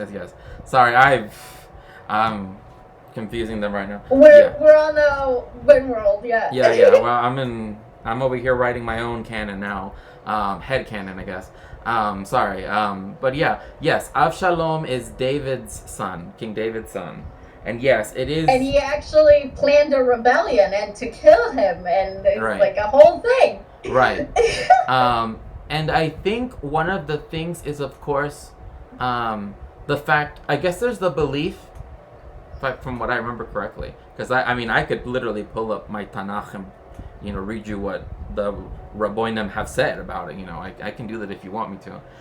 But You have that in your Tanakh? I have Gam Veha Chumash with like Talmudic stuff in there included as well. Is that allowed? Because I feel like it would be considered like not appropriate to like have the Old Testament as like because the book itself is sacred, so maybe like adding stuff to it, is it appropriate? I'm just wondering how would that be perceived in like the Hasidic community? Well, from my experience, it was never seen as negative. I'll put it like that. It was always seen as like including this, or rather, I should note, including this is of course under the impression that of course you won't be is that it's for study purposes, right? It's to further aggregate onto. But if it's the Old Testament, so it would be written by how's it called, the people who write the Bible, Sofer Stam. So would the Sofer Stam be the one also adding the rabbinical and like the Talmud like elements? No, let me get the other book so that way I can show you what I mean. So it would just be like a printed version. It wouldn't be a Sofer Stam version. Right, exactly. Yeah, it's not a like a Megillah Torah, so to speak. It's just it's a codex, as the technical term is. Yeah. Okay. So it's like this. That makes a lot of sense. Yeah. I don't know why in my head like all Bibles are written by Sofer Stam, but I guess that's not true. Yeah. Obviously. Right. And then like this is just, I just brought this because it's a Talmud, but so in the Tanakh itself, right? Like when, because it will often have like explanations for why blah blah blah this is done. It's also why like the order of the Tanakh is different. Like if you know it, as compared to how Christians put it, because like I remember someone told me that the Psalms were written like they're part of the New Testament, and I'm like, no, they're not. Like they're written by David HaMelech. Like that's the whole point, right? Like that they're written by him, right? Or supposedly written by him, right? And then they're like, David or Shlomo? David. Because it like even in the like Hatechilim, like it even says like in many parts it will say like, and then David blah blah blah, right? Selah, and then it starts going into like the text itself, right?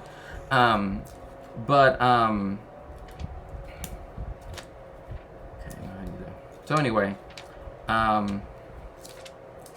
so as I was saying, with Avshalom, I think there is again and it even comes with all these charts inside too. The one I have, Oh my Because god. again, it was for study. Like it talks about Jacob's family, the 70 who descended to Egypt, Esau's family, Abraham's family, the 10 trials of Abraham, the 7 Noahide laws, the 70 nations.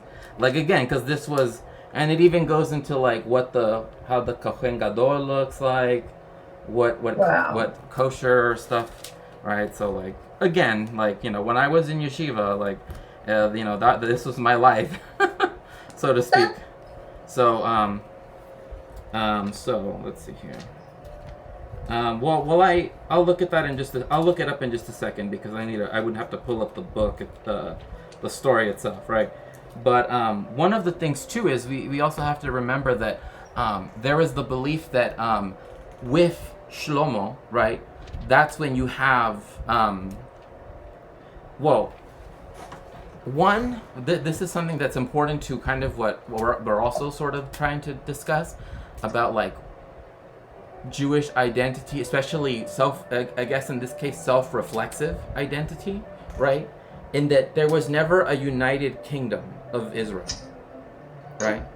Like that never existed. There was a like Dr. Shlomo Sand, I believe he argues in his book, The Invention of the Jewish People, and he doesn't mean that in a pejorative sense. He means that in the Jewish people have been it's like a progressive invention, right? Like we've been constructed as time has gone on because there are certain aspects of Jewish people, particularly obviously the religious aspects, and just one could say also maybe cultural aspects, but again that's where we differ also, that also connect us to this. But there was never a united, like archaeologically speaking, we know historically speaking, there was never a united kingdom, right? Like under Shlomo HaMelech and all of that stuff. Like, so another thing that he argues is that, and I don't remember if I don't want to overstate it, but I guess maybe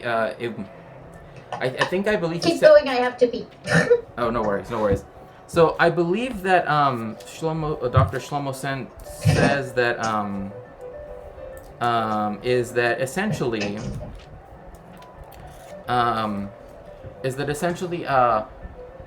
the term Eretz Israel, right, like what is often now translated to as the land of Israel, never refers to in the Torah or in the Tanakh. I can't remember if he says the whole Tanakh, but I do know he mentions it for the Torah, that it, like when they're talking about that it's never used in reference to the land, all of Palestine, right?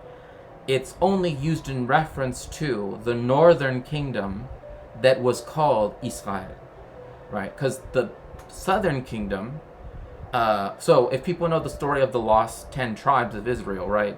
The kingdom of Israel, which was the northern kingdom, which is sometimes referred to as, it's often been called like Samaria, although now you don't use that term, right? Like, but historically speaking, because that's where you have the Samaritans.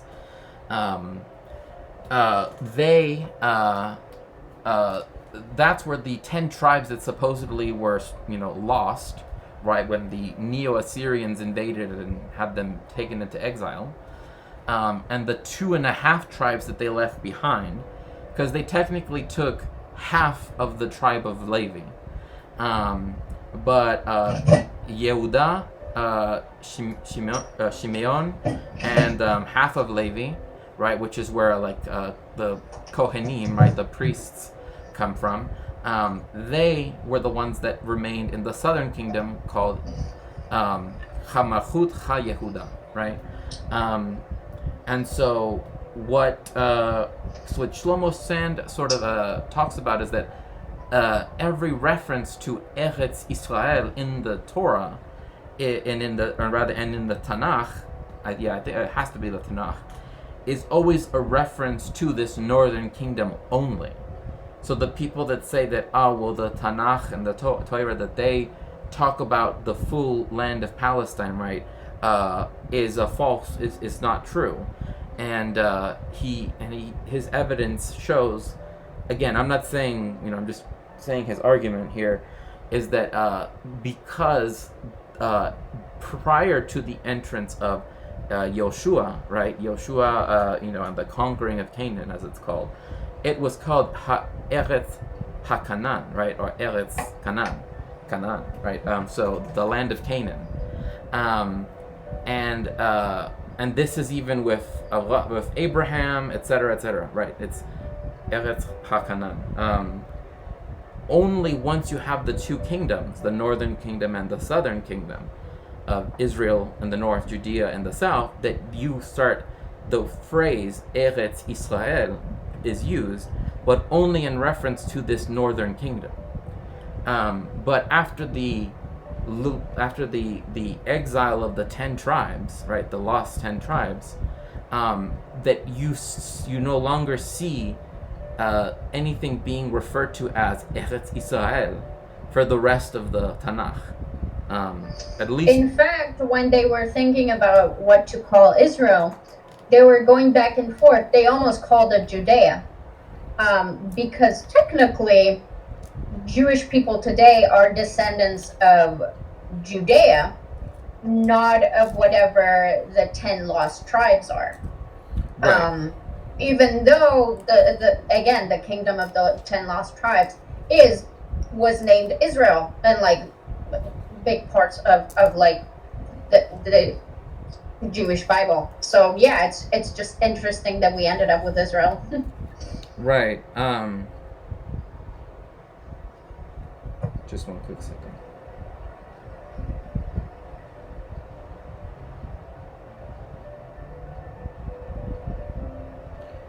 Okay, I see.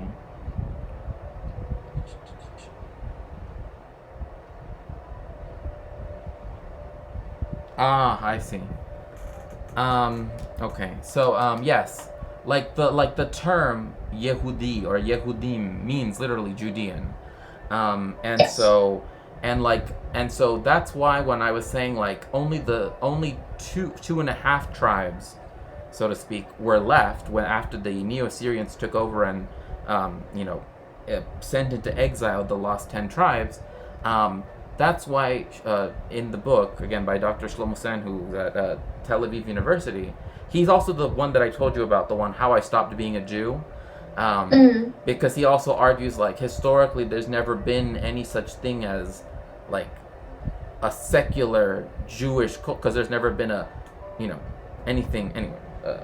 Like there's nothing to say that well anyway, I don't want to get into that just right now, but That's what I say. Everything to do with Jewish culture ties to the Jewish religion. There aren't like separate elements to it. right. And in fact it's interesting because it's anti-Semites that said that there are things about us that exist whether or not we are religious or not.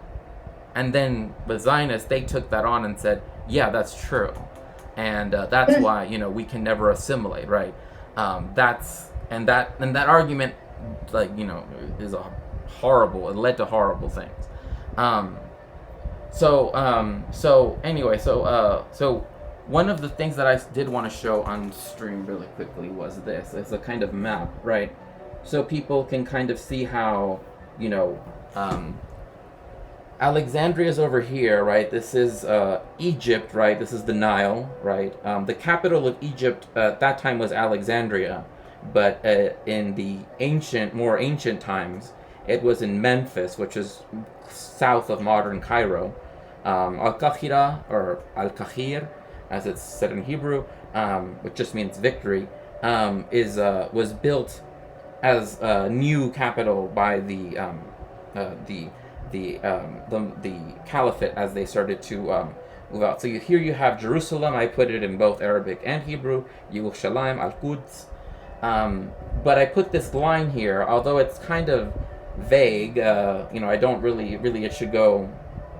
I don't know exactly where it could go.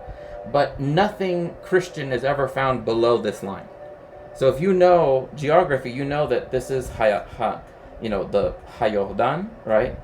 The Hayarden, right? Like the River Jordan. That's the Sea of Galilee, or Hakineret, right? That's Jerusalem. So nothing is ever found that's Christian in any of this area, right? This area that I put here around Hakinefet is what is a different province, ruled under a different person, and is not part of Palestine, Roman Palestine, and it's not part of Syria either. It's part of this other coastal city connected to Lebanon, what is now Lebanon. So nothing Christian is ever found here. This is where it said that Jesus is from, right? Hanutri, right? The Nazarene, right? But there are, and then I wanted to point out that the first establishment of a church, or of a see, as they would say back then, right? Let me see if people can see. The first establishment of a see, that is to say, a seat of the church, is at Antioch, which is now in present-day Turkey. So from Yerushalayim all the way up to Damascus and beyond, right? Like until you cross what I guess now would be the border with Lebanon and Syria, like us in even a little bit before that, all the way up to Antioch. That's where you find the Christian texts. In everything south of that is you never find it. Hi, Adadak. It's so good to see you, my brother. So that's why we know that the construction of Jesus, right, and why, like, because I want to answer your question, why do they call him Jesus? And that's because that's literally the Greek pronunciation of the name Yehoshua, because they don't have the sh sound, in kind of like how in Arabic, like they don't have the p sound, right? Or you know, so that's why Neapolis, it becomes, I mean, technically speaking, right, the city of Naples in Italy and the city of Nablus in Palestine are the same city. Like, I mean, rather to say, they're the same name. They're named exactly the same because it means the new city, right? That's what it means. And so anyway, what I'm trying to say is, when they heard Yehoshua, right, they put it in Greek, and they had it as Jesus, right? And this is why also, like, when you but also sometimes you see it written without the final s in the beginning, which is why actually, like in Italian, it's Gesù, right? Like Gesù, like there's no s at the end. And we translate it to Yeshu. Yeah, exactly. Because that would be the. And so later on you have Jesus, right? And then that's what becomes Jesus, because the Greeks have it similar to Hebrew, where we don't have the like a j sound, like a j. Yeah. How was the name Yehoshua translated in the Septuagint? It's similar to how it's in Spanish, Josue, but it's not with it's Yosue. Yosua. It's kind of like Josiah, like it's almost spelt like that in the Greek, but it's it's Yeosua, like that's how it's which is interesting. But we also have to remember, the Greek spoken in Alexandria 400-500 years prior, right, especially when they were still pagan, is different, because is different from the way how Greeks taking a name, like Josue, that's kind of how they write it, and that's why, like in Spanish, the name is Josue for Joshua, for Yoshua, right? So what ends up happening then is Jesus gets added this extra term that also is completely a Greek concept, Christos.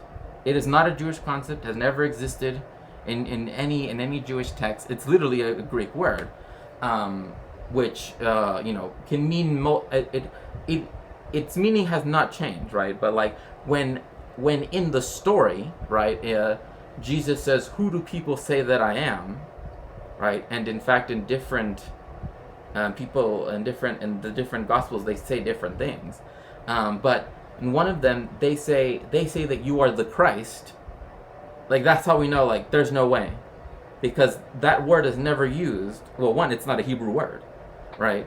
Two, it's not a Well, it yeah. Also, the way that naming conventions worked was name of person, and then you say son of their father. Like that's how naming conventions work in like the Jewish Bible. There's no like what it you only started calling David King David when you became king, but before it was David the son of. Like that's how you the last name of yours. It's kind of how Arabs do it today. Like Arabic speakers, they'll say son of or father of.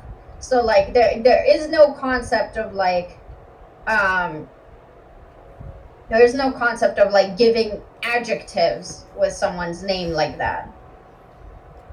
Yes, exactly. And another thing too, also Jewish last names, yeah, are still like yeah. I mean um, like I know a lot of people that are still like before. I mean, I'll just make up surnames. I don't want to list anybody, but like one would be like Ben Gurion, right? Oh yeah, and son and a lot of and then also in Iceland you have it where it's like it's still a thing where if you're AMAB or AFAB, you get a different surname, which is why their telephone books are set up by first name, not by last name, because everybody is like Jurgensson or Jurgensdottir, right? So anyway, that's the only place that really does that. Oh, and then like in Spanish too, it's like you get your father's surname first and then your mother's surname afterwards. But then depending on your family, you can also get more surnames added on. And then in Portugal, it's the opposite. So last names has always been a strange thing because it's very much a thing. Like it shows how new, right, in history the idea of surnames are, because like people that put a lot of weight in surnames, there's actually a big problem, especially in Latin America, because there was a time period for hundreds of years where it's been imposed on one hand, yes, and then also there was a Adadak Adadaxon, exactly, or a daughter is Adadaxdottir, right? If it was Icelandic, anyway, is that there was a time period, and this was fairly common in Europe as well, where last names didn't matter to the point where people would forget their familial surname. Like, oh, I have no idea what, I know that my mom's name is Dorit, right? But I don't know what her last name is, right? And again, this is talking in the European context, right? So Doris, well, what's her last name? I have no idea. So what's your last name? Oh, well, I chose this. And people would change their surnames all the time. So that's why, like, the people that put all of this, like in America, this is something that I've noticed is like a really big deal, where people will like act like their surname means something to them specifically, right? But also has this like historical connectivity. One, it's that isn't true because of that, right? And it's very recent in history too, up until the 18th century, really up until the 19th century, and even then some more. But depending on the country. But also, again, like, there's not this, like, mystical connection between you and the first person that was given a surname like that, right? Like, it's like, for example, like, Eliezer Ben Yehuda, right? Like, anybody can be Ben Yehuda, like, that doesn't, I've been spending a lot of, like Adadak Gardner, or, like the example I like to give of where the names are exactly the same, but in America, they will value one, for racist reasons, one more than the other, is Juan Herrera and John Smith. They both mean John Ioannis Smith, right? They both come from the Ioannis from Greek, and then Smith, right? Herrera, right? Coming from ferrus, meaning metal. But like if someone's named Juan Herrera, they treat them differently in America than if they're named John Smith, right? And that's so anyway, that's my little. Yeah, one has an English, like Anglo-Saxon connotation, and the other one has a Hispanic connotation. Exactly. And then in Israel too, like there has been a lot of discussion, especially when when people first were moving to Palestine at that time, right, in the 1920s, etc., right, where some people thought we should drop the European names and go in, uh, I guess,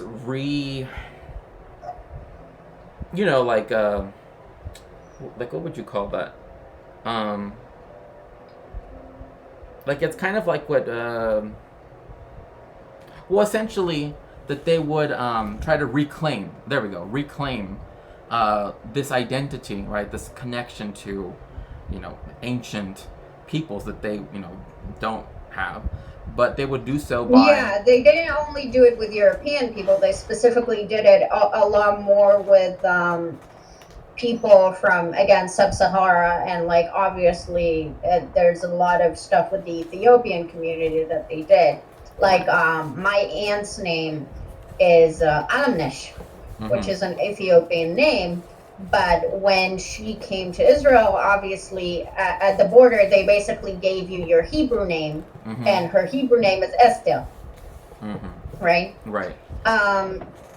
So like a lot of people lost not only their last names, like their original last names from like where they came from, but also their first names, because there was this Hebrewification of people who came through to like become part of like the state of Israel. Right. It's actually, I think it's still a practice that they do. It's part of like your initiation. Like they'll give you a Hebrew name. Yeah, it's part of the. If you don't already have one, right? But you're also. Yeah. I do know for the process of Aliyah, right? That they do give you the chance to change it. Yeah. And that's something that. That's what I meant. Yeah. Yeah. No, I understand. Yeah, I got what you meant. But I just wanted to, historically, some people, they had Jewish names, like Hebrew names, but they would just as it were, transliterate it, right, into Hebrew, like just using Hebrew letters and sounds, right? But that's become less and less of a thing as time went on, because, like, for example, like this is still true in like the Hasidic community, where you'll still get people named like Shterni, and that means like little star in Yiddish, right? Or you'll but then it's like if they were to make Aliyah, right? If they were to do that, then they would have to change their name to Sarah or what something. If they wanted to keep the meaning, sure, but usually what they do is they try to keep like the sound, right? Anyway, but the point being that yes, so like this is why like David David Grün, right, becomes David Ben Gurion, right? Like he was born David Grün, David Green, as people would say in English. Really? Yeah, David Grün. That's so funny. Yeah, and that's why he chose with the that's why I'm saying like the way how it was decided was that they would try to stick with the sounds officially. That's why it became Gurion, right? Because it kind of sounds. Because it sounds close to the Grün, to the Germanic Grün, right? Yeah, I'm not joking. I mean, it's just funny because it's like the context. It's like because when you have Ben Gurion, Ben this, Ben that, it implies like a heritage. It's not meant to be like. Right. Exactly. Well, right, and in a way that disproves the whole Zionist hypothesis, right? Like, oh yeah, David Grün is now Ben Gurion, but who's the Gurion, right? Like, because his dad's name wasn't Gurion, right?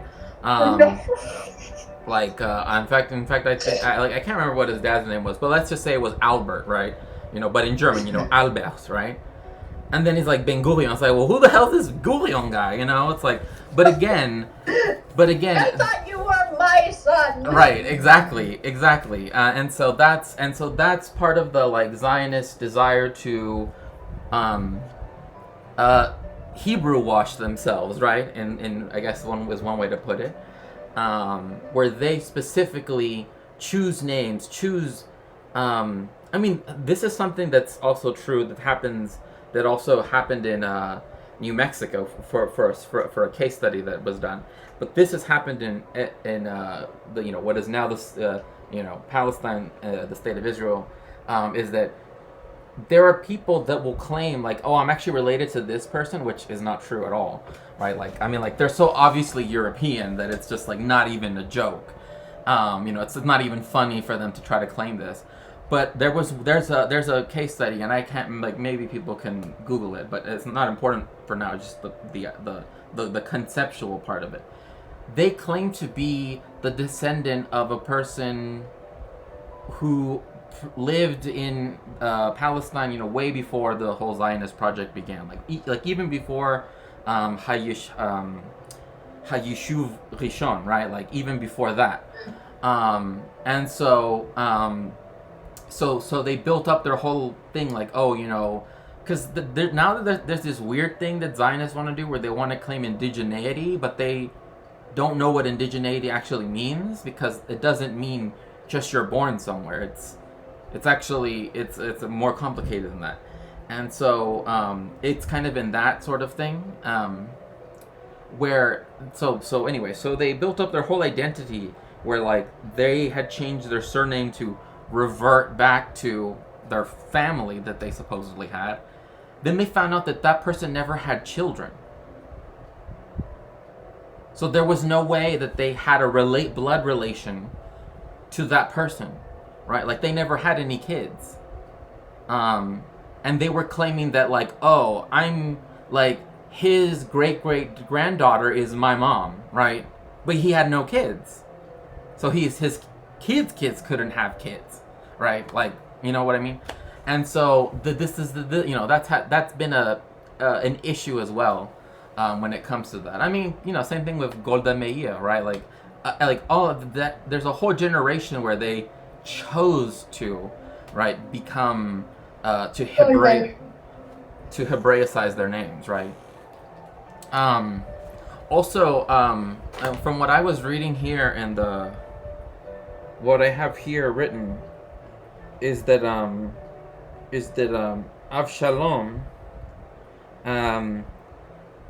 tried to comfort Tamar by saying that the outrage would have been even more, what they're talking about, had it been committed by an outsider. Furthermore, he urged her to try to forget the traumatic incident and get on with her life. That's from Hamalbim. In his heart, however, Absalom was plotting that revenge, right? Because Avshalom asked Amnon to, kill David. But Yoav realized David Did he ask Amnon to kill David? I thought he plotted to kill David partially because Amnon raped Tamar, and then David decided to do nothing about it. No. Avshalom has Amnon killed, right? Yes. But David was mad about. Yes, because he had been plotting. David told him not to do that. Yes, and so and that's why Tamar says, and now let my lord the king not take the matter to his heart. All the king's sons have died, for only Amnon is dead. Avshalom fled, right? And then, it says Yoav, and when it talks about Yoav, son of Zuriah, perceived David's heart was set on Avshalom. So that's where the Avshalom part comes to, that comes into fruition, right? Because Avshalom, one, he's described as very beautiful. Yes. And then two, he has a reunion with David HaMelech, and then he does rebel. David goes into exile, but he has his servants. Well, because also there's the whole thing that David HaMelech, because he did what he did, right? That we'll never have peace. Yeah. Yeah, that he would never have peace. Whereas Avshalom brought the peace back, so to speak. Because remember, the Ark of the Covenant is returned back to Yerushalayim because of Avshalom, whereas before it had been outside of, yeah. So like that's where the Avshalom part really, it's the end part of his story, I guess. Not really. As the same time, is Hebraicizing names not a similar phenomenon as Americanizing names? I mean, I will say this. Um, well, I would say there's a different power dynamic with that because, well, at least in my experience, because um, I know people who, growing up, right, like if they grew up in and they had a very Mexican sounding, or they had a Mexican name, right, um, and they grew up and they kind of ended up having a lot of bullying done to them, or a lot of, stuff where, like, that name, particularly first names, right, made them feel like, really bad, right? People, some people will try to anglicize, I guess, their names sometimes. Sometimes that's what they'll do, and try to go by that as like a nickname, right? Like only go by that, and only like on official documents they'll say the Spanish name.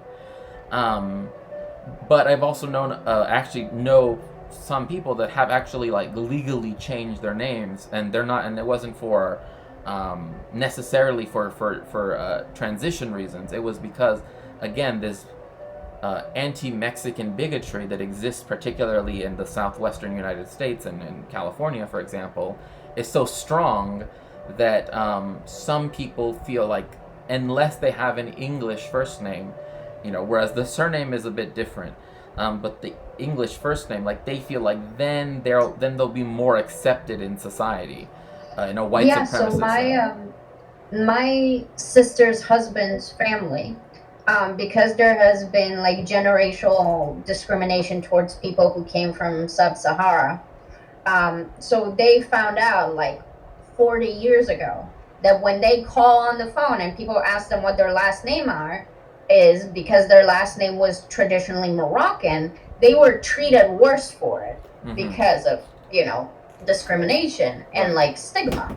So they actually changed their last name. So when they identify themselves on the phone, or when they present themselves, or when they go to talk to government officials, they don't have a traditionally Moroccan last name. And they found that that has been really beneficial for them in terms of like social access, basically. I mean, yeah, like that's essentially.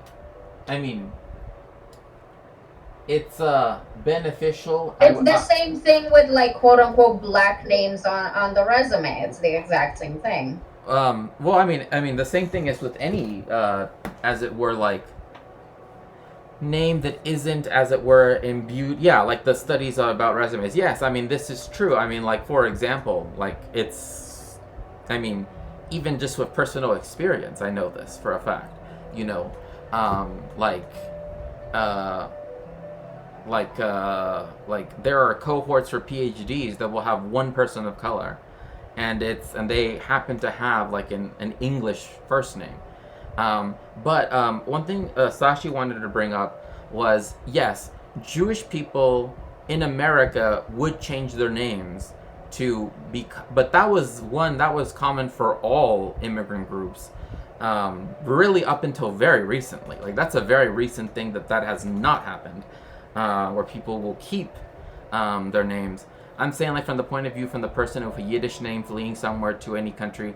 Yeah, yeah, no, yeah, exactly. Like you like there's especially like a post-war, where like right away they take on American names, right, where it's like, oh, they're gonna name their daughter Susie, or they're gonna name their son Johnny, right, and they don't want them to be, and then they'll even have their surnames, uh you know like there's actually a movie that talks about this, where like it's a very common surname, the surname Horowitz, Horowitz, right?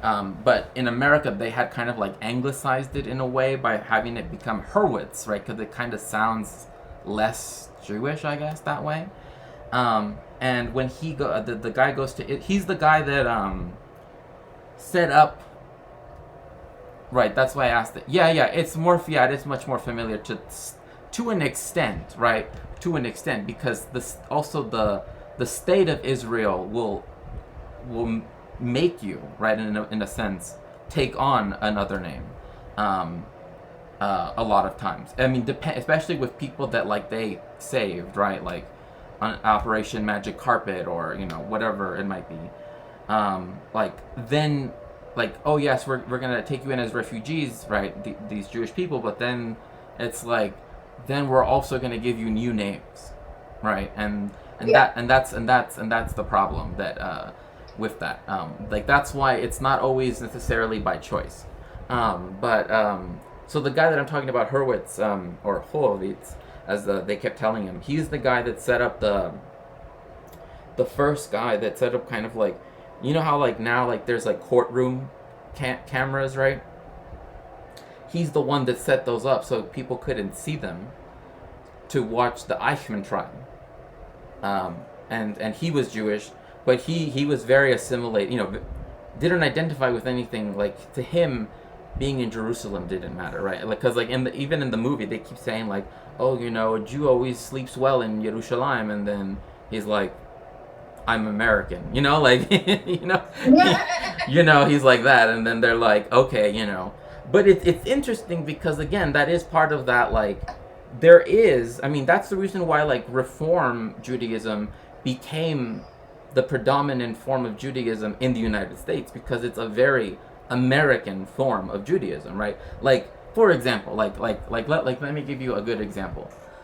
It's a horrible show, and I just remember this because I remember when I was first showed it, I was like, why would they why would they do this? And it's a horrible, like if they weren't Jewish, right, it would be even worse. But I still think it was whatever. But depending on your view, of course, is that in the show, and again, I personally, I've never really watched it. I only saw this scene because they thought I would find it really funny. Which again, it can be seen as funny. I'm not saying it's not. But in the show Big Mouth, right, they have a scene, right? They have like two Jewish characters, I believe, and so they go. They show these two of the characters outside of the shul, right, and it says Temple Bethamphetamine.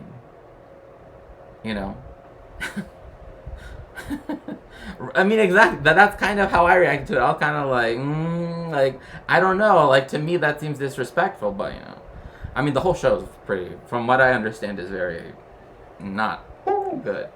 But yes, like that's the joke they decided to go with, right? But like, that's a very American thing to do, right? Like that's not something that Jews in like Mexico would do, right? Like they wouldn't make a joke like that. And of course, that's for different reasons. One, because it's we're even a smaller minority than in other places. But I yes. I encountered a really nice girl. I think it was over a year ago, and I ended up telling her that I'm ethnically Jewish, and she did that thing that Americans do, which I find highly offensive. But I guess American Jewish people are comfortable with that, so they do this thing where they'll be like, "Oh, I love Jewish people. Oh, I know a lot of Jewish people. I've always felt so close with Jewish people," which sounds awful to Yes. me. Yeah. Like I don't know why the Jewish community in America has decided that that's something they want to be told, or that they're comfortable hearing. But people come to me and they're like, "Are you Jewish? I love Jewish people," and it's like, what do you mean? What is the implication? Anyway, so I was talking to her, and she started talking about how she always felt a connection with Jewish people, and then she like sent me a long list of all the things she loves about Judaism. It was about, yeah, I love how they never force themselves on you, how they're very open-minded, how they're not in a rush to convert you, and they just let you experience things. and like it was a whole paragraph, and I'm like, okay, are you sure you're talking to Jewish people right now? Because like this is not, none of what you said is um like you're not even I don't understand who you're speaking to. And so the dissonance was she is part of a reformist Jewish, she found like a reformist Jewish synagogue, right? Mm-hmm. And that's where, that moment is when I realized how different like American mainstream Judaism is compared to anyone who isn't American Right. or knows anything about conservative or Orthodox Judaism. Sashi saying, no one decided that. No one decided that's definitely not a thing. And then asks, why are you blaming Jewish people in this scenario? I don't get it. I'm not like, oh, you mean, oh, that's what you mean. No, because here's the thing why I'm not, first of all, I'm not blaming Jewish people. What I am saying is that it seems like the Jewish American community, especially one that is more reform or more secular or more like down with the hip, the people who say I'm culturally Jewish, that whole thing creates this atmosphere with a lot of American Jews are not very educated on non-reformist Judaism. Mm-hmm. They don't seem to really know much about it. They know as much about it, like they know the holidays, just like some weird Christians do might know the holidays. So it creates this thing where like you can't talk to other community, like, how do I explain this?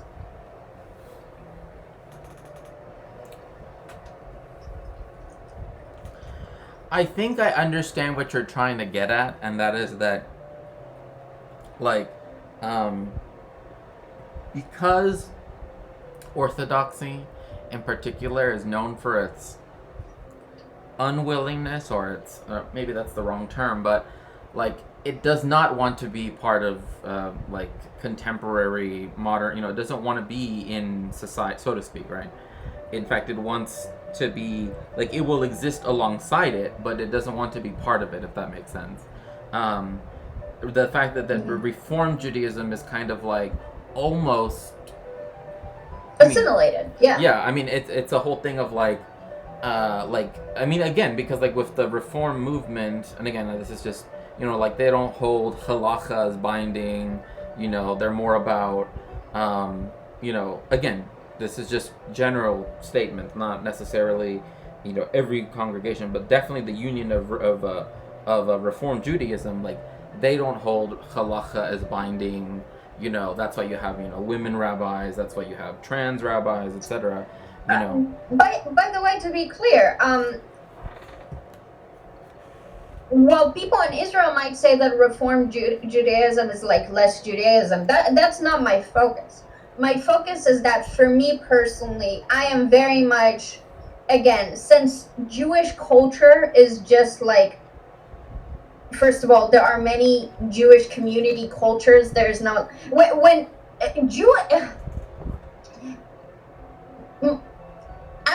I'm culturally Jewish is something I only ever hear American Jewish people say. And what they mean by that is I'm not religious, and I might, but I like, it's a vibe thing, basically, which is, in my opinion, since I don't view Judaism, I don't see Jewishness as something innate to the person. I see being Jewish as being a religion, and I see the like genetic component, which is why I say I'm ethnically Jewish, but that's that. The concept of being like culturally Jewish feels like almost like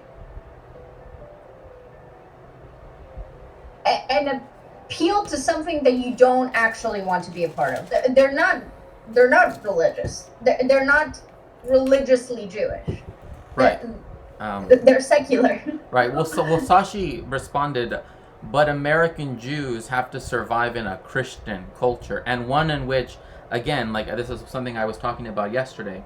The very idea, like Charles Taylor talks about this in the book, The Secular Age, is like the very idea of secularity is founded upon like a Christianity. Like it's, it's like even in places like France where there's laïcité, right? There is still an implicit Christian Weltanschauung or worldview, right? That still this is what defines one what religion is, two, what all of these other things, right? That sort of aggregate together, that again mean that Jewish people, one, were made, as it were, or were racialized by Europeans. So there's that aspect, and then also the fact that secularity as such is based on the ideas of like a response to or in relation to Christianity, right? And like that's the reason why people say like atheism, or at least in like the Western idea of atheism, like is still foundationally speaking like people that are non-religious, right? But there's still a cultural Christianity, one would argue, right? And yeah, I reject that too, by the way. Like I get that I'm out there in that way, but my understanding of secularism is like the rejection of religion. Right. Sorry. So like I get into fights with quote unquote secular Christians all the time that say that they celebrate Christmas culturally, like secularly. And I'm like, nah, I'm sorry. Like I don't accept this. So Sashi, just to be clear, first of all, I know that sometimes when I talk about this specific issue, I'm not as careful with my speech because where I come from, like I grew up in like a society that was like Orthodox Jewish like supremacy. My mindset is never like living other like religious hegemony. And so I do understand that, like, especially for Jewish Americans, some of the times when I talk, it sounds rough around the edges, and it's something that I'm not yet sure how to reconcile because I have very strong opinions about this. I don't feel like what I'm saying, however, is... I'm listening to what you're saying, and I do agree that I need to be more conscious of the things that the Jewish community in America specifically had to do to survive. However, that a lot of the time clashes with my critique, basically, that it's not advocacy, but for me, I feel like there are two elements. I feel like Jewish people, ethnically Jewish people, are at risk and are in danger if we live in a world that doesn't allow people who are ethnically Jewish to separate from like being Jewish as a religion. Because I believe that like Jewish culture is not a thing. There are Jewish cultures that are geographically dependent, but there's a Jewish American culture, yes, which is basically Reform Judaism, secular Reform Judaism, whatever the fuck that means, like it's so like removed. And I come from a very Orthodox oriented lens, so I do understand that there's like a complexity there. But because of that, I see a very distinct separation between like the Jewish religion and people who are ethnically Jewish but don't want anything to do with their religion. When most people live in this gray space where they get a little bit of both, like secular Christian people, they're not Christian, but they celebrate Christmas and they do Easter and they have a cross sometimes and all this thing. And for me personally, my view of the world is just like that's not a rejection of a religion. Engaging with a religion is not a rejection of a religion. So I just don't see that as secularism. But I know that that's a controversial and not very mainstream opinion. I'm okay with it. Right, and one thing that Sashi says is, of course, that's because well, again, I'm just going to read you what he said is, and do correct me if I have your pronouns incorrect, because I believe you said they were he him, but he says because you live in Israel, because you do not live in a country, say, like the United States or even Mexico, right, where there is an implicit and explicit, right, Christian, hegemony, right? I guess cultural hegemony. Exactly. And then he responds, in response to what you just finished saying. Christmas is a secular holiday in America, in the sense that there are people who are not Christian at all. Like they're not even they could be. I mean, for example, like Christmas is celebrated in place. She, her. Oh, I'm so sorry. She, her. I apologize. And so legally, even it's secular. I mean, again, but like for example, like in Taiwan, right? They celebrate Christmas, right? But most Taiwanese people are not. Okay, have a good night, Adadax. Hugs and kisses. And most people there are not Christian and do not live in a Christian, hegemonic society. So that's, which just tells you that the importing of Christianity has been so impactful on the world that it's like, for me, I cannot separate the fact that Christmas is a Christian holiday, and people will go, well, what about Yule? And it's like, okay, you're not celebrating Yule, you're celebrating Christmas. You're not celebrating Yule. Right. When you celebrate Yule, we'll have that conversation, right? But the point that I understand what you're saying, Sashi. So here's where things get really tricky. So I lived under Jewish orthodoxy, like a country that doesn't have a separation of synagogue and state, right? And because Jewish orthodoxy is comparatively, even to Catholicism, is a lot more strict and has a lot more like duties that you have to follow and things you have to do and stuff that you have to think. It's very less vibey. And Catholicism is less vibey than Protestants, okay? So I'm not even. I'm using Catholics as like the strictest example, although I think there are probably like stricter like elements of Christianity that I'm less familiar with. The point is, I'm extremely sensitive to influences of religion seeping their way into my life and into decisions around me, into who funds what people, who are here to send what message, because my government constantly engages in that behavior. So there's a lot of cognitive dissonance when I talk to Americans, because I see those Christian influences, again, living under a Christian hegemony, even if most Americans don't consider it to be the case anymore. And even if America is no longer a Christian hegemony, which I'd argue that's not true, but even if it used to be very much so, and you can see those influences to this day. And I am very sensitive to that, because I live under a very like, not only a pervasive religious government, but also a type of religion that is very authoritative, I guess, in what they want you to do to be a good Jew. Right.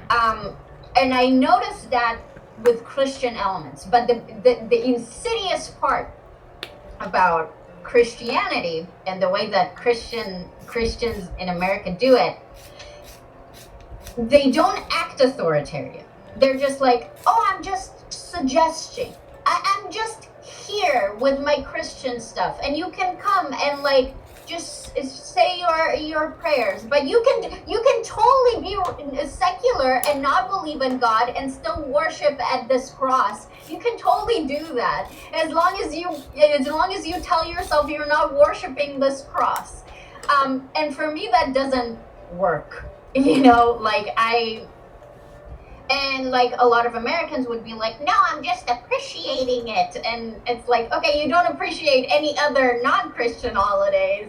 So what's up with that? So I'm just, there are a lot of elements here that cause a lot of dissonance between me and American Jews and American Christians. For a number of reasons. I don't mean to be offensive, Sashi. I apologize. I just come from a very specific lens. No, Yes. yeah, I mean, I asked Sashi if she wants to come into the Discord call. Perhaps that might, so that way I don't have to be, but she said, right. So my point is, why are you blaming, or why are you placing the blame on, or blaming Jews for claiming Jewish culture? And not the Christian hegemony for those reasons. I don't think I am blaming Jews. I just know that I hear Jews describing themselves as culturally Jewish, which I find perplexing because I don't find. First of all, I don't think that being culturally Jewish is a thing. Again, I think it shows like the ignorance that a lot of American Jewish people have around other Jewish people who exist. Right. So like I would understand if there would be like American Jewish. It's in a way there's something very exclusionary about hearing American Jews who are majority Ashkenazi. Right. Talk about being culturally Jewish when I'm not sure they know what a henna is. For example, there are many Jewish cultures. There are many different languages that Jewish communities spoke. And again, when I talk to American Jewish people, a lot of the ones that are more secular, they'll talk about being culturally Jewish. Which again, I would just be, maybe I'm being pedantic, and when they say I'm culturally Jewish, what they mean is I'm ethnically Jewish. But I think if people don't understand the distinction between those two things, I'd argue that's a problem, and that's what I'm pushing up against. Like, I was brought up in a Jewish culture, but I reject, like, I don't have an affiliation with Judaism. Like, I don't believe in it. I reject it. It's not what I believe in. And I do believe that, like, the ethical way to participate in a religion is to co-opt into it. And if you were born into it, then I would hope that you will co-opt into it as an adult after you've put some thinking into it. That's my understanding of, like, ethical participation in religion. And I opted out. So for people like me who have opted out of the religion, I'm not left with many options because people will still tell me I'm Jewish, you know? Right. Jewish how? I'm not, what is culturally Jewish? So maybe what you say as me blaming, I guess, is that maybe I'm ignorant of why American Jews say that they're culturally Jewish. Maybe it's a defense mechanism against, like, the Christian society that they live in.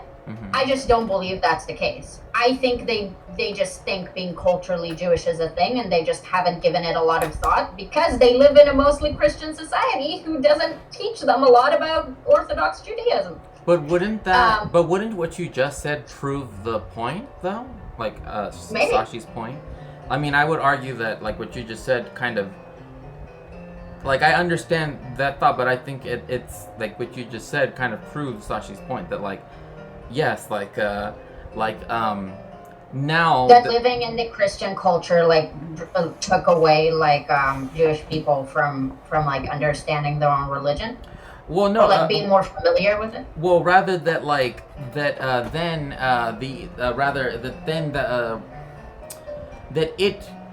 it's. I mean, it is true that it's Europeans who, regardless of whether we are religious or not, right? And this is like, for the example, is the Inquisition. Same thing with the Holocaust, right? Like, in fact, Shlomo Sand brings this up in also the invention of the Jewish people. Is that like there were people who were taken to Auschwitz, right? They were told, you know, you are Jewish, and they're like, they didn't even, as it were, they didn't know they were Jewish, right? Like the Germans made them Jewish, and I think that that's kind of what Sashi is trying to also say is like, because in Western Christian societies, right? Or hegemonically Christian society, whether or not it's like a country with a state church like England or Greece, right? Because that's besides the point now, right? In the modern, postmodern age. Instead, I think it's like because other peoples were also identified by one, their place of origin, and two, their religion. That is to say, like, people presume Catholicity from Mexicans, right? People presume Catholicity from Italians, right? But people presume Protestant, right, from Danes and from Swedes and from Norwegians, right? And so, like, there's this other aspect that I guess in my own research, and again, this goes back to, like, the study of history, and thinking about what, like, because you mentioned this earlier, that, like, before, people couldn't, as it were, opt out of being a Christian, so to speak, right? Like now, you're saying that you can sort of do whatever you want, and then there's a society that sort of has these religious strictures, but you're not actively participating in it. But I think that one way of thinking of this is how the intolerance against the Jewish people was to the point where it policed us even in our actions, right? Even in our way of being, right? And so the example is that during the Inquisition in Spain, it was viewed that Jewish people, again, Jewish blood, right? Again, since you brought up the idea of being ethnically Jewish, right? Is that essentially that because of that blood that we have, right, all Jewish people have, that makes us behave the way how Jews behave, right? That we can never behave, quote unquote, like a Christian. That is to say, like the rest of the people in Spain. And so that's why I mentioned, like, the crime wasn't, as it were, being a Jew, it was Judaizing, right? Like Jewing, right? If that makes sense, right? Like it was an active, progressive, and I mean by progressive, it's like an active, progressive sense of like, you are bringing upon Jewishness into this space, right? And that's how Jewish people were racialized, right? In that sense, where it's like, it didn't matter whether we didn't believe or did believe, it didn't have to do, it was based on a religious difference, but then it evolved into something that is then later became a blood, a genealogical difference, right? Thought of through blood and through race. And then, you know, later on in the 19th century, you have scientific, quote-unquote, anti-Semitism, right, or racial anti-Semitism.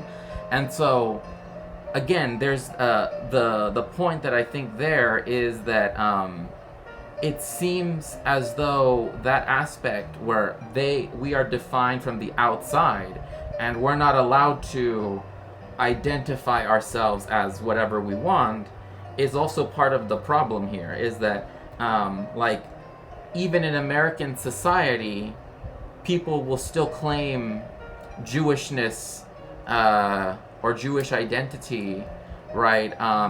Even if that means like, oh, my great great grandmother was Jewish, so therefore I'm a 16%, whatever it might be, right? Exactly. But that's again thinking of but that's again this is where I have a huge issue, which is I don't like thinking of Jewishness in the race science, DNA tests, all that stuff, because that's how the pogroms and literally like with the Nazis, again, like I said, like they took the examples from the Inquisition and then rehashed them for in Nazi Germany, because they created these charts, right? It's always these But charts. that is also an element in Judaism itself, even if you don't like it. Like the concept of having a Jewish mother, of having like a blood thing, it is part of Judaism. No, exactly. That is true. But I guess what I say, I guess what to me is like that is a way for Jewish people to determine Jewishness, right? But the way how Christians determine Jewishness is different, right? And that's how they defined us, right? Like I have a Jewish mother, her mother's Jewish, her mother's blah blah blah, right? Back to Matan Torah and beyond, so to speak, right? But even that's that's one of his a construction, right? That's not really true, so to speak, right?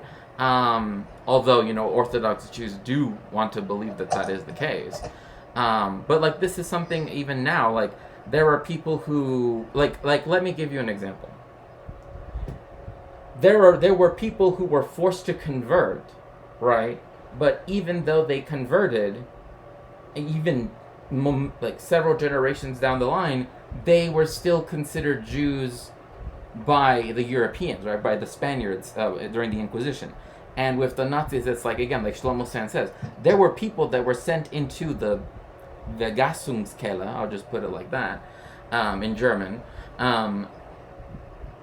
not knowing they were Jewish, right? Like they were just put there, and they're like, why? Like, but that's also part of the thing, right? No, yeah, exactly. Like, yes, exactly.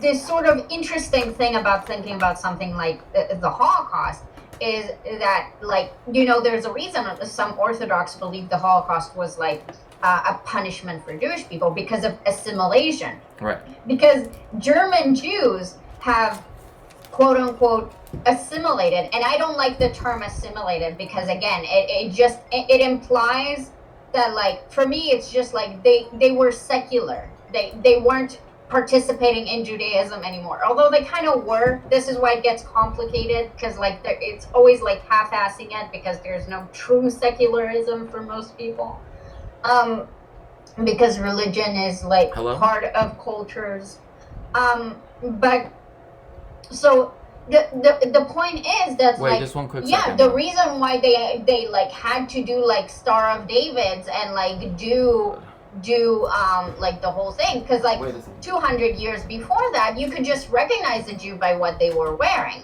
but then in Nazi Germany the Jews were wearing the same clothes as regular German people. So how do you tell them apart? How do you tell them apart when they have German names and German surnames and they have German jobs and they wear German clothes, right? That was like the entire thing, and that's kind of like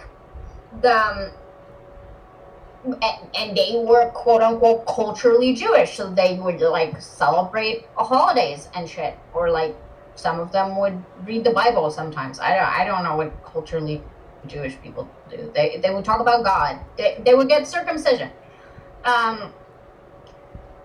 Fuck. I interrupted you and now you're gone. I will continue speaking. Yeah. Sashi, I don't know if you're still there. So for me, when I talk about this issue, it's very frustrating speaking to Americans, especially for me, when I consider myself like a progressive, which means that a lot of the times I end up talking about marginalized communities and marginalized groups. And it's always really difficult and frustrating when talking to marginalized members of American groups that they don't recognize a lot of the time the intersectionality that they are Americans and therefore they are in like a power dynamic with like other quote unquote like less powerful countries. So like the fact that America is the world hegemony makes it so every conversation is contextualized under an American lens. And then everything you say is being interpreted through American race relations, through American religion relations, through constitutional like issues, which is ridiculous considering the fact that most of the world doesn't experience these issues in that way. So for me, there's this really interesting intersection when I talk to Americans specifically about Jewish people, because like I come from Israel, which in power dynamics wise, obviously America is the world hegemony, which influences Israel culture tremendously, to a huge extent. And there are a lot of relations between those two countries. On the other hand, Israel is also a Jewish hegemony. So there is like, it's a babushka doll, you know, like the Russian thing is, it's like a thing within a thing within a thing within a thing.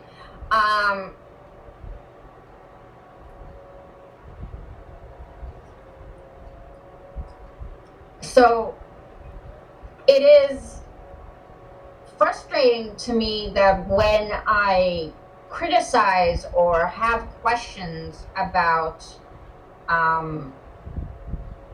the American Jewish, the Jewish American community, people are like not willing to really engage with the fact that the Jewish American community also globally visually kind of erases other Jewish communities, because they're simply unaware of them. A lot of the time it's like an ignorance thing, but then I would expect some sort of like cooperation when I bring that up, but I mostly encounter like resistance, which I guess makes sense, but it's quite frustrating for me. So yeah, that's what I had to say about that.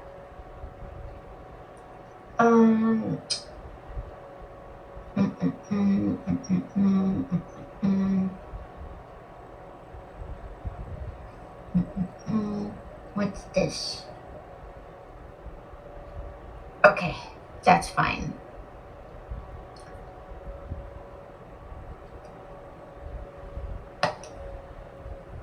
Well, yeah, but it's not a privilege that's often talked about, yes. So, like, because we're in an American space, and because we talk predominantly to Americans, Americans are rarely ever asked to like examine the way that their relation to people who speak from other countries and other experiences, um,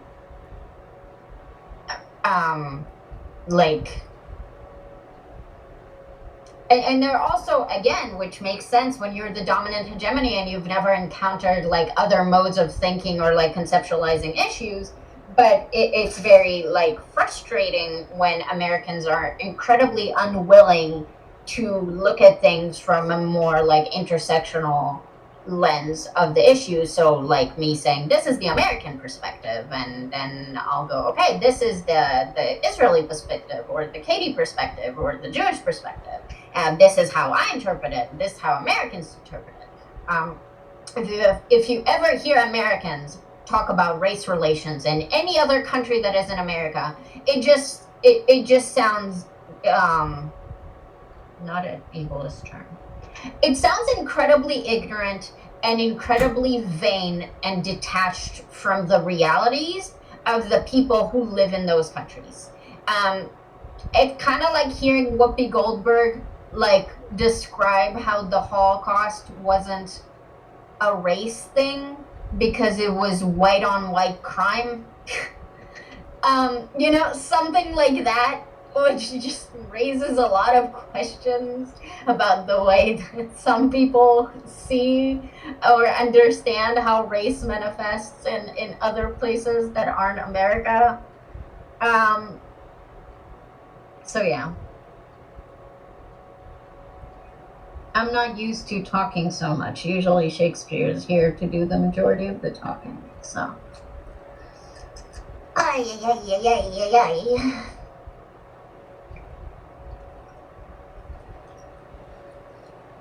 I was meant to have the conversation with Joe an hour and 20 minutes ago. But yes.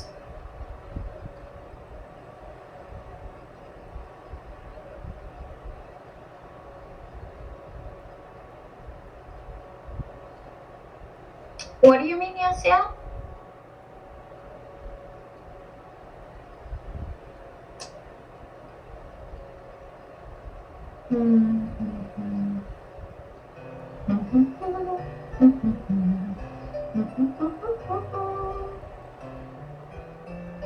Sorry, I can't see Shakespeare chat, so I guess I can go and like read Shakespeare's chat just so they're not alone.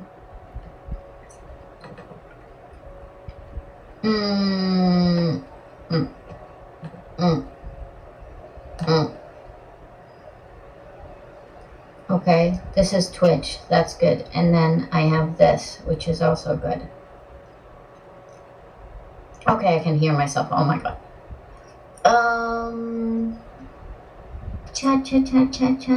Oh, my screen is too small. Okay.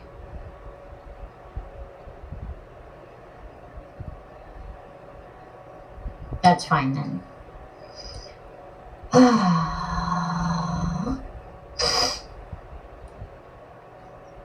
What should we do in the meanwhile? I could go to sleep, but that would be very rude, considering that I haven't said goodbye. And Joe ditched me, so.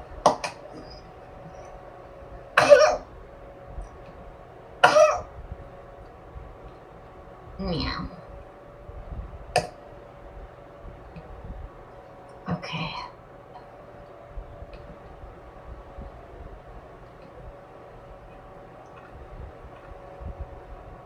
That's pretty old discourse, though, yes. That's not really what I was going to talk to him about. But from my understanding of what both Joe and Endless and FD Signifier are talking about, it seems like people are really incapable of like understanding the points that they're making, which is weird because I feel like they're being very clear about what they're saying, but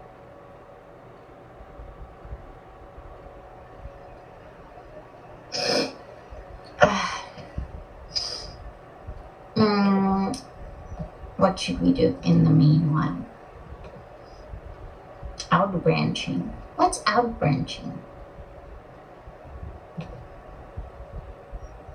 Also, I have a WIC panel on Thursday about kink shaming, so it's gonna be fun.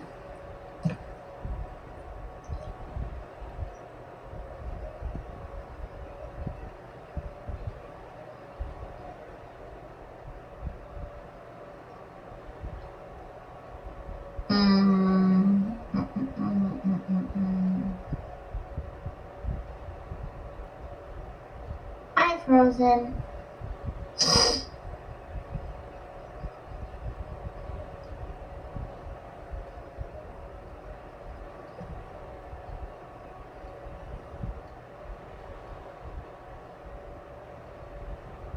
Going out in the love conversation and not the main trunk. Yeah, I don't think I've ever heard like the full. I know that people accused Joe of being like anti-miscegenation or something, but I've never heard him make that argument, so.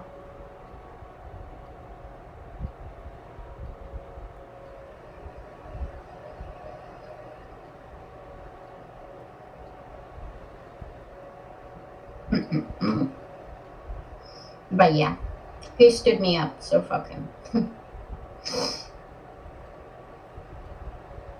I was not prepared for this to go on. I had a really, I don't know, Wick. But you stood me up yesterday too.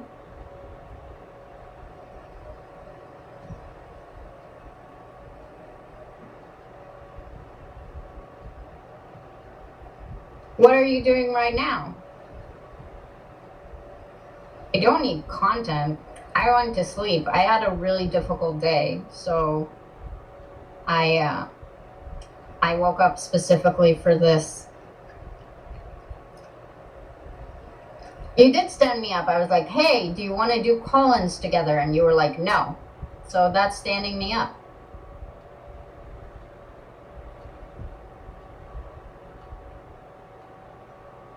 I offered my services to you, and you refused me.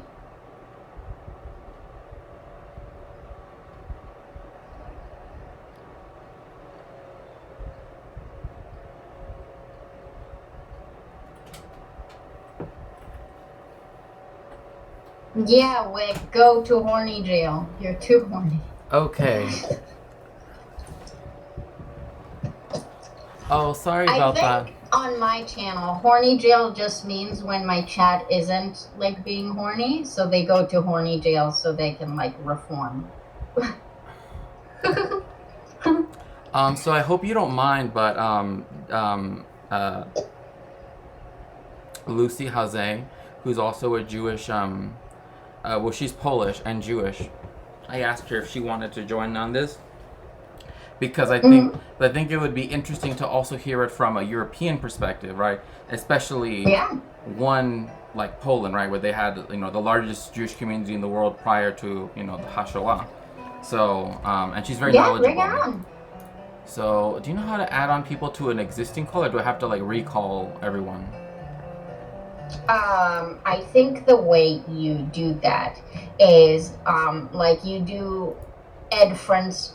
I think add friends to DM should add her. Yeah, to there we call. go. Okay. Let me just quickly get Lucy. We love the lipstick, by the way. Oh, thank you. I actually, it's so funny. I had a. Okay. Thank you so much. I really, really, really appreciate that. I was saying, like, I had a friend that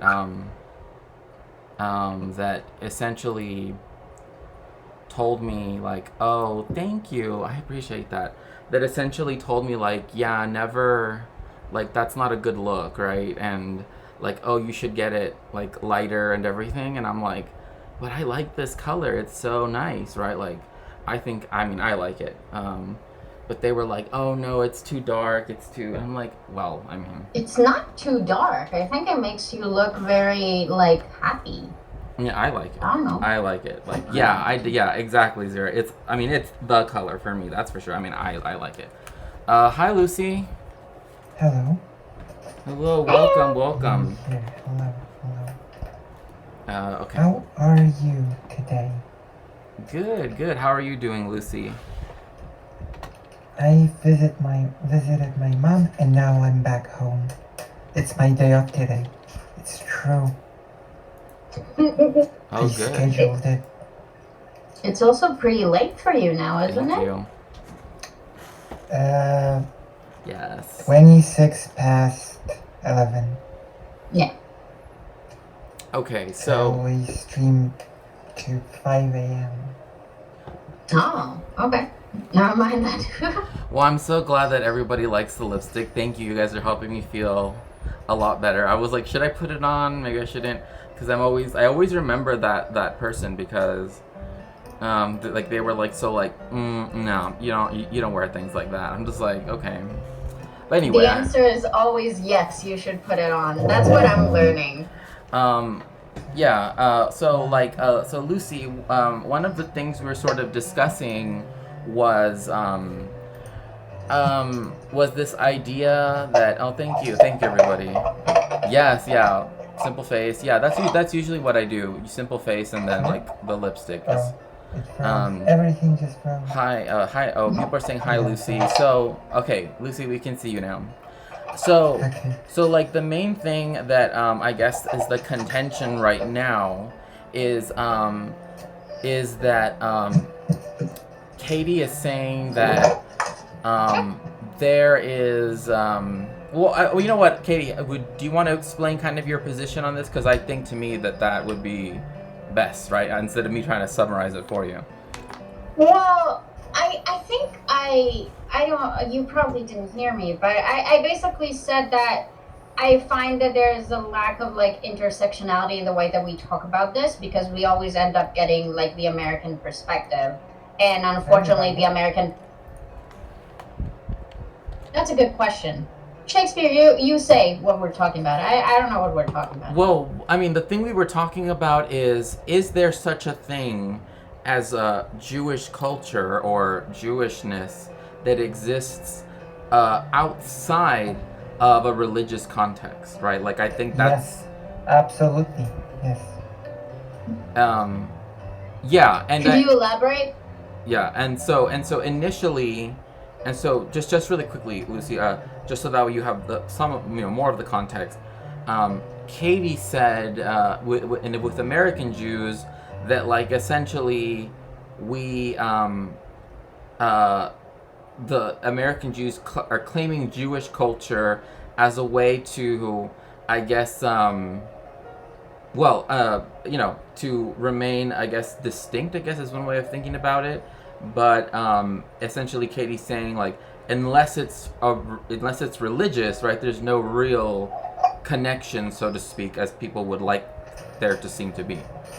Well, as I often like to say, all roads lead to the Polish-Lithuanian Commonwealth. It is estimated that 80 to 90% of Ashkenazi Jewish people sort of come from the Polish-Lithuanian Commonwealth community that existed, and it was in the Polish-Lithuanian community that the Jewish community sort of, at least that is what I have been learning about it, that was the time when there became a big shift from a purely religious community to a more also cultural community, if that makes sense. It is more like a way of living your life and sort of connecting to the culture rather than a religious belief, Yeah, I'm saying that every facet of like that Jewish culture is at its core from a religious base. Yeah, but it's sort of not tied to it, if that makes sense. Like, it doesn't to me. Even when you have religious events, you have people that are basically atheists and just participate as a way of participating in the culture itself. You have atheist rabbis as well. One thing also I just want to add, Yosiel here says, originally, Katie had told us a story of this girl, right? Post-Soviet Jews. Yeah, of course, and that's why I also wanted to speak with Lucy, because of course, obviously it's not necessarily the Soviet Union, but definitely the Soviet sphere, I guess, of influence for sure on Poland. Yeah. That there was this girl that kept saying like, "Oh, I love the Jewish people," and Katie kind of had like a visceral reaction against that, like or rather, that's at least... She feels connection with Jewish people. Right. There's something about Jewish people that calls out to her. Keep in mind that the Soviet bloc tried to basically destroy Jewish culture as it may, Mm-hmm. Like when Yes. Poland became Soviet, that marked that, like, right after the war, like, Jewish people tried to sort of rebuild a semblance of a community. Like, they created this self-governing body which was treated by the government as competition, so it was, of course, disassembled. And there's a very sad sentence that you can hear when you visit the Poly Museum. It's almost at the end of the permanent exhibition. By that time, the young people did not speak Yiddish anymore, which is like a very sad, like, Jewishness. It's a complex topic. Like, it's far more than religion. It's mhm. yes. No, I was gonna ask, Yes, can you go on. elaborate on what you mean by that? It's more, because I guess like I want to make sure that like, because Katie, has been kind of explaining how that's not the case, right? Like without the religious aspect, what is there? I guess is one. Or I mean, I don't want to. Also, it's fine that there is like a Jewish Ashkenazi culture that is informed by their religion, and then me personally, stuff that are informed by a religion I don't want any part of, as like, so the culture is also like All this, of course, religious at mostly- its core. But the point is, like, Yiddish is not Jewish culture. Like, it's Ashkenazi Jewish culture. That's different. Do you think That's that, my point. Okay. Yeah. Yes. Lucy, if you, I don't know if you want to respond to that. I think there is sort of more to it than that, because, like, it's not that Ashkenazi Jewish people and Sephardi Jewish people are like just separate. Never, it all interacts. Because of their religion, yeah. No, not just because of the religion. No. Okay. How? By meeting, by having, like, it might be strange to explain, but a lot of also Jewishness sort of relates to I don't know if Chichu will agree with me, but it's also, at least like in Poland, it's a big thing. Experiencing Jewishness through self-referentialness of the Jewish experience, of sort of certain understanding of a historical context of how the community existed within countries, how the diaspora functioned, and there's a lot to talk about that, Yeah, I do agree that there's definitely a level of like Jewish experience, even though because of the historical context. So like the fact that like different Jewish communities, no matter where they were treated a certain way, and there's this certain level of like shared history of like persecution and rejection from your surrounding. Mhm. So I'd call that a shared experience for sure. I wouldn't call it a culture. Well, culture is technically speaking everything that surrounds us at all times. We should remember that.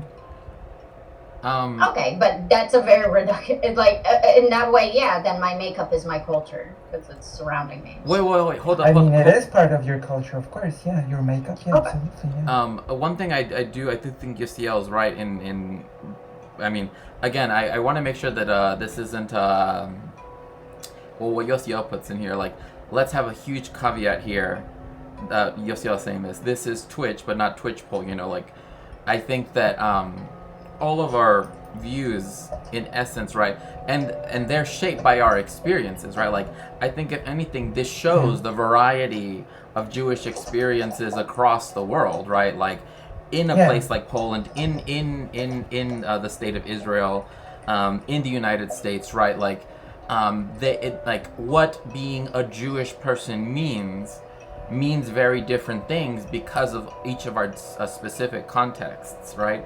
Yeah. Same thing with like when I lived in Mexico, right? It's very different from in the United States. So like focusing, I guess, on that, you know. So what are the yeah, keep going. Yeah, go ahead. To me, these differences even they sort of create a bigger picture, a bigger mosaic, so to speak, of broader Jewish culture. What Jewish culture? Which one? Everything. All of them. Yeah, all of them, I think. What do you think, Shakespeare? Well, I also want to just say, just read chat really quickly because Yosiel has made a good point. Is that this conversation is to grow, right? Not to. I don't want this to become a debate, right? That's not really how I want this to be. Because I don't. Again, I don't. I'm just trying to be, careful here. But I just came here to win. Yeah. Just racking up those W's. No, but no. The point I think is that, again, like one is that both you and I, Lucy, live in countries where there is Christian supremacy, right? Like even if people are mostly secularized, which in Europe that's the case mostly, and in the United States it's kind of less the case, but there is more or less this secular culture that already exists, right? But it's still implicitly right Christian. That like representing yourself or understanding yourself as being Jewish is a way to, in my view, I guess in one sense can be argued that people have been defining the Jewish people for so long. Now we can finally define ourselves, right? Like if they want, like what I was saying earlier about the people that were sent to Auschwitz that didn't know they were Jews, right? As Dr. Sland brings up, right? It's like now we understand that that it didn't matter. Gosh, that doesn't sound correct. That there's more to being a Jewish person than just religion, and that's because of the experiences that have happened to us in the diaspora, right? And so I would say that there's even this historical census that sort of like where the Jewish population just sort of, at least in this region of the world, becomes more of a community and not just a religious group. If that makes sense. 3 Jews, 4 pins. Yeah, I know. We're literally just like proving just how Jewish we are right now, because we're all like, so anyway. But no. Also there's this aspect of that it's like, yes, Polish is like Christian Catholic primarily country, right? Which of course was also imposed pretty artificially after World War II. We have to remember, but before 1939, there was a huge booming Jewish community in Poland, like about 3.5 million people, and especially in Warsaw, there's this lingering Jewish spirit. Like even the president / mayor of Warsaw during the anniversary of the ghetto uprising was speaking of how we are surrounded by the spirit of Jewishness that is slept within the buildings, within many different sort of things within the city that still remind us of how things were in the city. Then not the least would be the ghetto wall, which remains of still are in the city. You know? Because whether it's not a pleasant fact, but the Shoah also became part of the culture and the sort of collective memory of the people. Well, it's really interesting you bring up collective memory, because there's a lot of work that talks about like the construction of national identities, right? Like in the 19th century, and they're called, in the book by Benedict Anderson, Imagined Communities. And that is which that sort of course, also led to a brand new aspect to anti-Semitism, the Right. nationalistic aspect. Right, and this is something that I brought up slightly earlier with Katie, that like it's in this context that you have Zionists saying, yes, yeah, you're right that there is a German people, and that Jewish people can never become. Oh, hi, Clarity Echoes. Oh, thank you so much. Much love, much love. Thank you so much for popping in. Was the fact that the Zionists, wanted to create this distinct, separate identity, one which was based also in this genealogical idea of being tied to a historical place and time and to a specific group of people, which is not the case for many reasons, but and again, I think Katie can also aggregate into this, because again, I don't want to do the whole history of Zionism again, like the last time Katie and I spoke, but that aspect of is something that, again, it comes out of that 19th century.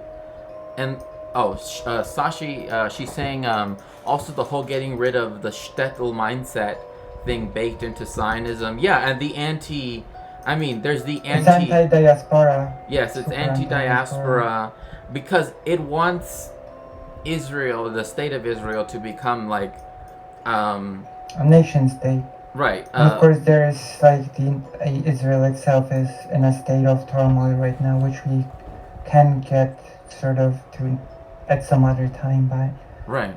But I think that also it's disappointing to me.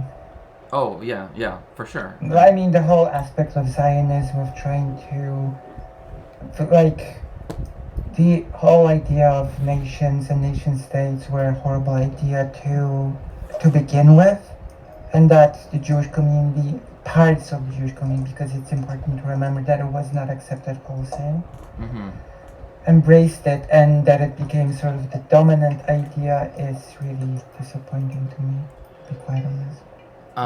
Right, and so I think that that's where, again, this other question also comes to mind, in that Zionists wanted the state of Israel to be a solution, right, as it were, to the diaspora, right? And I think that there's actually was a conference that happened in London. I forget who put it this way, but they, if I can quote them correctly, but they said Israel is not the solution to the end of the diaspora. Rather, it's become another part of the diaspora. And if we reframe it under that lens, then I think that's where it's interesting to hear, Katie, what you're saying, because you live in a country, right, that by definition, does not have it baked in, as it were, like Christian hegemony, right? It doesn't have it, and so for you, not partaking in, I guess, the state religion, right, and not doing that is, in a way, it's a secularity based off Judaism, though. Wouldn't you say, like couldn't you see how that could also be argued, or at least seen? What do you mean?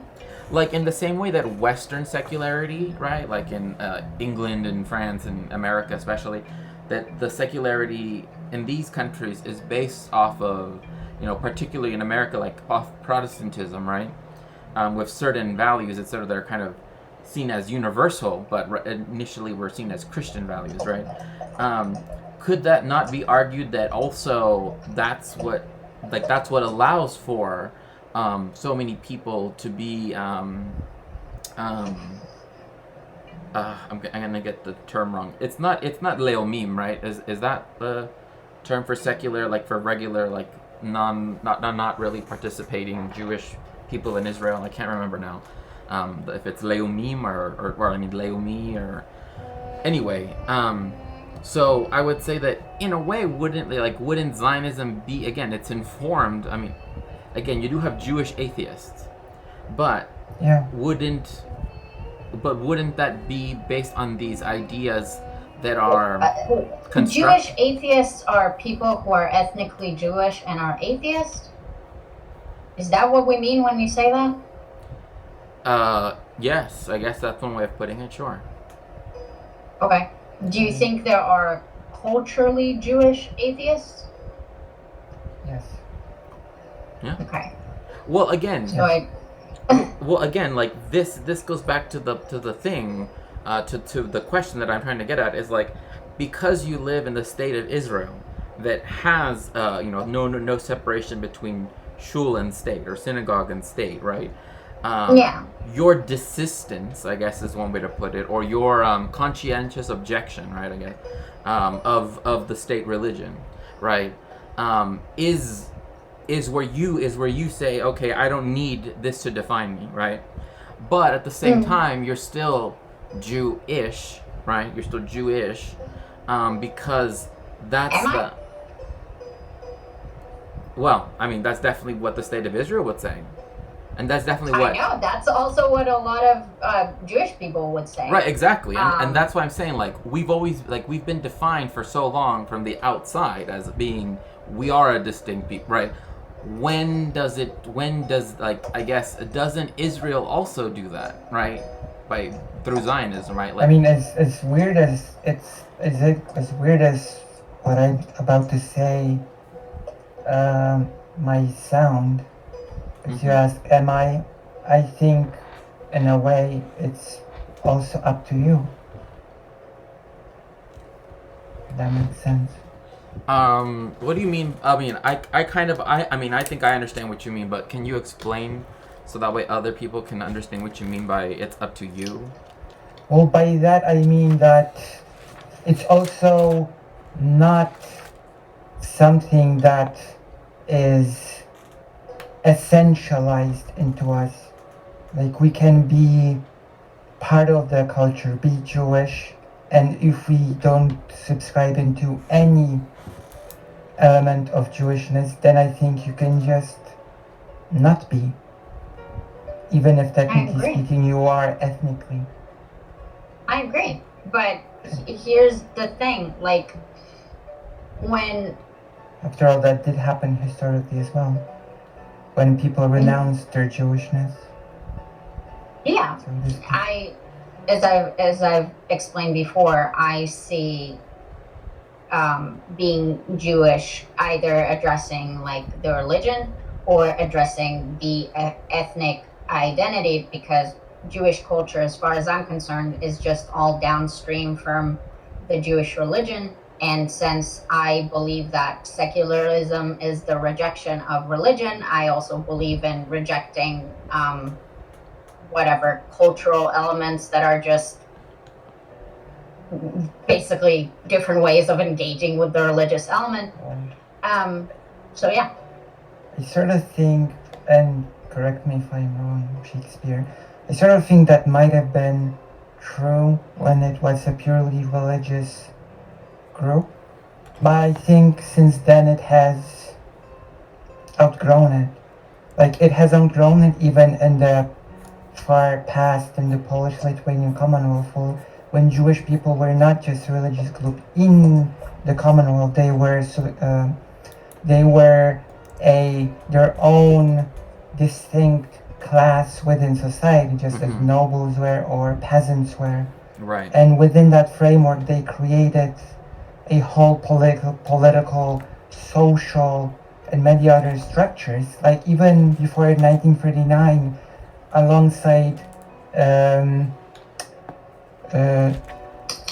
hospitals, you had Jewish hospitals, you had Jewish institutions, schools, and they were not religious institutions. They were just hospitals that were Jewish.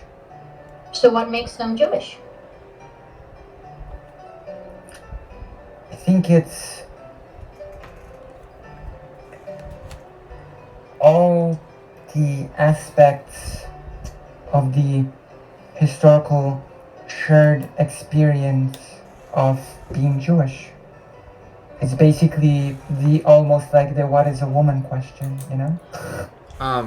Yeah, it is. Well, yeah, and you know, and we don't want this to be reduced into just a semantics question, because it's not, right? Yeah. It's beyond that, right? Yeah. And that's why I think this discussion is so important, because again, like historically, again, like, and kind of what you're saying, Lucy, is like, it didn't matter for the Inquisition when you converted to Catholicism in Spain. You were Yeah. still seen as Jewish because of a blood relation, right? Yeah, you were seen So- as a infiltrator that wanted to pretend to be Right. Catholic. Yeah. So I think that the dissonance, as I've explained before, comes from the fact that because I grew up in a Jewish hegemony, I am capable of defining, like, not being dependent on how the world is, how the world around me sees me or defines me, or so I can create my own definitions. And I think that for Jewish communities that are in the diaspora, obviously they're not capable. Like they can't define themselves because they'll always be defined by the outside group, and then that creates a lot of personal frustration with me, especially in this modern age, because I'm saying, okay, like, you don't have to, I guess it's fine if people have, if they, how do you explain this? It feels like now Jewish people in the diaspora are enforcing this concept of there's something Jewish to you outside of whether you practice anything Jewish, whether you participate in anything Jewish, whether you believe in anything Jewish. You just are Jewish. And I'd want, like, the Jewish community to push back on that, you know? Because I feel like that's been a very dangerous concept for Jewish people. No, I mean, again, as a historian, right? Like, me looking at this, I'm like, yes, I agree with you in the sense that the very moment you start to say that a Jewish person, there's something about a Jewish person that can never go away. I mean, that is, again, something that is historically been, that's how Jews have been seen, right? That they could never stop Yes. being Jewish, right? And that's where, like, again, when Dr. Sand in his book writes, like, there were people that were taken into, you know, the Vergassungskeller, right? 'Cause I don't want to say it, you know, anyway. When they were sent in Auschwitz, that they didn't know that they were Jewish, right? Like, to them, they were Germans or they were Poles, right? Because they had already, like, their family had assimilated many generations back, but the Germans defined what a Jew was, right? And then that's when then, as it were, that's when they were suddenly Jewish. And in fact, there's a very good book it's an academic book, but it's literally called Suddenly Jewish, because there's a lot of people who, like, through, like, the Inquisition, for example, found out that their parents were Jewish or their grandparents were Jewish, and that they, you know, and that they practiced, we'll see, and this is the thing, is that we now can say that there's a difference between, like, everyday life, right, and something called religious practice, right? Like, we can see that distinction. Whereas historically that wasn't the case, especially not if we're talking about, say, Sepharad or Spain, right? Back in the 15th century, where even everything you did was seen as essential, right? Like, part of being Christian, right? And there was so much to the point where things like lighting candles, right, on Friday evening, if you did it at a specific time, like within this time range that the Inquisition came up with, oh, that means that they're probably Jewish, right? Because then it's Shabbat candles, right? Or if they would change all of the linens of all the, you know, then on Friday, right? Then that meant that we're going to celebrate Shabbat. Or if they wouldn't, like all these different things. But one of the ones that's kind of I've mentioned before that's kind of is that even things like bathing, right? Like, or eating habits, right? Like, because, like you have the bracha over bread, right? Hamotzi, right? And so, because Christians did not bathe and did not wash prior to eating the way how Jews do, right? Which is one of the reasons why the bubonic plague didn't affect Jewish people that much. I mean, or at least not to the same degree, right? Is that in essence they started to police those things, right? And it's interesting because that's how a lot of people, right, like people that were trying to hide from the Inquisition, who fled to, say, Latin America, the way how they discovered, I guess, how to I mean, I don't want to say it quite this way, but like they learned practices of Judaism through what the Inquisition said is what Jewish people do, right? Because they were the ones saying, like, if you find a person doing this, that means that they're Jewish, right? And so, like, even though there was like a disconnect, right, between like having access to a Torah or stuff like that, they were still able to use what the Inquisition used to persecute us, right, as a way to identify, like, what the things were.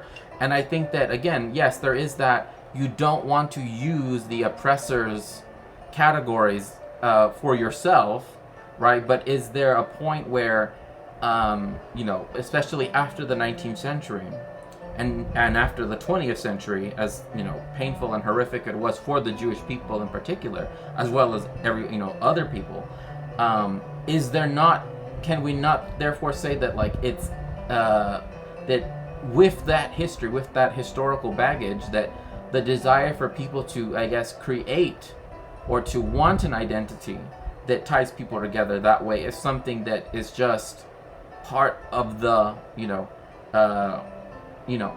construction of the idea of Jewishness itself, right? Like it's the outcome of all of these hundreds of years of oppression, right? That, like, now we are taking it up to say, oh, well, now we can, like now you no longer have to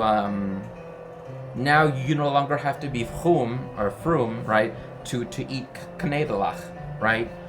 You no longer have to do that, right? Or matzo balls, anyway. Or you no longer have to do this or that thing. Now you can dress up on Purim, and it's just like a second Halloween, right? Like, I don't know, like, I think to me, like, that's often the arguments that I do hear from people that say that, like yes, the Jewish stuff does come but from religious things, but even, like, secular European culture would, by definition, come from Christian things, right?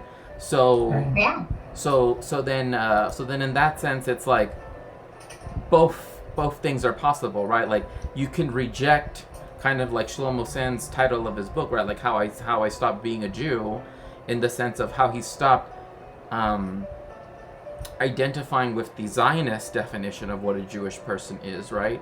By, of course, his work trying to show that there isn't this long-lasting connection between us now, today, and the people that lived in Palestine 3,000 years ago.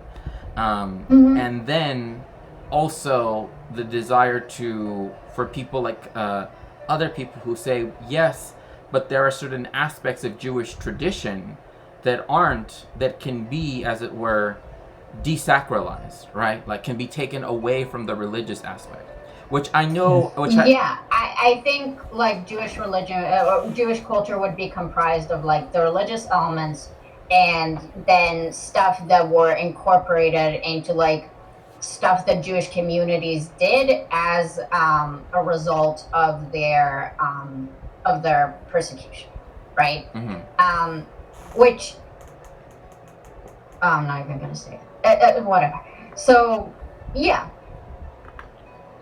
But I also think that it's important to sort of also, because we've been talking about identification through the lens of oppression, but we do need to analyze this also with taking into consideration that there has been a golden age that existed when the Jewish community was able to thrive and even find a sense of security and home for hundreds of years.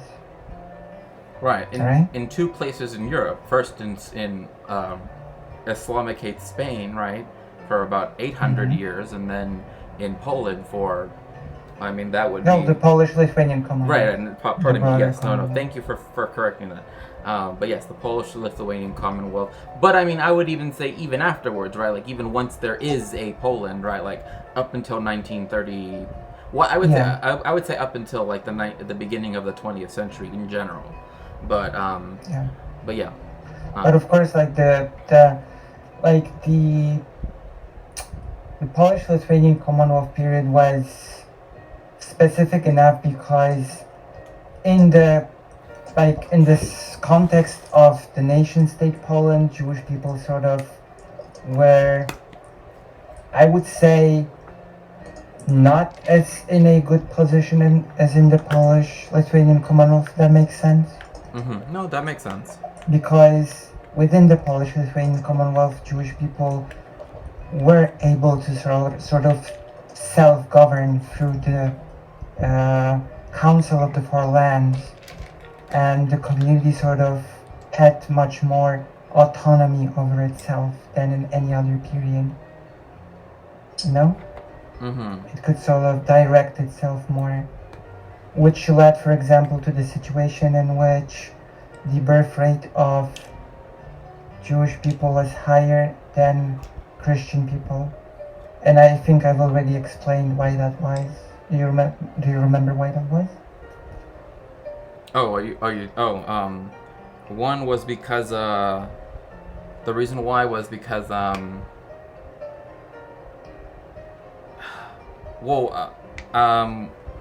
it was because they had access to, like, wasn't it because they had access to like medicine and stuff like that, like that. Oh yeah, but there was also more because Christians had also access to medicine. Right. Technically speaking. And, like the reason was because can't remember off the the top. community took care of its poorest right. members. Like, That's right. When people could not sort of afford certain things, the community would give them housing or medical care or things that would enable them to, exist. And I think when we talk of Jewish culture, a big part of it is this, when we talk of Israel, we do have to remember that we are talking of basically very Zionist point of view, right? Yes. Like when we talk of for example, I'm giving the Polish-Lithuanian Commonwealth because I'm most versed in it. Like we're talking about a group which feels a certain amount of solidarity towards another. We all belong to this group, and we are all in this together, and even the poorest members are sort of not left behind. And I think this created this sense of shared culture. Right. Sashi, she's also Jewish, and she's saying here also the history of Jewish/Yiddish mutual aid organizations, labor organizations, cultural organizations, IDK. It's hard for me to see that as just because of oppression, all mostly secular. Yeah, especially since we have to remember this, there were many people within the Jewish community that did not really have any interaction with the outside world, in brackets. They only spoke Yiddish and only had communication or interaction with other Yiddish speakers. And correct me if I'm wrong, but isn't technically Yiddish given some like protected status in Poland? Like that might be the case. I would have to look into it. Okay. Like, unfortunately, a lot of it just, well, you know what happened. Right. I mean, I know that technically it would be mostly symbolic. I mean, but but I do think that well, how about we reframe this conversation in this way, and we can see what you think. As part of that, part of me is also looking through the lens of a dropout culture student, you know? Mm-hmm. Mm-hmm. And when I studied culture, like, it might seem reductive, but culture is literally everything that surrounds us, everything that we do every single day, every act we do. It's all culture.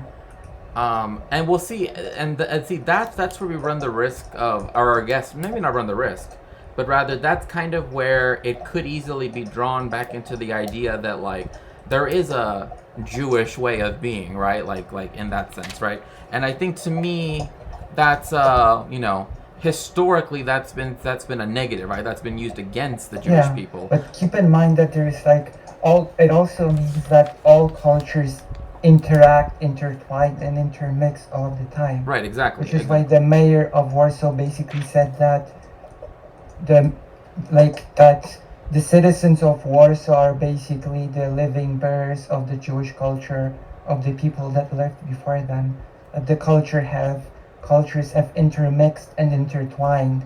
That when a Polish person cannot find a Polish restaurant abroad, they will go to a Jewish restaurant because the cuisines are and tastes are so similar. Right. Yeah, because you have yeah. Well, I mean, yeah, for Ashkenazi food, yes, certainly. Yeah. So, but like, Yeah. if we were to reframe it in this way, like, if there was this view, okay, because for let's Culture is a complex topic. I just no, quickly no, it is complex, and that's why I'm saying, like, that's why I was like, I think you should be included because your perspective from Europe, and Katie's from Israel, and me from Mexico slash the United States is like, very different, because again, like Reform Jewishness, like Reform Jews, right? They still identify themselves as Jews, even though they don't see halacha as binding. They don't like that means they don't keep kashrus. They're not wearing kippas all day long. They're not, they have female rabbis. They have trans rabbis, etc., etc., etc. Yeah. But they're still seen even as the Jewish. head of the Polish Jewish community, basically, like the chairman, which is like our friend. Like my mom was in a party with him and was like, "Wait, what are you eating? Isn't that like, meat or something? And he was like, "Oh no, it's just it's fish. It's okay. It's all good. It's fish. It's fine." But like thinking So of, yeah. Well, I mean, that's funny. so they're like religious strictness is not sort of, as you can see. Right, it doesn't really exist in that case. But Yeah, I did. and- yeah. No, go ahead. And there's also the aspect of sort of communal organization. Like, there's like like to define what a culture is. I think like there's like a million small elements that sort of combine to create a culture, which is why you cannot just pinpoint a one or two elements that are this makes a culture. Right, and I think I guess that's one thing I'm kind of saying, like, when the Jewish people were being defined as separate from Christians, right? It was at a time when Christianness was also seen as essential, right? The difference is that later on that Christianness developed into, or rather got its start to become whiteness, right? Especially with the colonization of the Americas and the slave trade, etc. And so in that sense, right, like the Jewish people, right, being racialized at the same time that black people are being racialized, right, means that, of course, that their understanding of culture was a more holistic one than most people's idea of culture, right? Like, because again, even Christianness was seen as like everybody was Christian, right? So to speak, in the sense that everything about them was Christian. But once we get to after like the Enlightenment and also the Haskalah, right, in Jewish history, then that's when you begin to have people that like don't, like people that don't identify with Judaism as a faith system, but instead look at it as one as a way of kind of understanding a people group, right? Like, and this is Katie, this is where I wanted to ask you, because this is where sometimes I often hear this argument being made that it's different because, again, we're still using the Western definition of religion, right, which comes from the Latin religio, which means to take an oath, right? Like that's what the initial beginnings of what religion is, and Judaism isn't really like that. Like you don't, like when like no one takes an oath, right, to become a Jew, right, so to speak, right? Like you're just born, right? And so, I mean, of course, I'm not talking about conversion. That's a whole different story. But even then, that doesn't exist in that way, Well, right? some people are born, cannot sort of, because of how things work now, cannot really confirm it through documentation and undergo. Right, and to me, Conversion.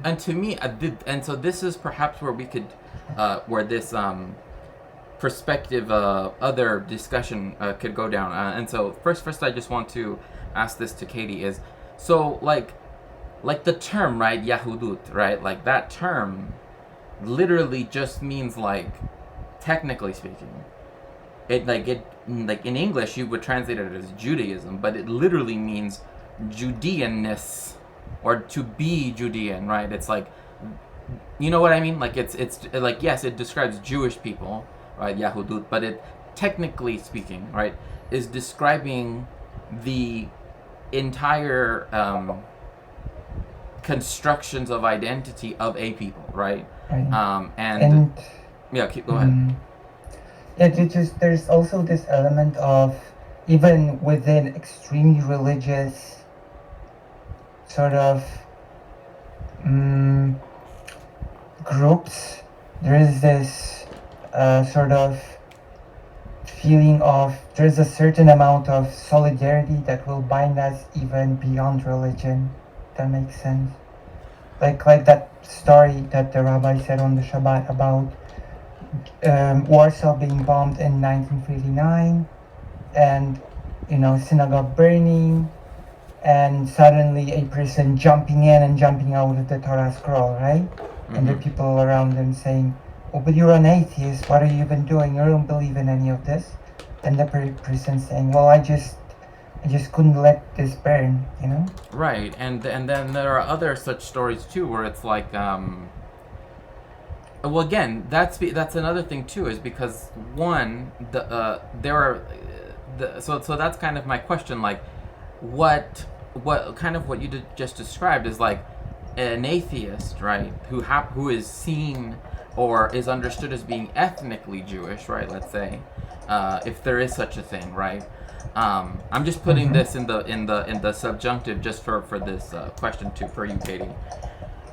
Like, that's something that became sacralized, right? That is something that became, right, seen as holy, right? Like, but there are other things, like it's talking about, people, living in tents, right? It doesn't mean that the Jewish people have to live in, you know what I mean? Like, there are other aspects of that are that sort of go into all of this. This is why I find the whole Zionist situation a bit sad and disappointing. Because from my personal perspective, I guess Jewishness is something that transcends things like nation identity or race even, or ethnicity. Well, right, that makes sense. Well, I mean, yes, that's how it's seen in some places, right? That's like that it is like I've heard before, a Jew is a Jew is a Jew. Like, it doesn't matter. But like, I think Katie made it clear, right, that like in Israel, is peoplehood better? I mean, perhaps. So my question, I guess, so let me just quickly finish it that way instead of just keep adding on to it, is, do you think that due to these factors, right, that, you do have sacralization, right, like where you had before sacrifices, but now you have tefillah, right, and there are people that continue this, but they are part of something that is overarchingly connecting to to you in your desire, and even in secularity, right? Even your, in the way how you go about your life, because you're still informed by the fact that it exists, right? And it's different because you have a very different relationship to it, to say Islam or Christianity, right? And so in that, one could say that, perhaps you could say peoplehood exists. Could you perhaps? I think that once you exist with other Jewish people, the concept of Jewishness being something that transcends identity, ethnicity, religion, culture, it's just something you are, is going to exist, which I don't know, and honestly don't particularly care if it was created because it was forced upon us, or if we actually wanted and approve of it. But it seems to be a common thread when you talk to Jewish people.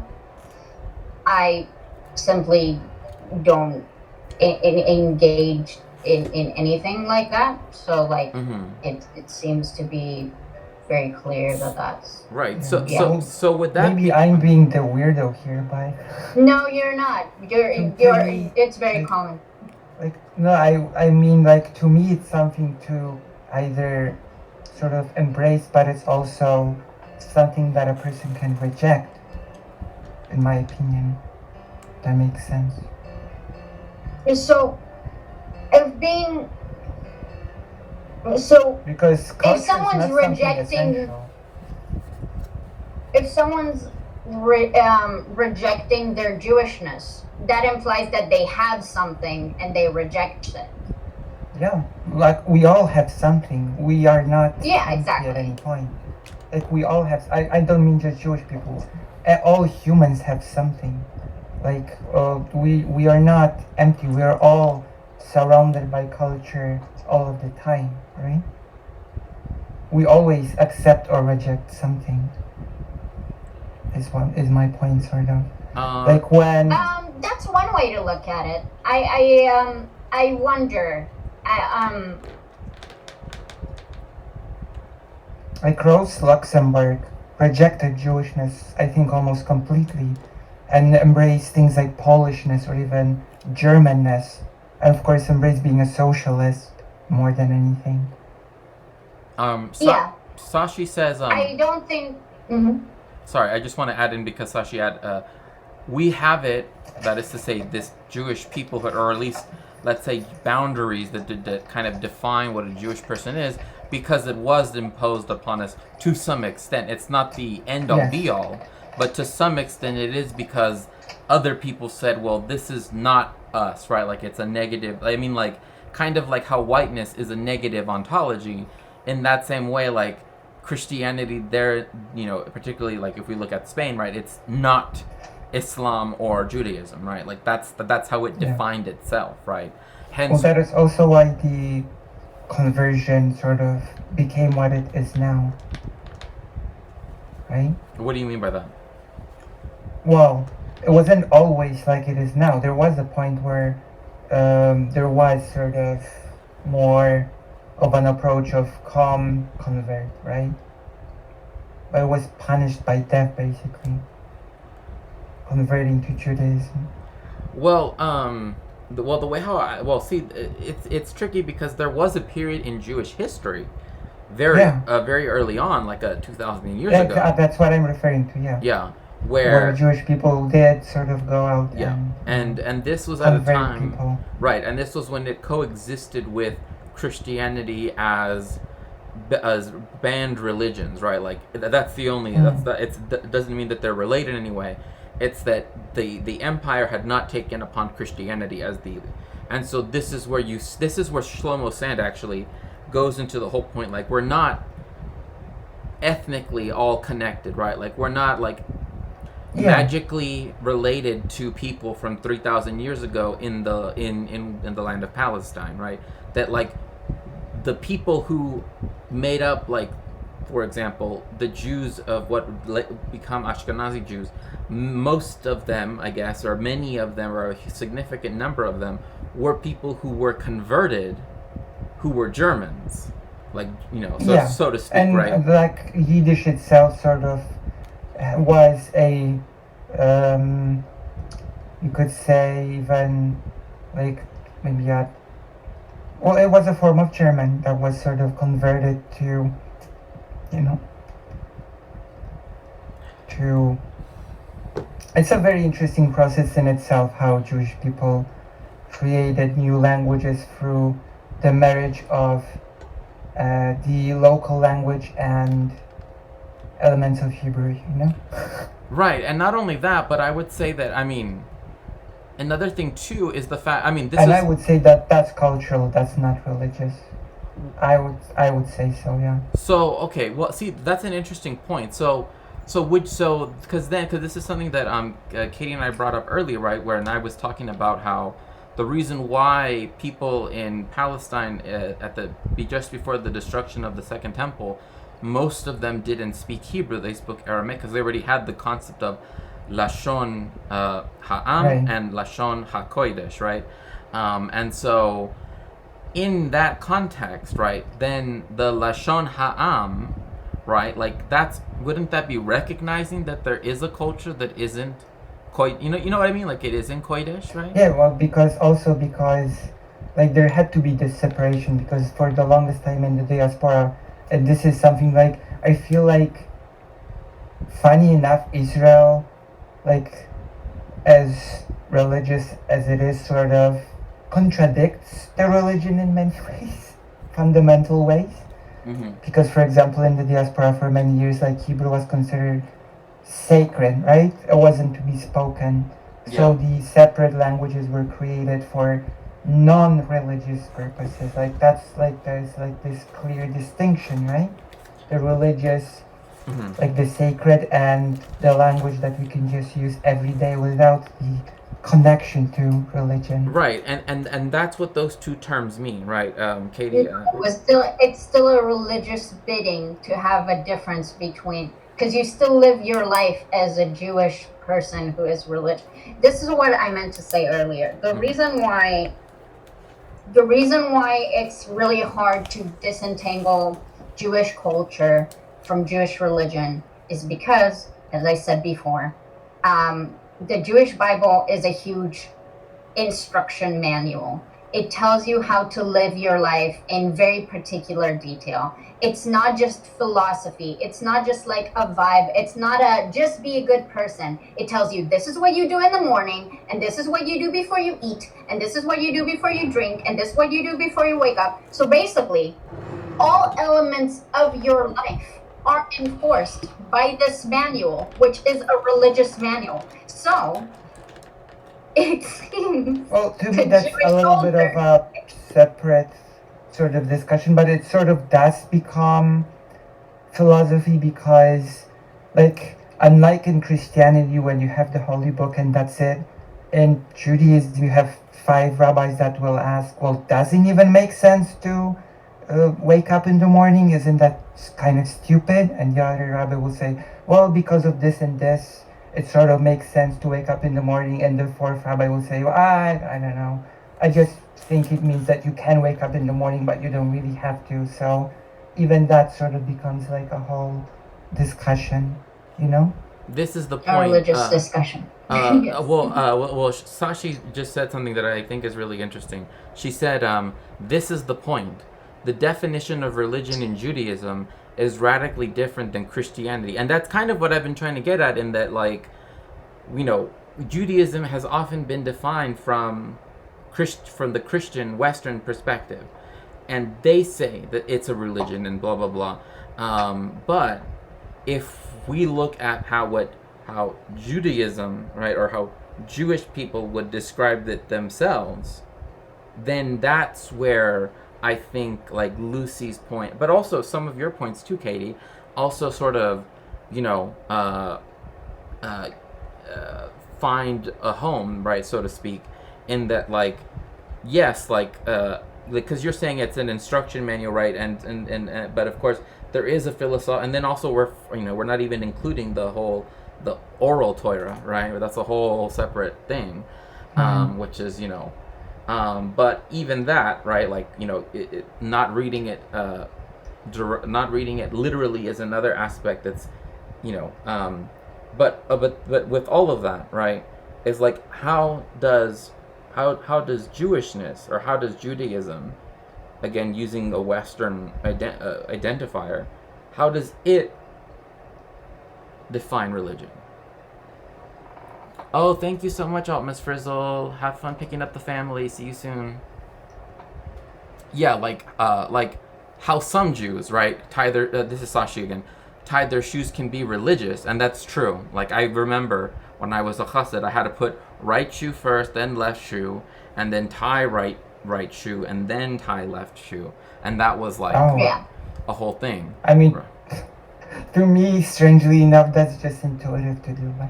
Right. Well, yeah. But under Christianity, we would just call it cultural. I mean, I don't know if I guess they might.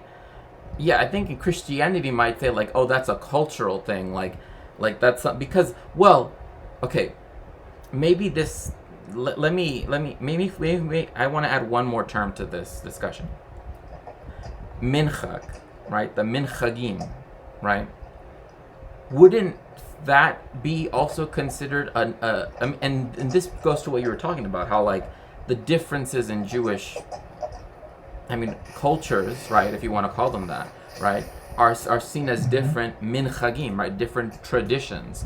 So wouldn't those traditions possibly be another way of doing that? Like, for example, if I am rejecting, right, if I were to be fully atheist and I were to not do Sephardi things, that would be different from you denying Ashkenazi things, right? Like, you know what I mean?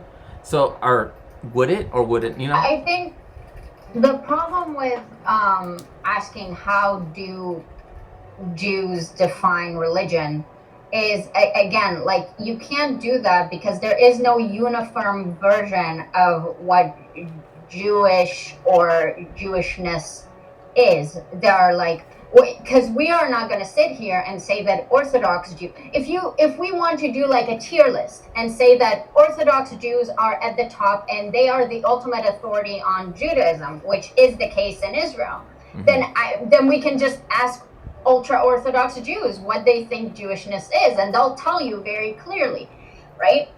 That's not the case outside of Israel. I will just interject there.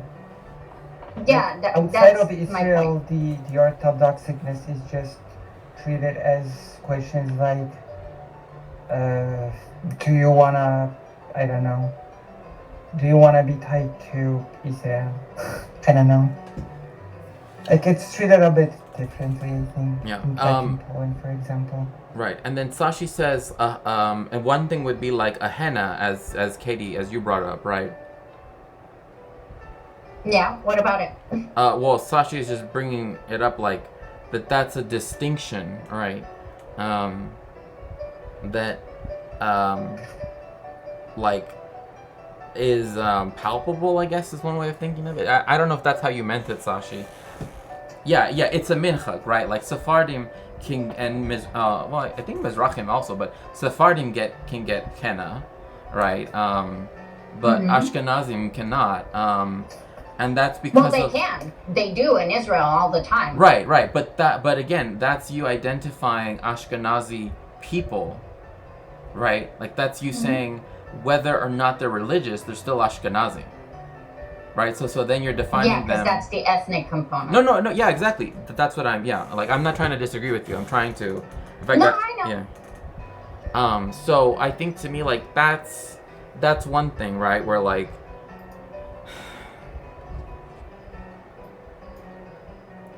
Yeah, I'm just gonna, I think, to me, the idea of minchag is one way of looking at it, but also I don't want it to be tied just to religious practice, right? I'm trying to look for more Yeah, that's what all people want. It's Mm-hmm. just that I've explained formally that I don't really accept that. We talked like earlier, um, like a long time ago, about how I said that like we all like we are now talking in a world that has like the concept of secularism, which didn't exist like in the past. So in Right. the past, you had a religion, and you were that religion, and that religion is what guided you through life. And as the concept of like separating from religion went by, it seems that a lot of other people who used to be religious can untie themselves from the chains of their religion, but because Jews went through oppression that kind of essentialized their Jewishness, Mm-hmm. they have a much harder time doing so. They also have the shared experience and shared memories of like global oppression. However, um, there's the and I've explained this before with myself, um, that I don't agree with Christians doing well, secular Americans doing Christian shit and calling themselves secular. So that's just simply not my perspective. So, Mm-hmm. but I understand that that's different. My point is always that obviously most of our cultures worldwide, whatever you are, will be informed by religion, will be informed by religions, and and there is like a certain line where you have to choose that this is probably something that was informed by religion 1,000 years ago. This started as a religious practice, but now it's a cultural practice. I, however, think that secular people um, feel the very strong need to secularize everything that they like because they're unwilling to engage with the fact that their culture is entrenched in religiosity. So they just rather say, no, this isn't about religion, instead of saying this is a religious practice, but I choose to participate in it, and like it's originated as a religious practice, but I'm not religious. Like they're Right. not honest about it to themselves either, which is what I find like incredibly frustrating. You can say, I do Christmas for the presents, but I realize that Christmas is just the Yule, like whitewashed version of celebrating Jesus. I understand this thing, but instead they'll just be like, no, Christmas is not about that. That's not what Christmas is about. It's like, no, you're just lying to yourself. You're Okay. just a liar. Yeah, no, no. I totally This is cool. understand your point. Yeah, yeah. I get that. I get that. Um, so yeah, no, I understand that. I mean that's why I kind of wanted to like one address Sashi's input and also sort of Mm-hmm. think of it again like kind of like what you said. It's like one, I think it's also in one sense the secularity you see in the United States, for example, is one that's done out of privilege, right? Like it's not really like other people are defined, right, in these ways, right? Marginalized people are defined by the hegemonic culture, but people that are not in the and I'm using Western liberal capitalist societies as the example, but the marginalized are the ones that are classified, right? Right, like capitalism wants people to be put into little boxes, right? And whatever. And then also another thing too is that like, can you, like, if you're a secular Jew in the United States, do like then still I would feel that, and maybe this is the truth as well, that like still people that are Christian feel like they can police your Jewishness, right? Um, Whatever that means, right? Like, oh well, you don't behave right like how you quote unquote should. So Well, yeah, of course. Like you have this whole thing, and we've talked about Ben Shapiro, right? But like, just the thing, another a really form of like, I would consider it policing in a way, or it's not exactly policing, but it is bizarre how comfortable people are to come to Jewish people and like ask them, like they'll just bring up pork, or they'll bring up kosher food, or they'll bring up like a word in Yiddish that they think has to do with like Judaism. And again, it's like implying, I know that you're Jewish, therefore you should know something about this. Right. You should understand my reference. Like, this should mean something to you. What Right. does this mean to you, Jewish person? Right. And it's like constant otherizing. It's kind of like what you talked about in the other stream that we had, that like in your childhood, like the way you understood your difference is people were asking you, why aren't you coming to mass with us? Right. Why aren't you doing this? Why aren't you doing that? And it's like this, and like I get that in this world, like I perceive that as like a microaggression. I know that people don't mean it that way, but for me it's the most otherizing experience in the world to like someone just come and like drop Yiddish on me because they know that I'm Jewish. Like, that's supposed to mean something to me. Right, and in fact, if I don't mean to interrupt you, but just one really quick thing, that actually happened to me when I was doing my PhD coursework years ago. They brought up a question about, do Jews believe blah blah blah, and I was literally the only Jewish person in my cohort, also the only BIPOC in my cohort as well, and someone in the class literally pointed at me and said, Shakespeare knows. And so I was like, what? You know, like, I'm like, you know, why me? Like, you know, there are other people here that know stuff. Why are you saying, oh, Shakespeare knows, right? And they're like, well, because you are a Jew. So of course you know this and this and this, right? So yes, no, I totally agree with that. And Sashi, just to, again, add in this here, literally in the Supreme Court decision about Christmas, they arbitrarily decided that Christmas is a secular holiday and Hanukkah is religious. So in the United States, they have, I guess, in legal precedent, right, said that Christmas can be secular, right? Like, people can I trust me, I understand what you're saying, that like the people that say, oh, you know, I just do it for the presents, right?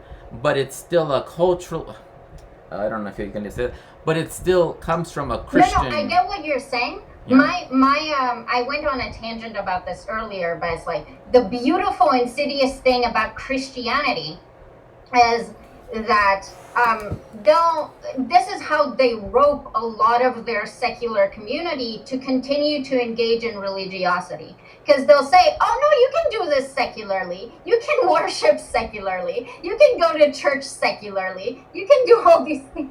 You can believe in God as an atheist, you can do these practices that are religious. And it's because the cultural hegemony is Christian, so they get to define what secular is. They get to define what religious is. So again, it's like, it's categorized like that on purpose, which I agree. Like, it's very telling that Hanukkah cannot be celebrated secularly when Christmas is supposedly. Right, and then there's another thing too. Like, as you were saying, like, I was defined by other people, right? Like, them saying, I've been talking to a muted microphone. Oh, no, please, actually, in fact, I want to... Because I feel like I have a little bit of a different experience. Yeah, please go ahead. Like, when in Polish, there is no thing like, oh, you're Jewish, so you must know this, or you're Jewish, so you must know, like, the head of the community speaks no word in Yiddish, speaks no word in Hebrew. When he speaks of, like, the Hasidic Jewish people, he's like, oh yeah, those guys are wild, you know? And still he's like, and he does celebrate certain Jewish, you know, holidays, but he's like, you know, whatever, you know? It's like, he's the most, like, unreligious person, I think. And yet he was like the head of the Jewish community, like the community as in the formal community, the organization, the Jewish community, right? Mm. And he does sort of feel himself to be part of the Jewish community, like, he wants to be part of Jewish affairs, Jewish, like, meetings that discuss Jewish history, Jewish related issues, and, you know, yet he doesn't really feel any connection with the religion at all, you know? Yeah, and to be clear, when I said that people do that, it's mostly Americans that do that. It's Yeah. like- I know that like even I, when I say yeah, I think that Judaism is very tied to Jewish culture, yeah.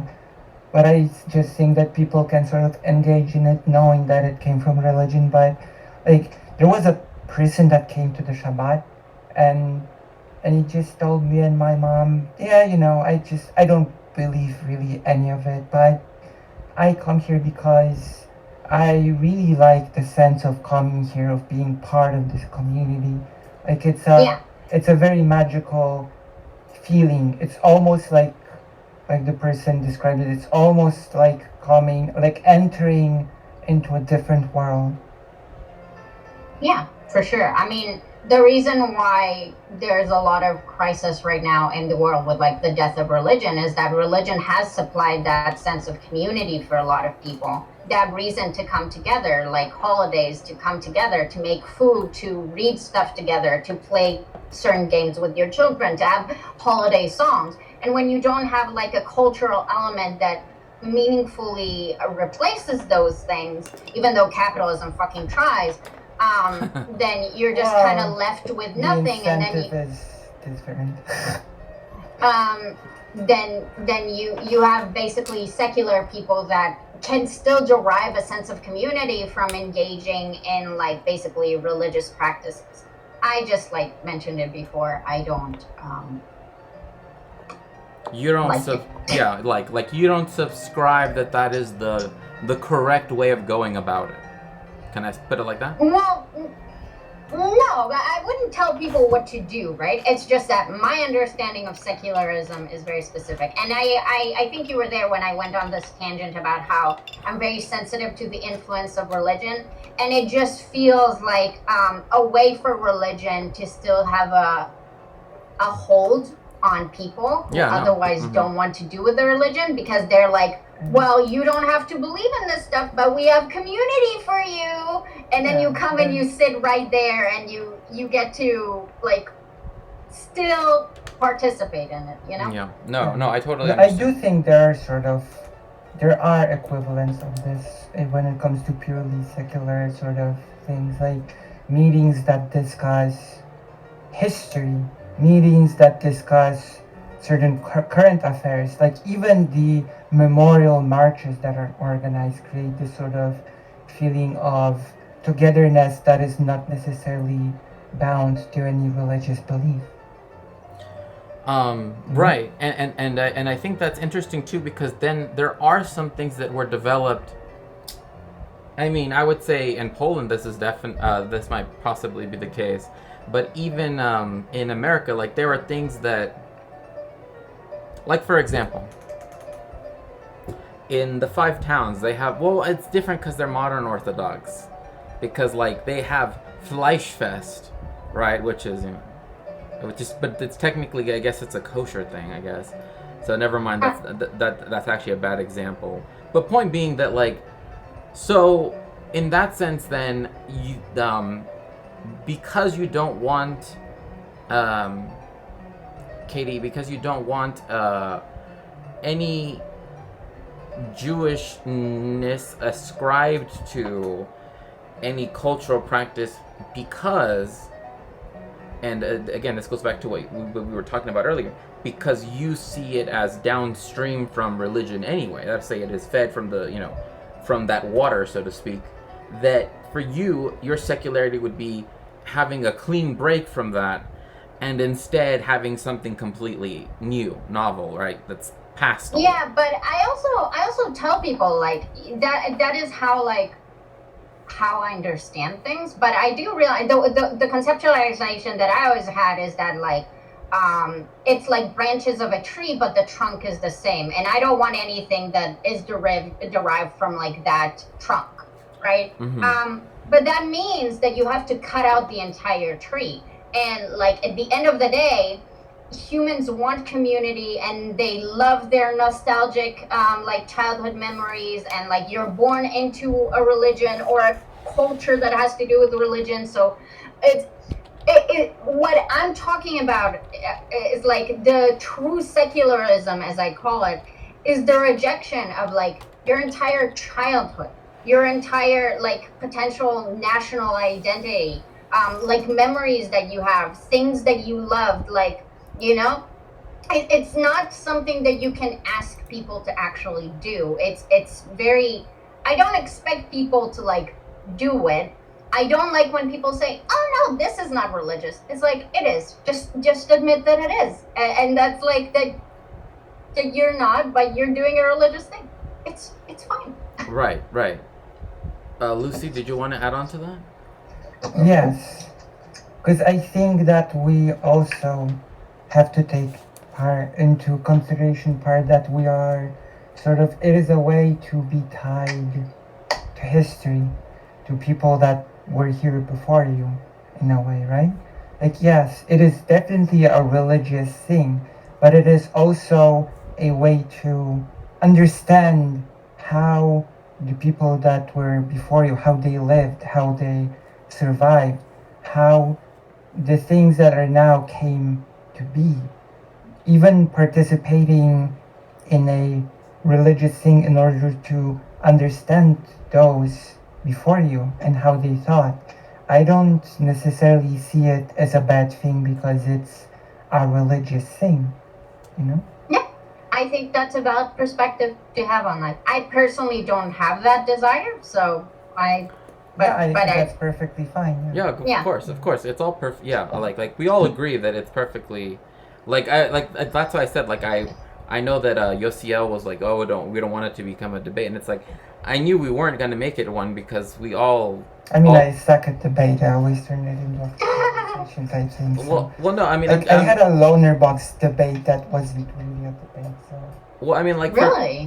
For me, the issue is, oh my gosh, thank you so much, OmniSlap, for the follow. Like for me, like that's my whole point. Is, like for me, it's like I don't do debate, right? Like, or debate as I would call it.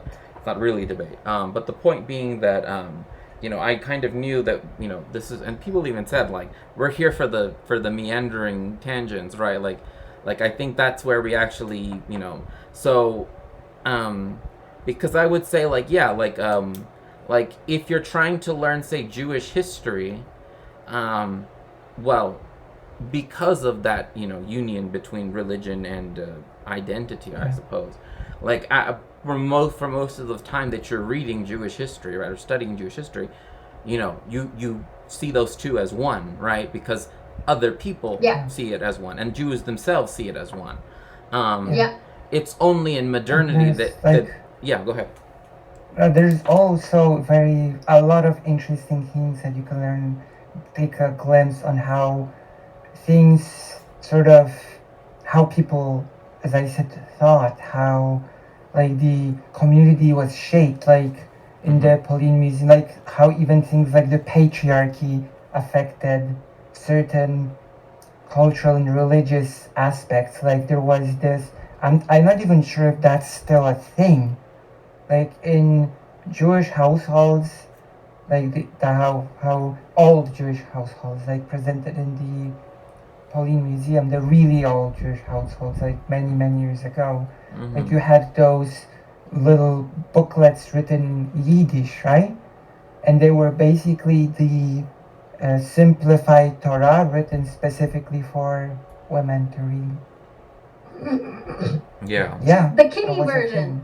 Well, yes, basically, yeah. I mean, well, I mean, yeah. It tells you a lot about how society in the past sort of also worked. Right, exactly. Which to me is interesting as a person that's a history nerd, basically. Right, and also, and I think it's important too because again, as a historian, right, like we can also see, right, the fact that if something was seen as how should I put this, that it was done in society, right, even in diasporic societies, right, and that other people, like say like the bishop and Christian, right, other people aren't saying that it's negative, right, or they do similar things themselves, right, then you can see like that there's an ideological, right, understanding that even transcends something like this religious boundary that exists, right?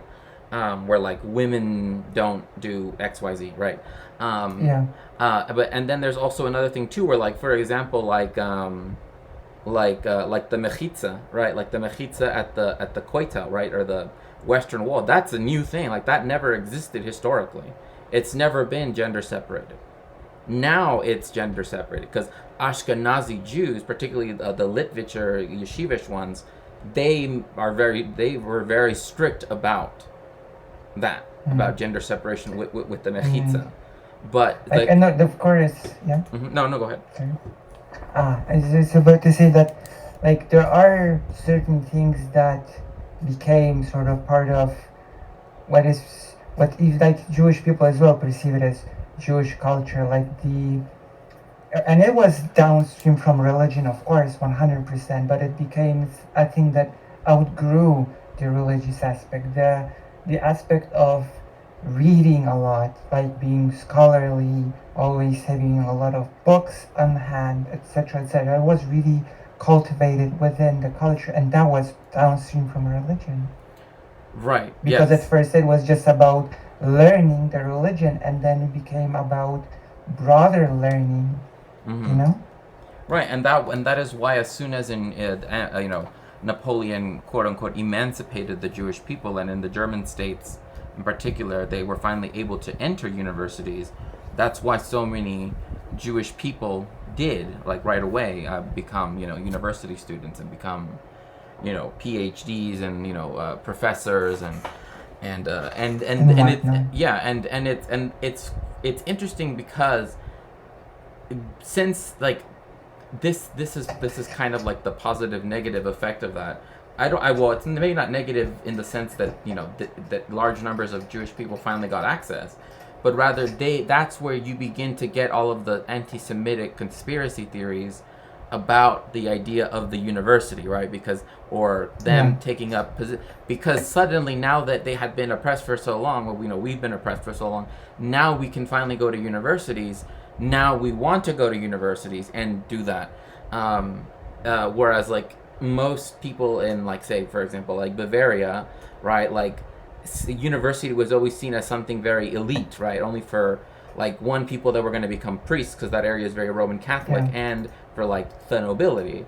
So now that you have in Germany, right, like the University of Jena, the University of Berlin, whatever, having a huge cohorts of people that are Jews, right, that also changes the culture as well, right? Like that's why Herzl can write in in the Judenstadt, right? The Jews are a bourgeois people, because in Germany, the small population that there is, they have already been mostly assimilated into German culture, and that's exactly what Dr. Sand writes, right, in his book, The Invention of the Jewish People. It's like, to say that Jews are a distinct group, right, culturally, would be to deny the fact that they had assimilated or had become a component of German culture, right? Like Heinrich Heine, right, is seen as one of the greatest German poets ever, but he technically, right, if you want to look at it through the way how people have done it historically, he was Jewish, right, but he's not seen that way, because he's seen as only German, right?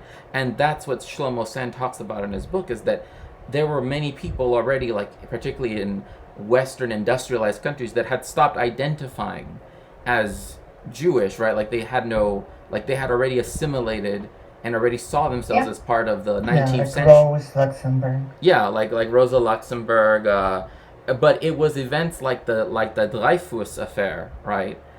Where then someone who was completely assimilated, like Alfred Dreyfus, was then, like, his Jewishness was thrown upon him, right? And that's where, like, Theodor Herzl comes in, right? Like, he sees it like, oh, like, he thinks he's French, but the French people don't think he's, even though it's, anyway. I'm actually gonna tap out, if that's okay. Oh no, that's totally fine. Okay, sounds great. Thank you. That's okay. Thank you so much. Thank you so much. I might finish for now as well and try to grind my way to victory. Okay, to yeah. start tomorrow. Yeah, go right ahead. It was a very nice. I think these sort of conversations are very interesting. Yeah, hopefully we can have one It was again nice soon. meeting you. Me too. Yeah, hope. Likewise, although I have seen you online. Hey! Okay, yes. Yes. And yes, Sashi also says thank you, Katie, and thank you so much, Lucy, for coming in.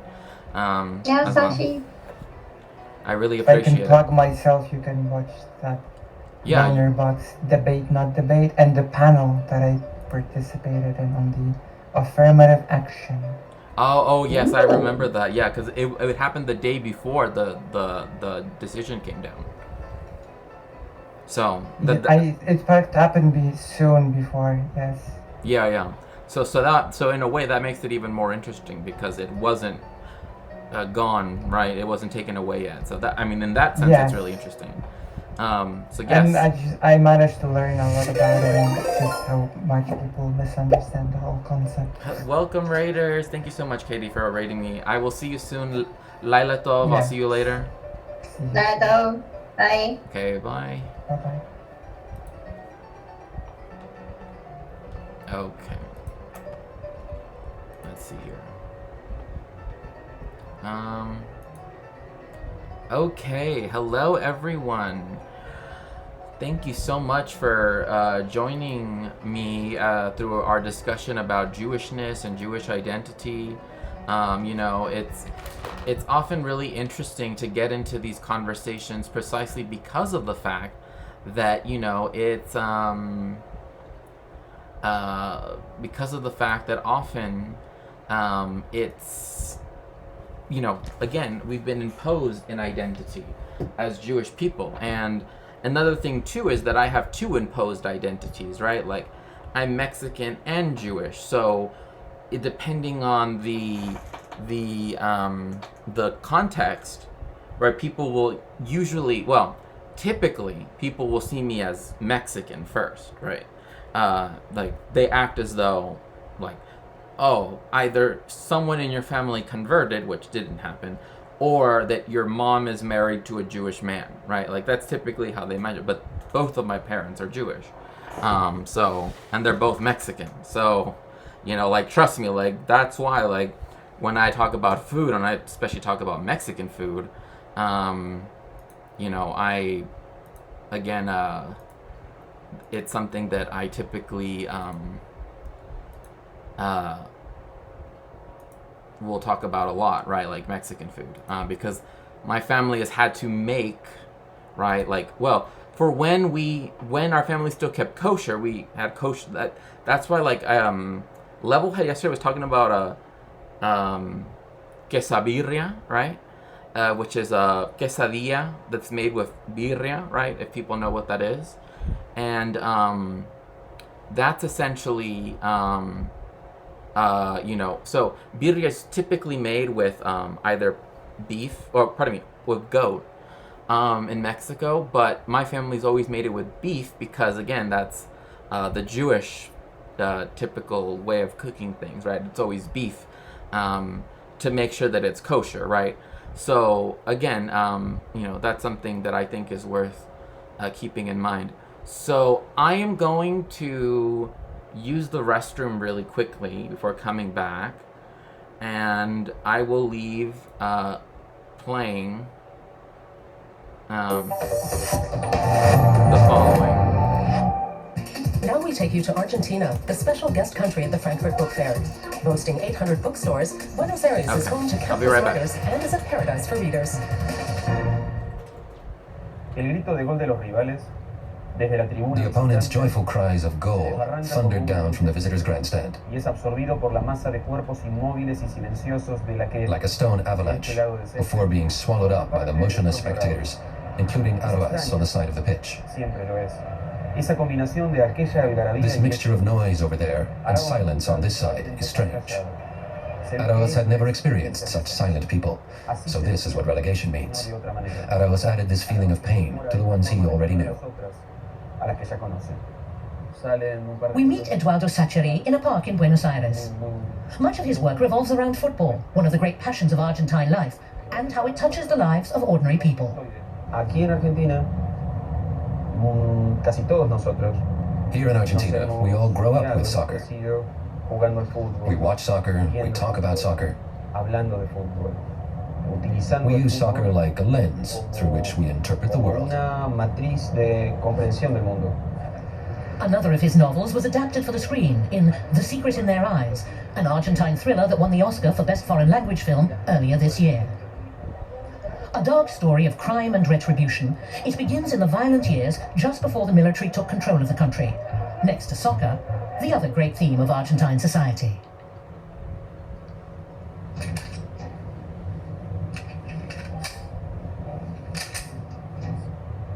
¿Dónde estábamos? Quiero decir, Where were we? We need to examine ourselves about these years, especially people who are older than 45. What do they do, think, say, and conceal? That's hard to do. Of course, it would be easier to let it all rest. Argentina is not letting it rest. 25 years after the trials of the junta's generals, there's a boom in books that study the social and political history of the bloody conflict between guerrillas and secret police. Literature that examines the long-term consequences, often from the perspective of the children of those who were murdered or disappeared.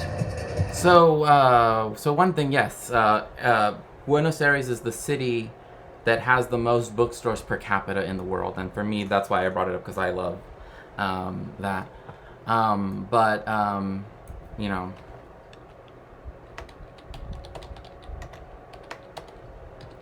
it has over 800.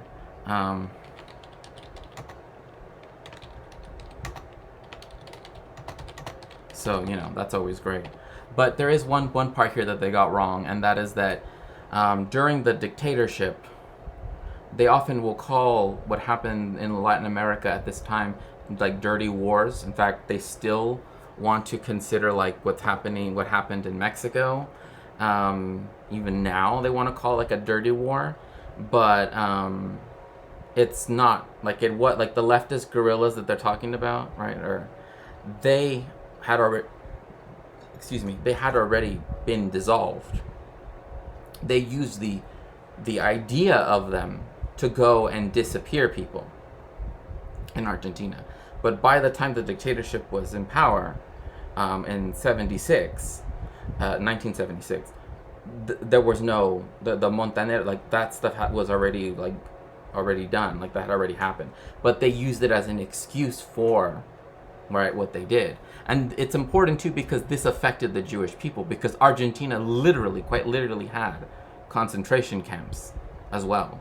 So, like that's another perspective that, I think is also important to bring up is that Argentina's relationship with Jewishness, right, or with Jewish people, and Jewish people's relationship to Argentina is very different from, say, in my experience, Mexican Jewish people, because you have much more, you have a metropolis, kind of like almost like New York City, right, that's very has a huge Jewish population, but also you have Jewish people living in cities in the interior, right, that are not necessarily very massive cities.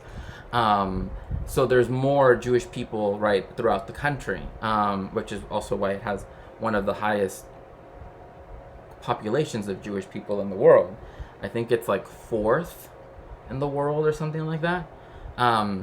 Whereas Mexico historically has had a rather small population, and because of the fact that there wasn't as much European immigration to Mexico as there was to, say, Argentina, the communities have remained much more insular than, say, in Argentina. And that's because of the fact that, one, right, there's a historical precedent of the Mexican Inquisition. Two, when, there once was a point where to become a citizen, they wanted people to convert to Catholicism, or at least to understand, right? But then eventually the war, Guerra de las Reformas, that occurred, eventually, disestablished the church even more so, because it was an established church during the colonial period, but during the national period, if one could call it that, was it was different, right? Like instead, you had the church having one, owning a lot of property, and two, having a lot of power. And that is something that's very true in all of Latin America, which is why, like, for example, like the new family code in Cuba, right, which essentially makes Cuba the most queer, LGBTQIA plus accepting place, at least on paper, right?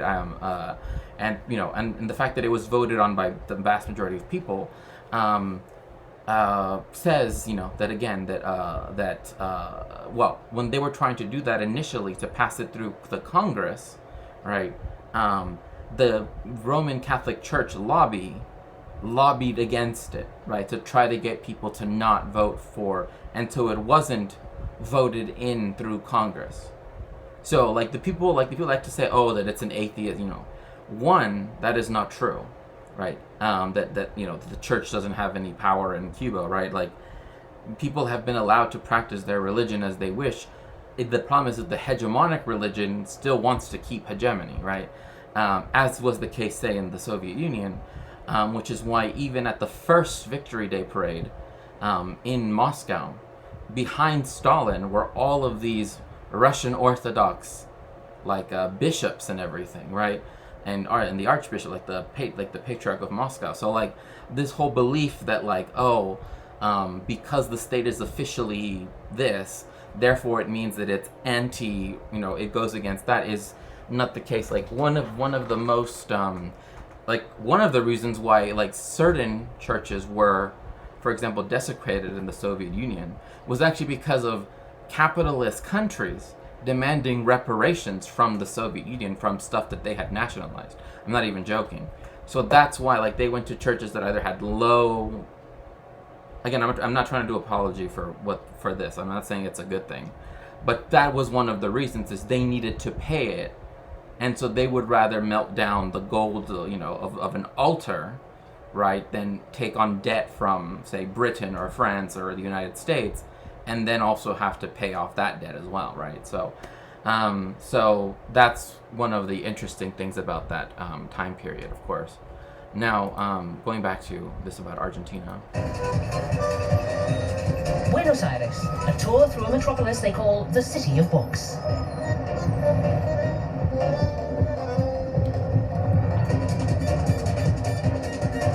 No city has more bookstores per capita. They offer a huge wealth of material for Spanish speakers. The Grand Splendid, for instance, is an old cinema converted into a bookshop, which attracts 3,000 visitors a day.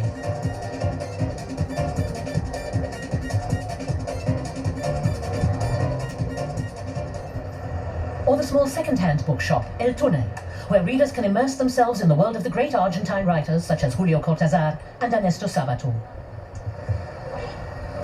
And above all, Borges, Jorge Luis Borges, cosmopolitan and literary ambler. It's interesting because Borges himself, and it's, considering the conversation we've had with Katie and also Lucy, is that Borges said, I have many, well, the way how he said it, it can be read as many roots, but he said the word razas, right, which people translate as race, right, but that's not quite what that means. Like that word has multiple meanings, and so instead it can also mean like pueblo, like a people, but a pueblo is more like nation-statey, right, whereas a raza is kind of like this idea of like a genealogical type of, right, like a historical connection to something, right, that's deeper down than just the superficial, like being of the same country. And he said, Borges said, like, I have English blood, a rootful cosmopolitan indeed, which is again playing off the idea that Jewish people are rootless, right? Which is off, but it's funny because it's like it's Christians that have, like for example, the Roman Empire didn't expel the Jewish people out of Judea. It's just like the center of Jewish life was already not even Palestine, right? Like it wasn't even there already. It wasn't there anymore. It already was in Bavel, like hence Hatalmud Habavli, right?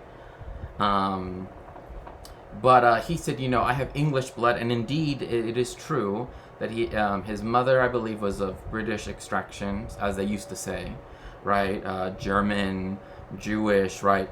And so it's interesting that he became such an important national figure. And the only thing, though, that thankfully he came to understand that what he said was a mistake, right? And that he eventually took back was this idea that never mind. Let's not even talk about negative things Borges did. But anyway, the point being is that that's one of the things he said is like that's the human way of being, is like to say that we're this one thing, right? Like is a mockery to some extent of who humans actually are. Like we actually are, come from many roots, from many different places, from many different times, all at once, right? And I think to me that's a very nice way of thinking about that. The intellectual starting point to which everything still refers, be it poetry, tango, gauchos, or even... Also, by the way, El Túnel is a book is literally a reference to a book by Ernesto Sabato, who I believe was also Jewish too. Another thing too, if you'd like to help my research, you don't have to, of course.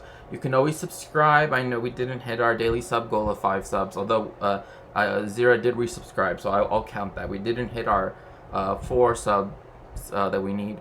And also, if you would like to help me in my research, you can always go to Throne, and in fact, I pinned it, and help me get books that I need, like this book up here, Jews in the Mediterranean, very important for my historical research.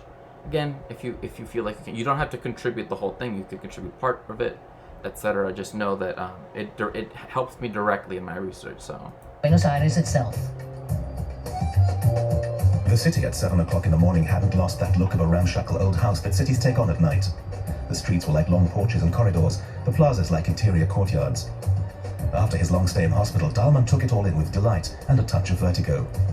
A few seconds before his eyes registered them, he would recall the corners, the marquees, the modest variety of Buenos Aires. In the yellow light of the new day, it all came back to him.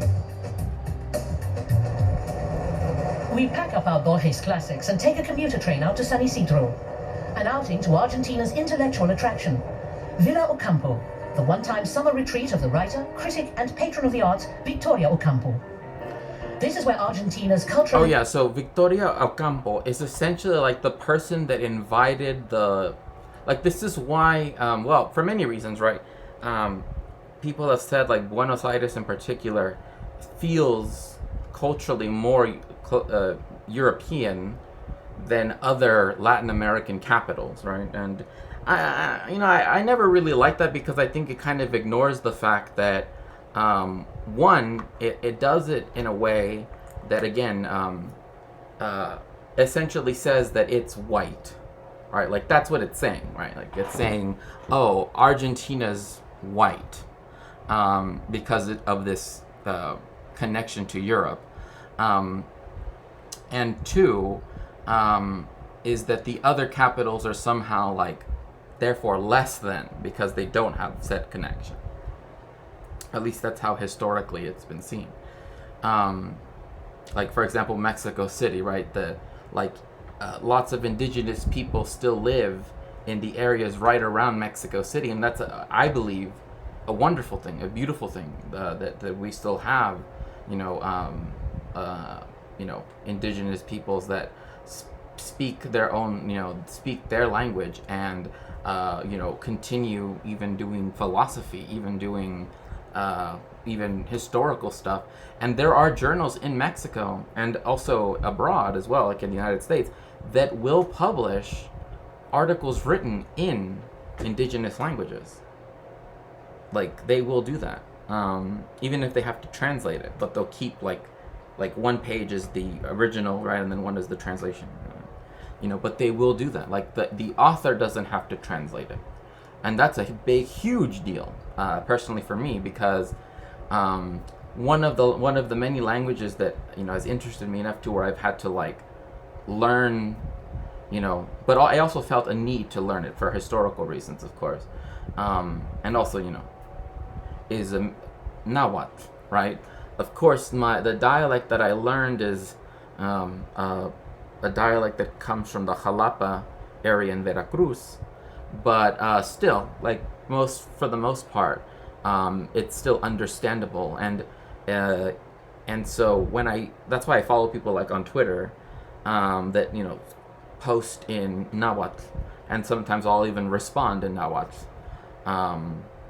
but yeah. So if I were to write an article, which I don't know if I would, but if I were to, right, like I could have that published and be translated into English or Spanish or whatever it might be.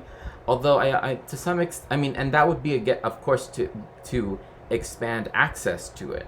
But anyway, this is the whole deviation from where we started.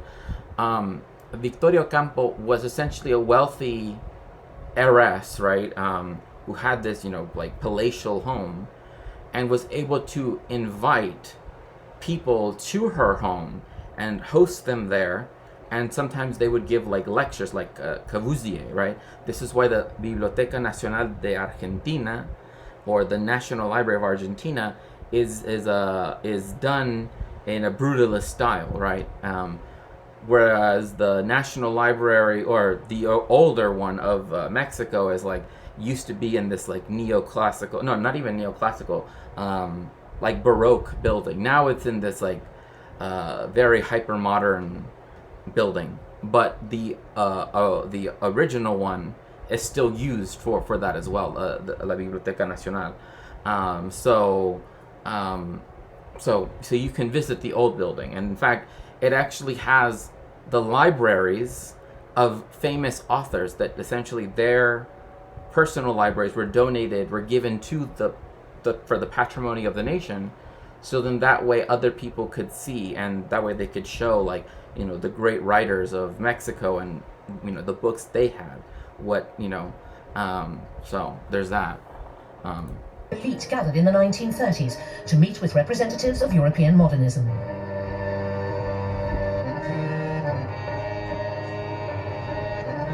And it was where Sur, Latin America's most influential literary journal of the time, was created. And Borges was always part of it. I think Victoria Ocampo was one of the great pillars of Argentine culture in the 20th century. Thanks to her, people came to Argentina who never would have otherwise. And not only did they come here, they had impact. Stravinsky's visit changed contemporary music, architecture after Le Corbusier's visit, literature through the magazine Sur. Victoria was like a politician of culture, who wanted to bring the world's greatest cultural minds to Argentina.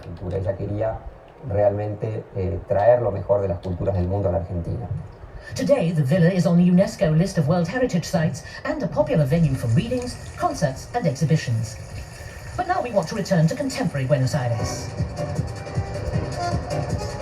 So, speaking about contemporary stuff, let's see here.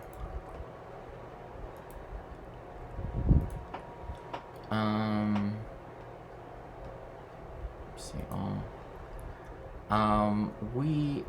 One thing I was considering, since we're talking about that, about returns and movement of that kind, is that I believe that we should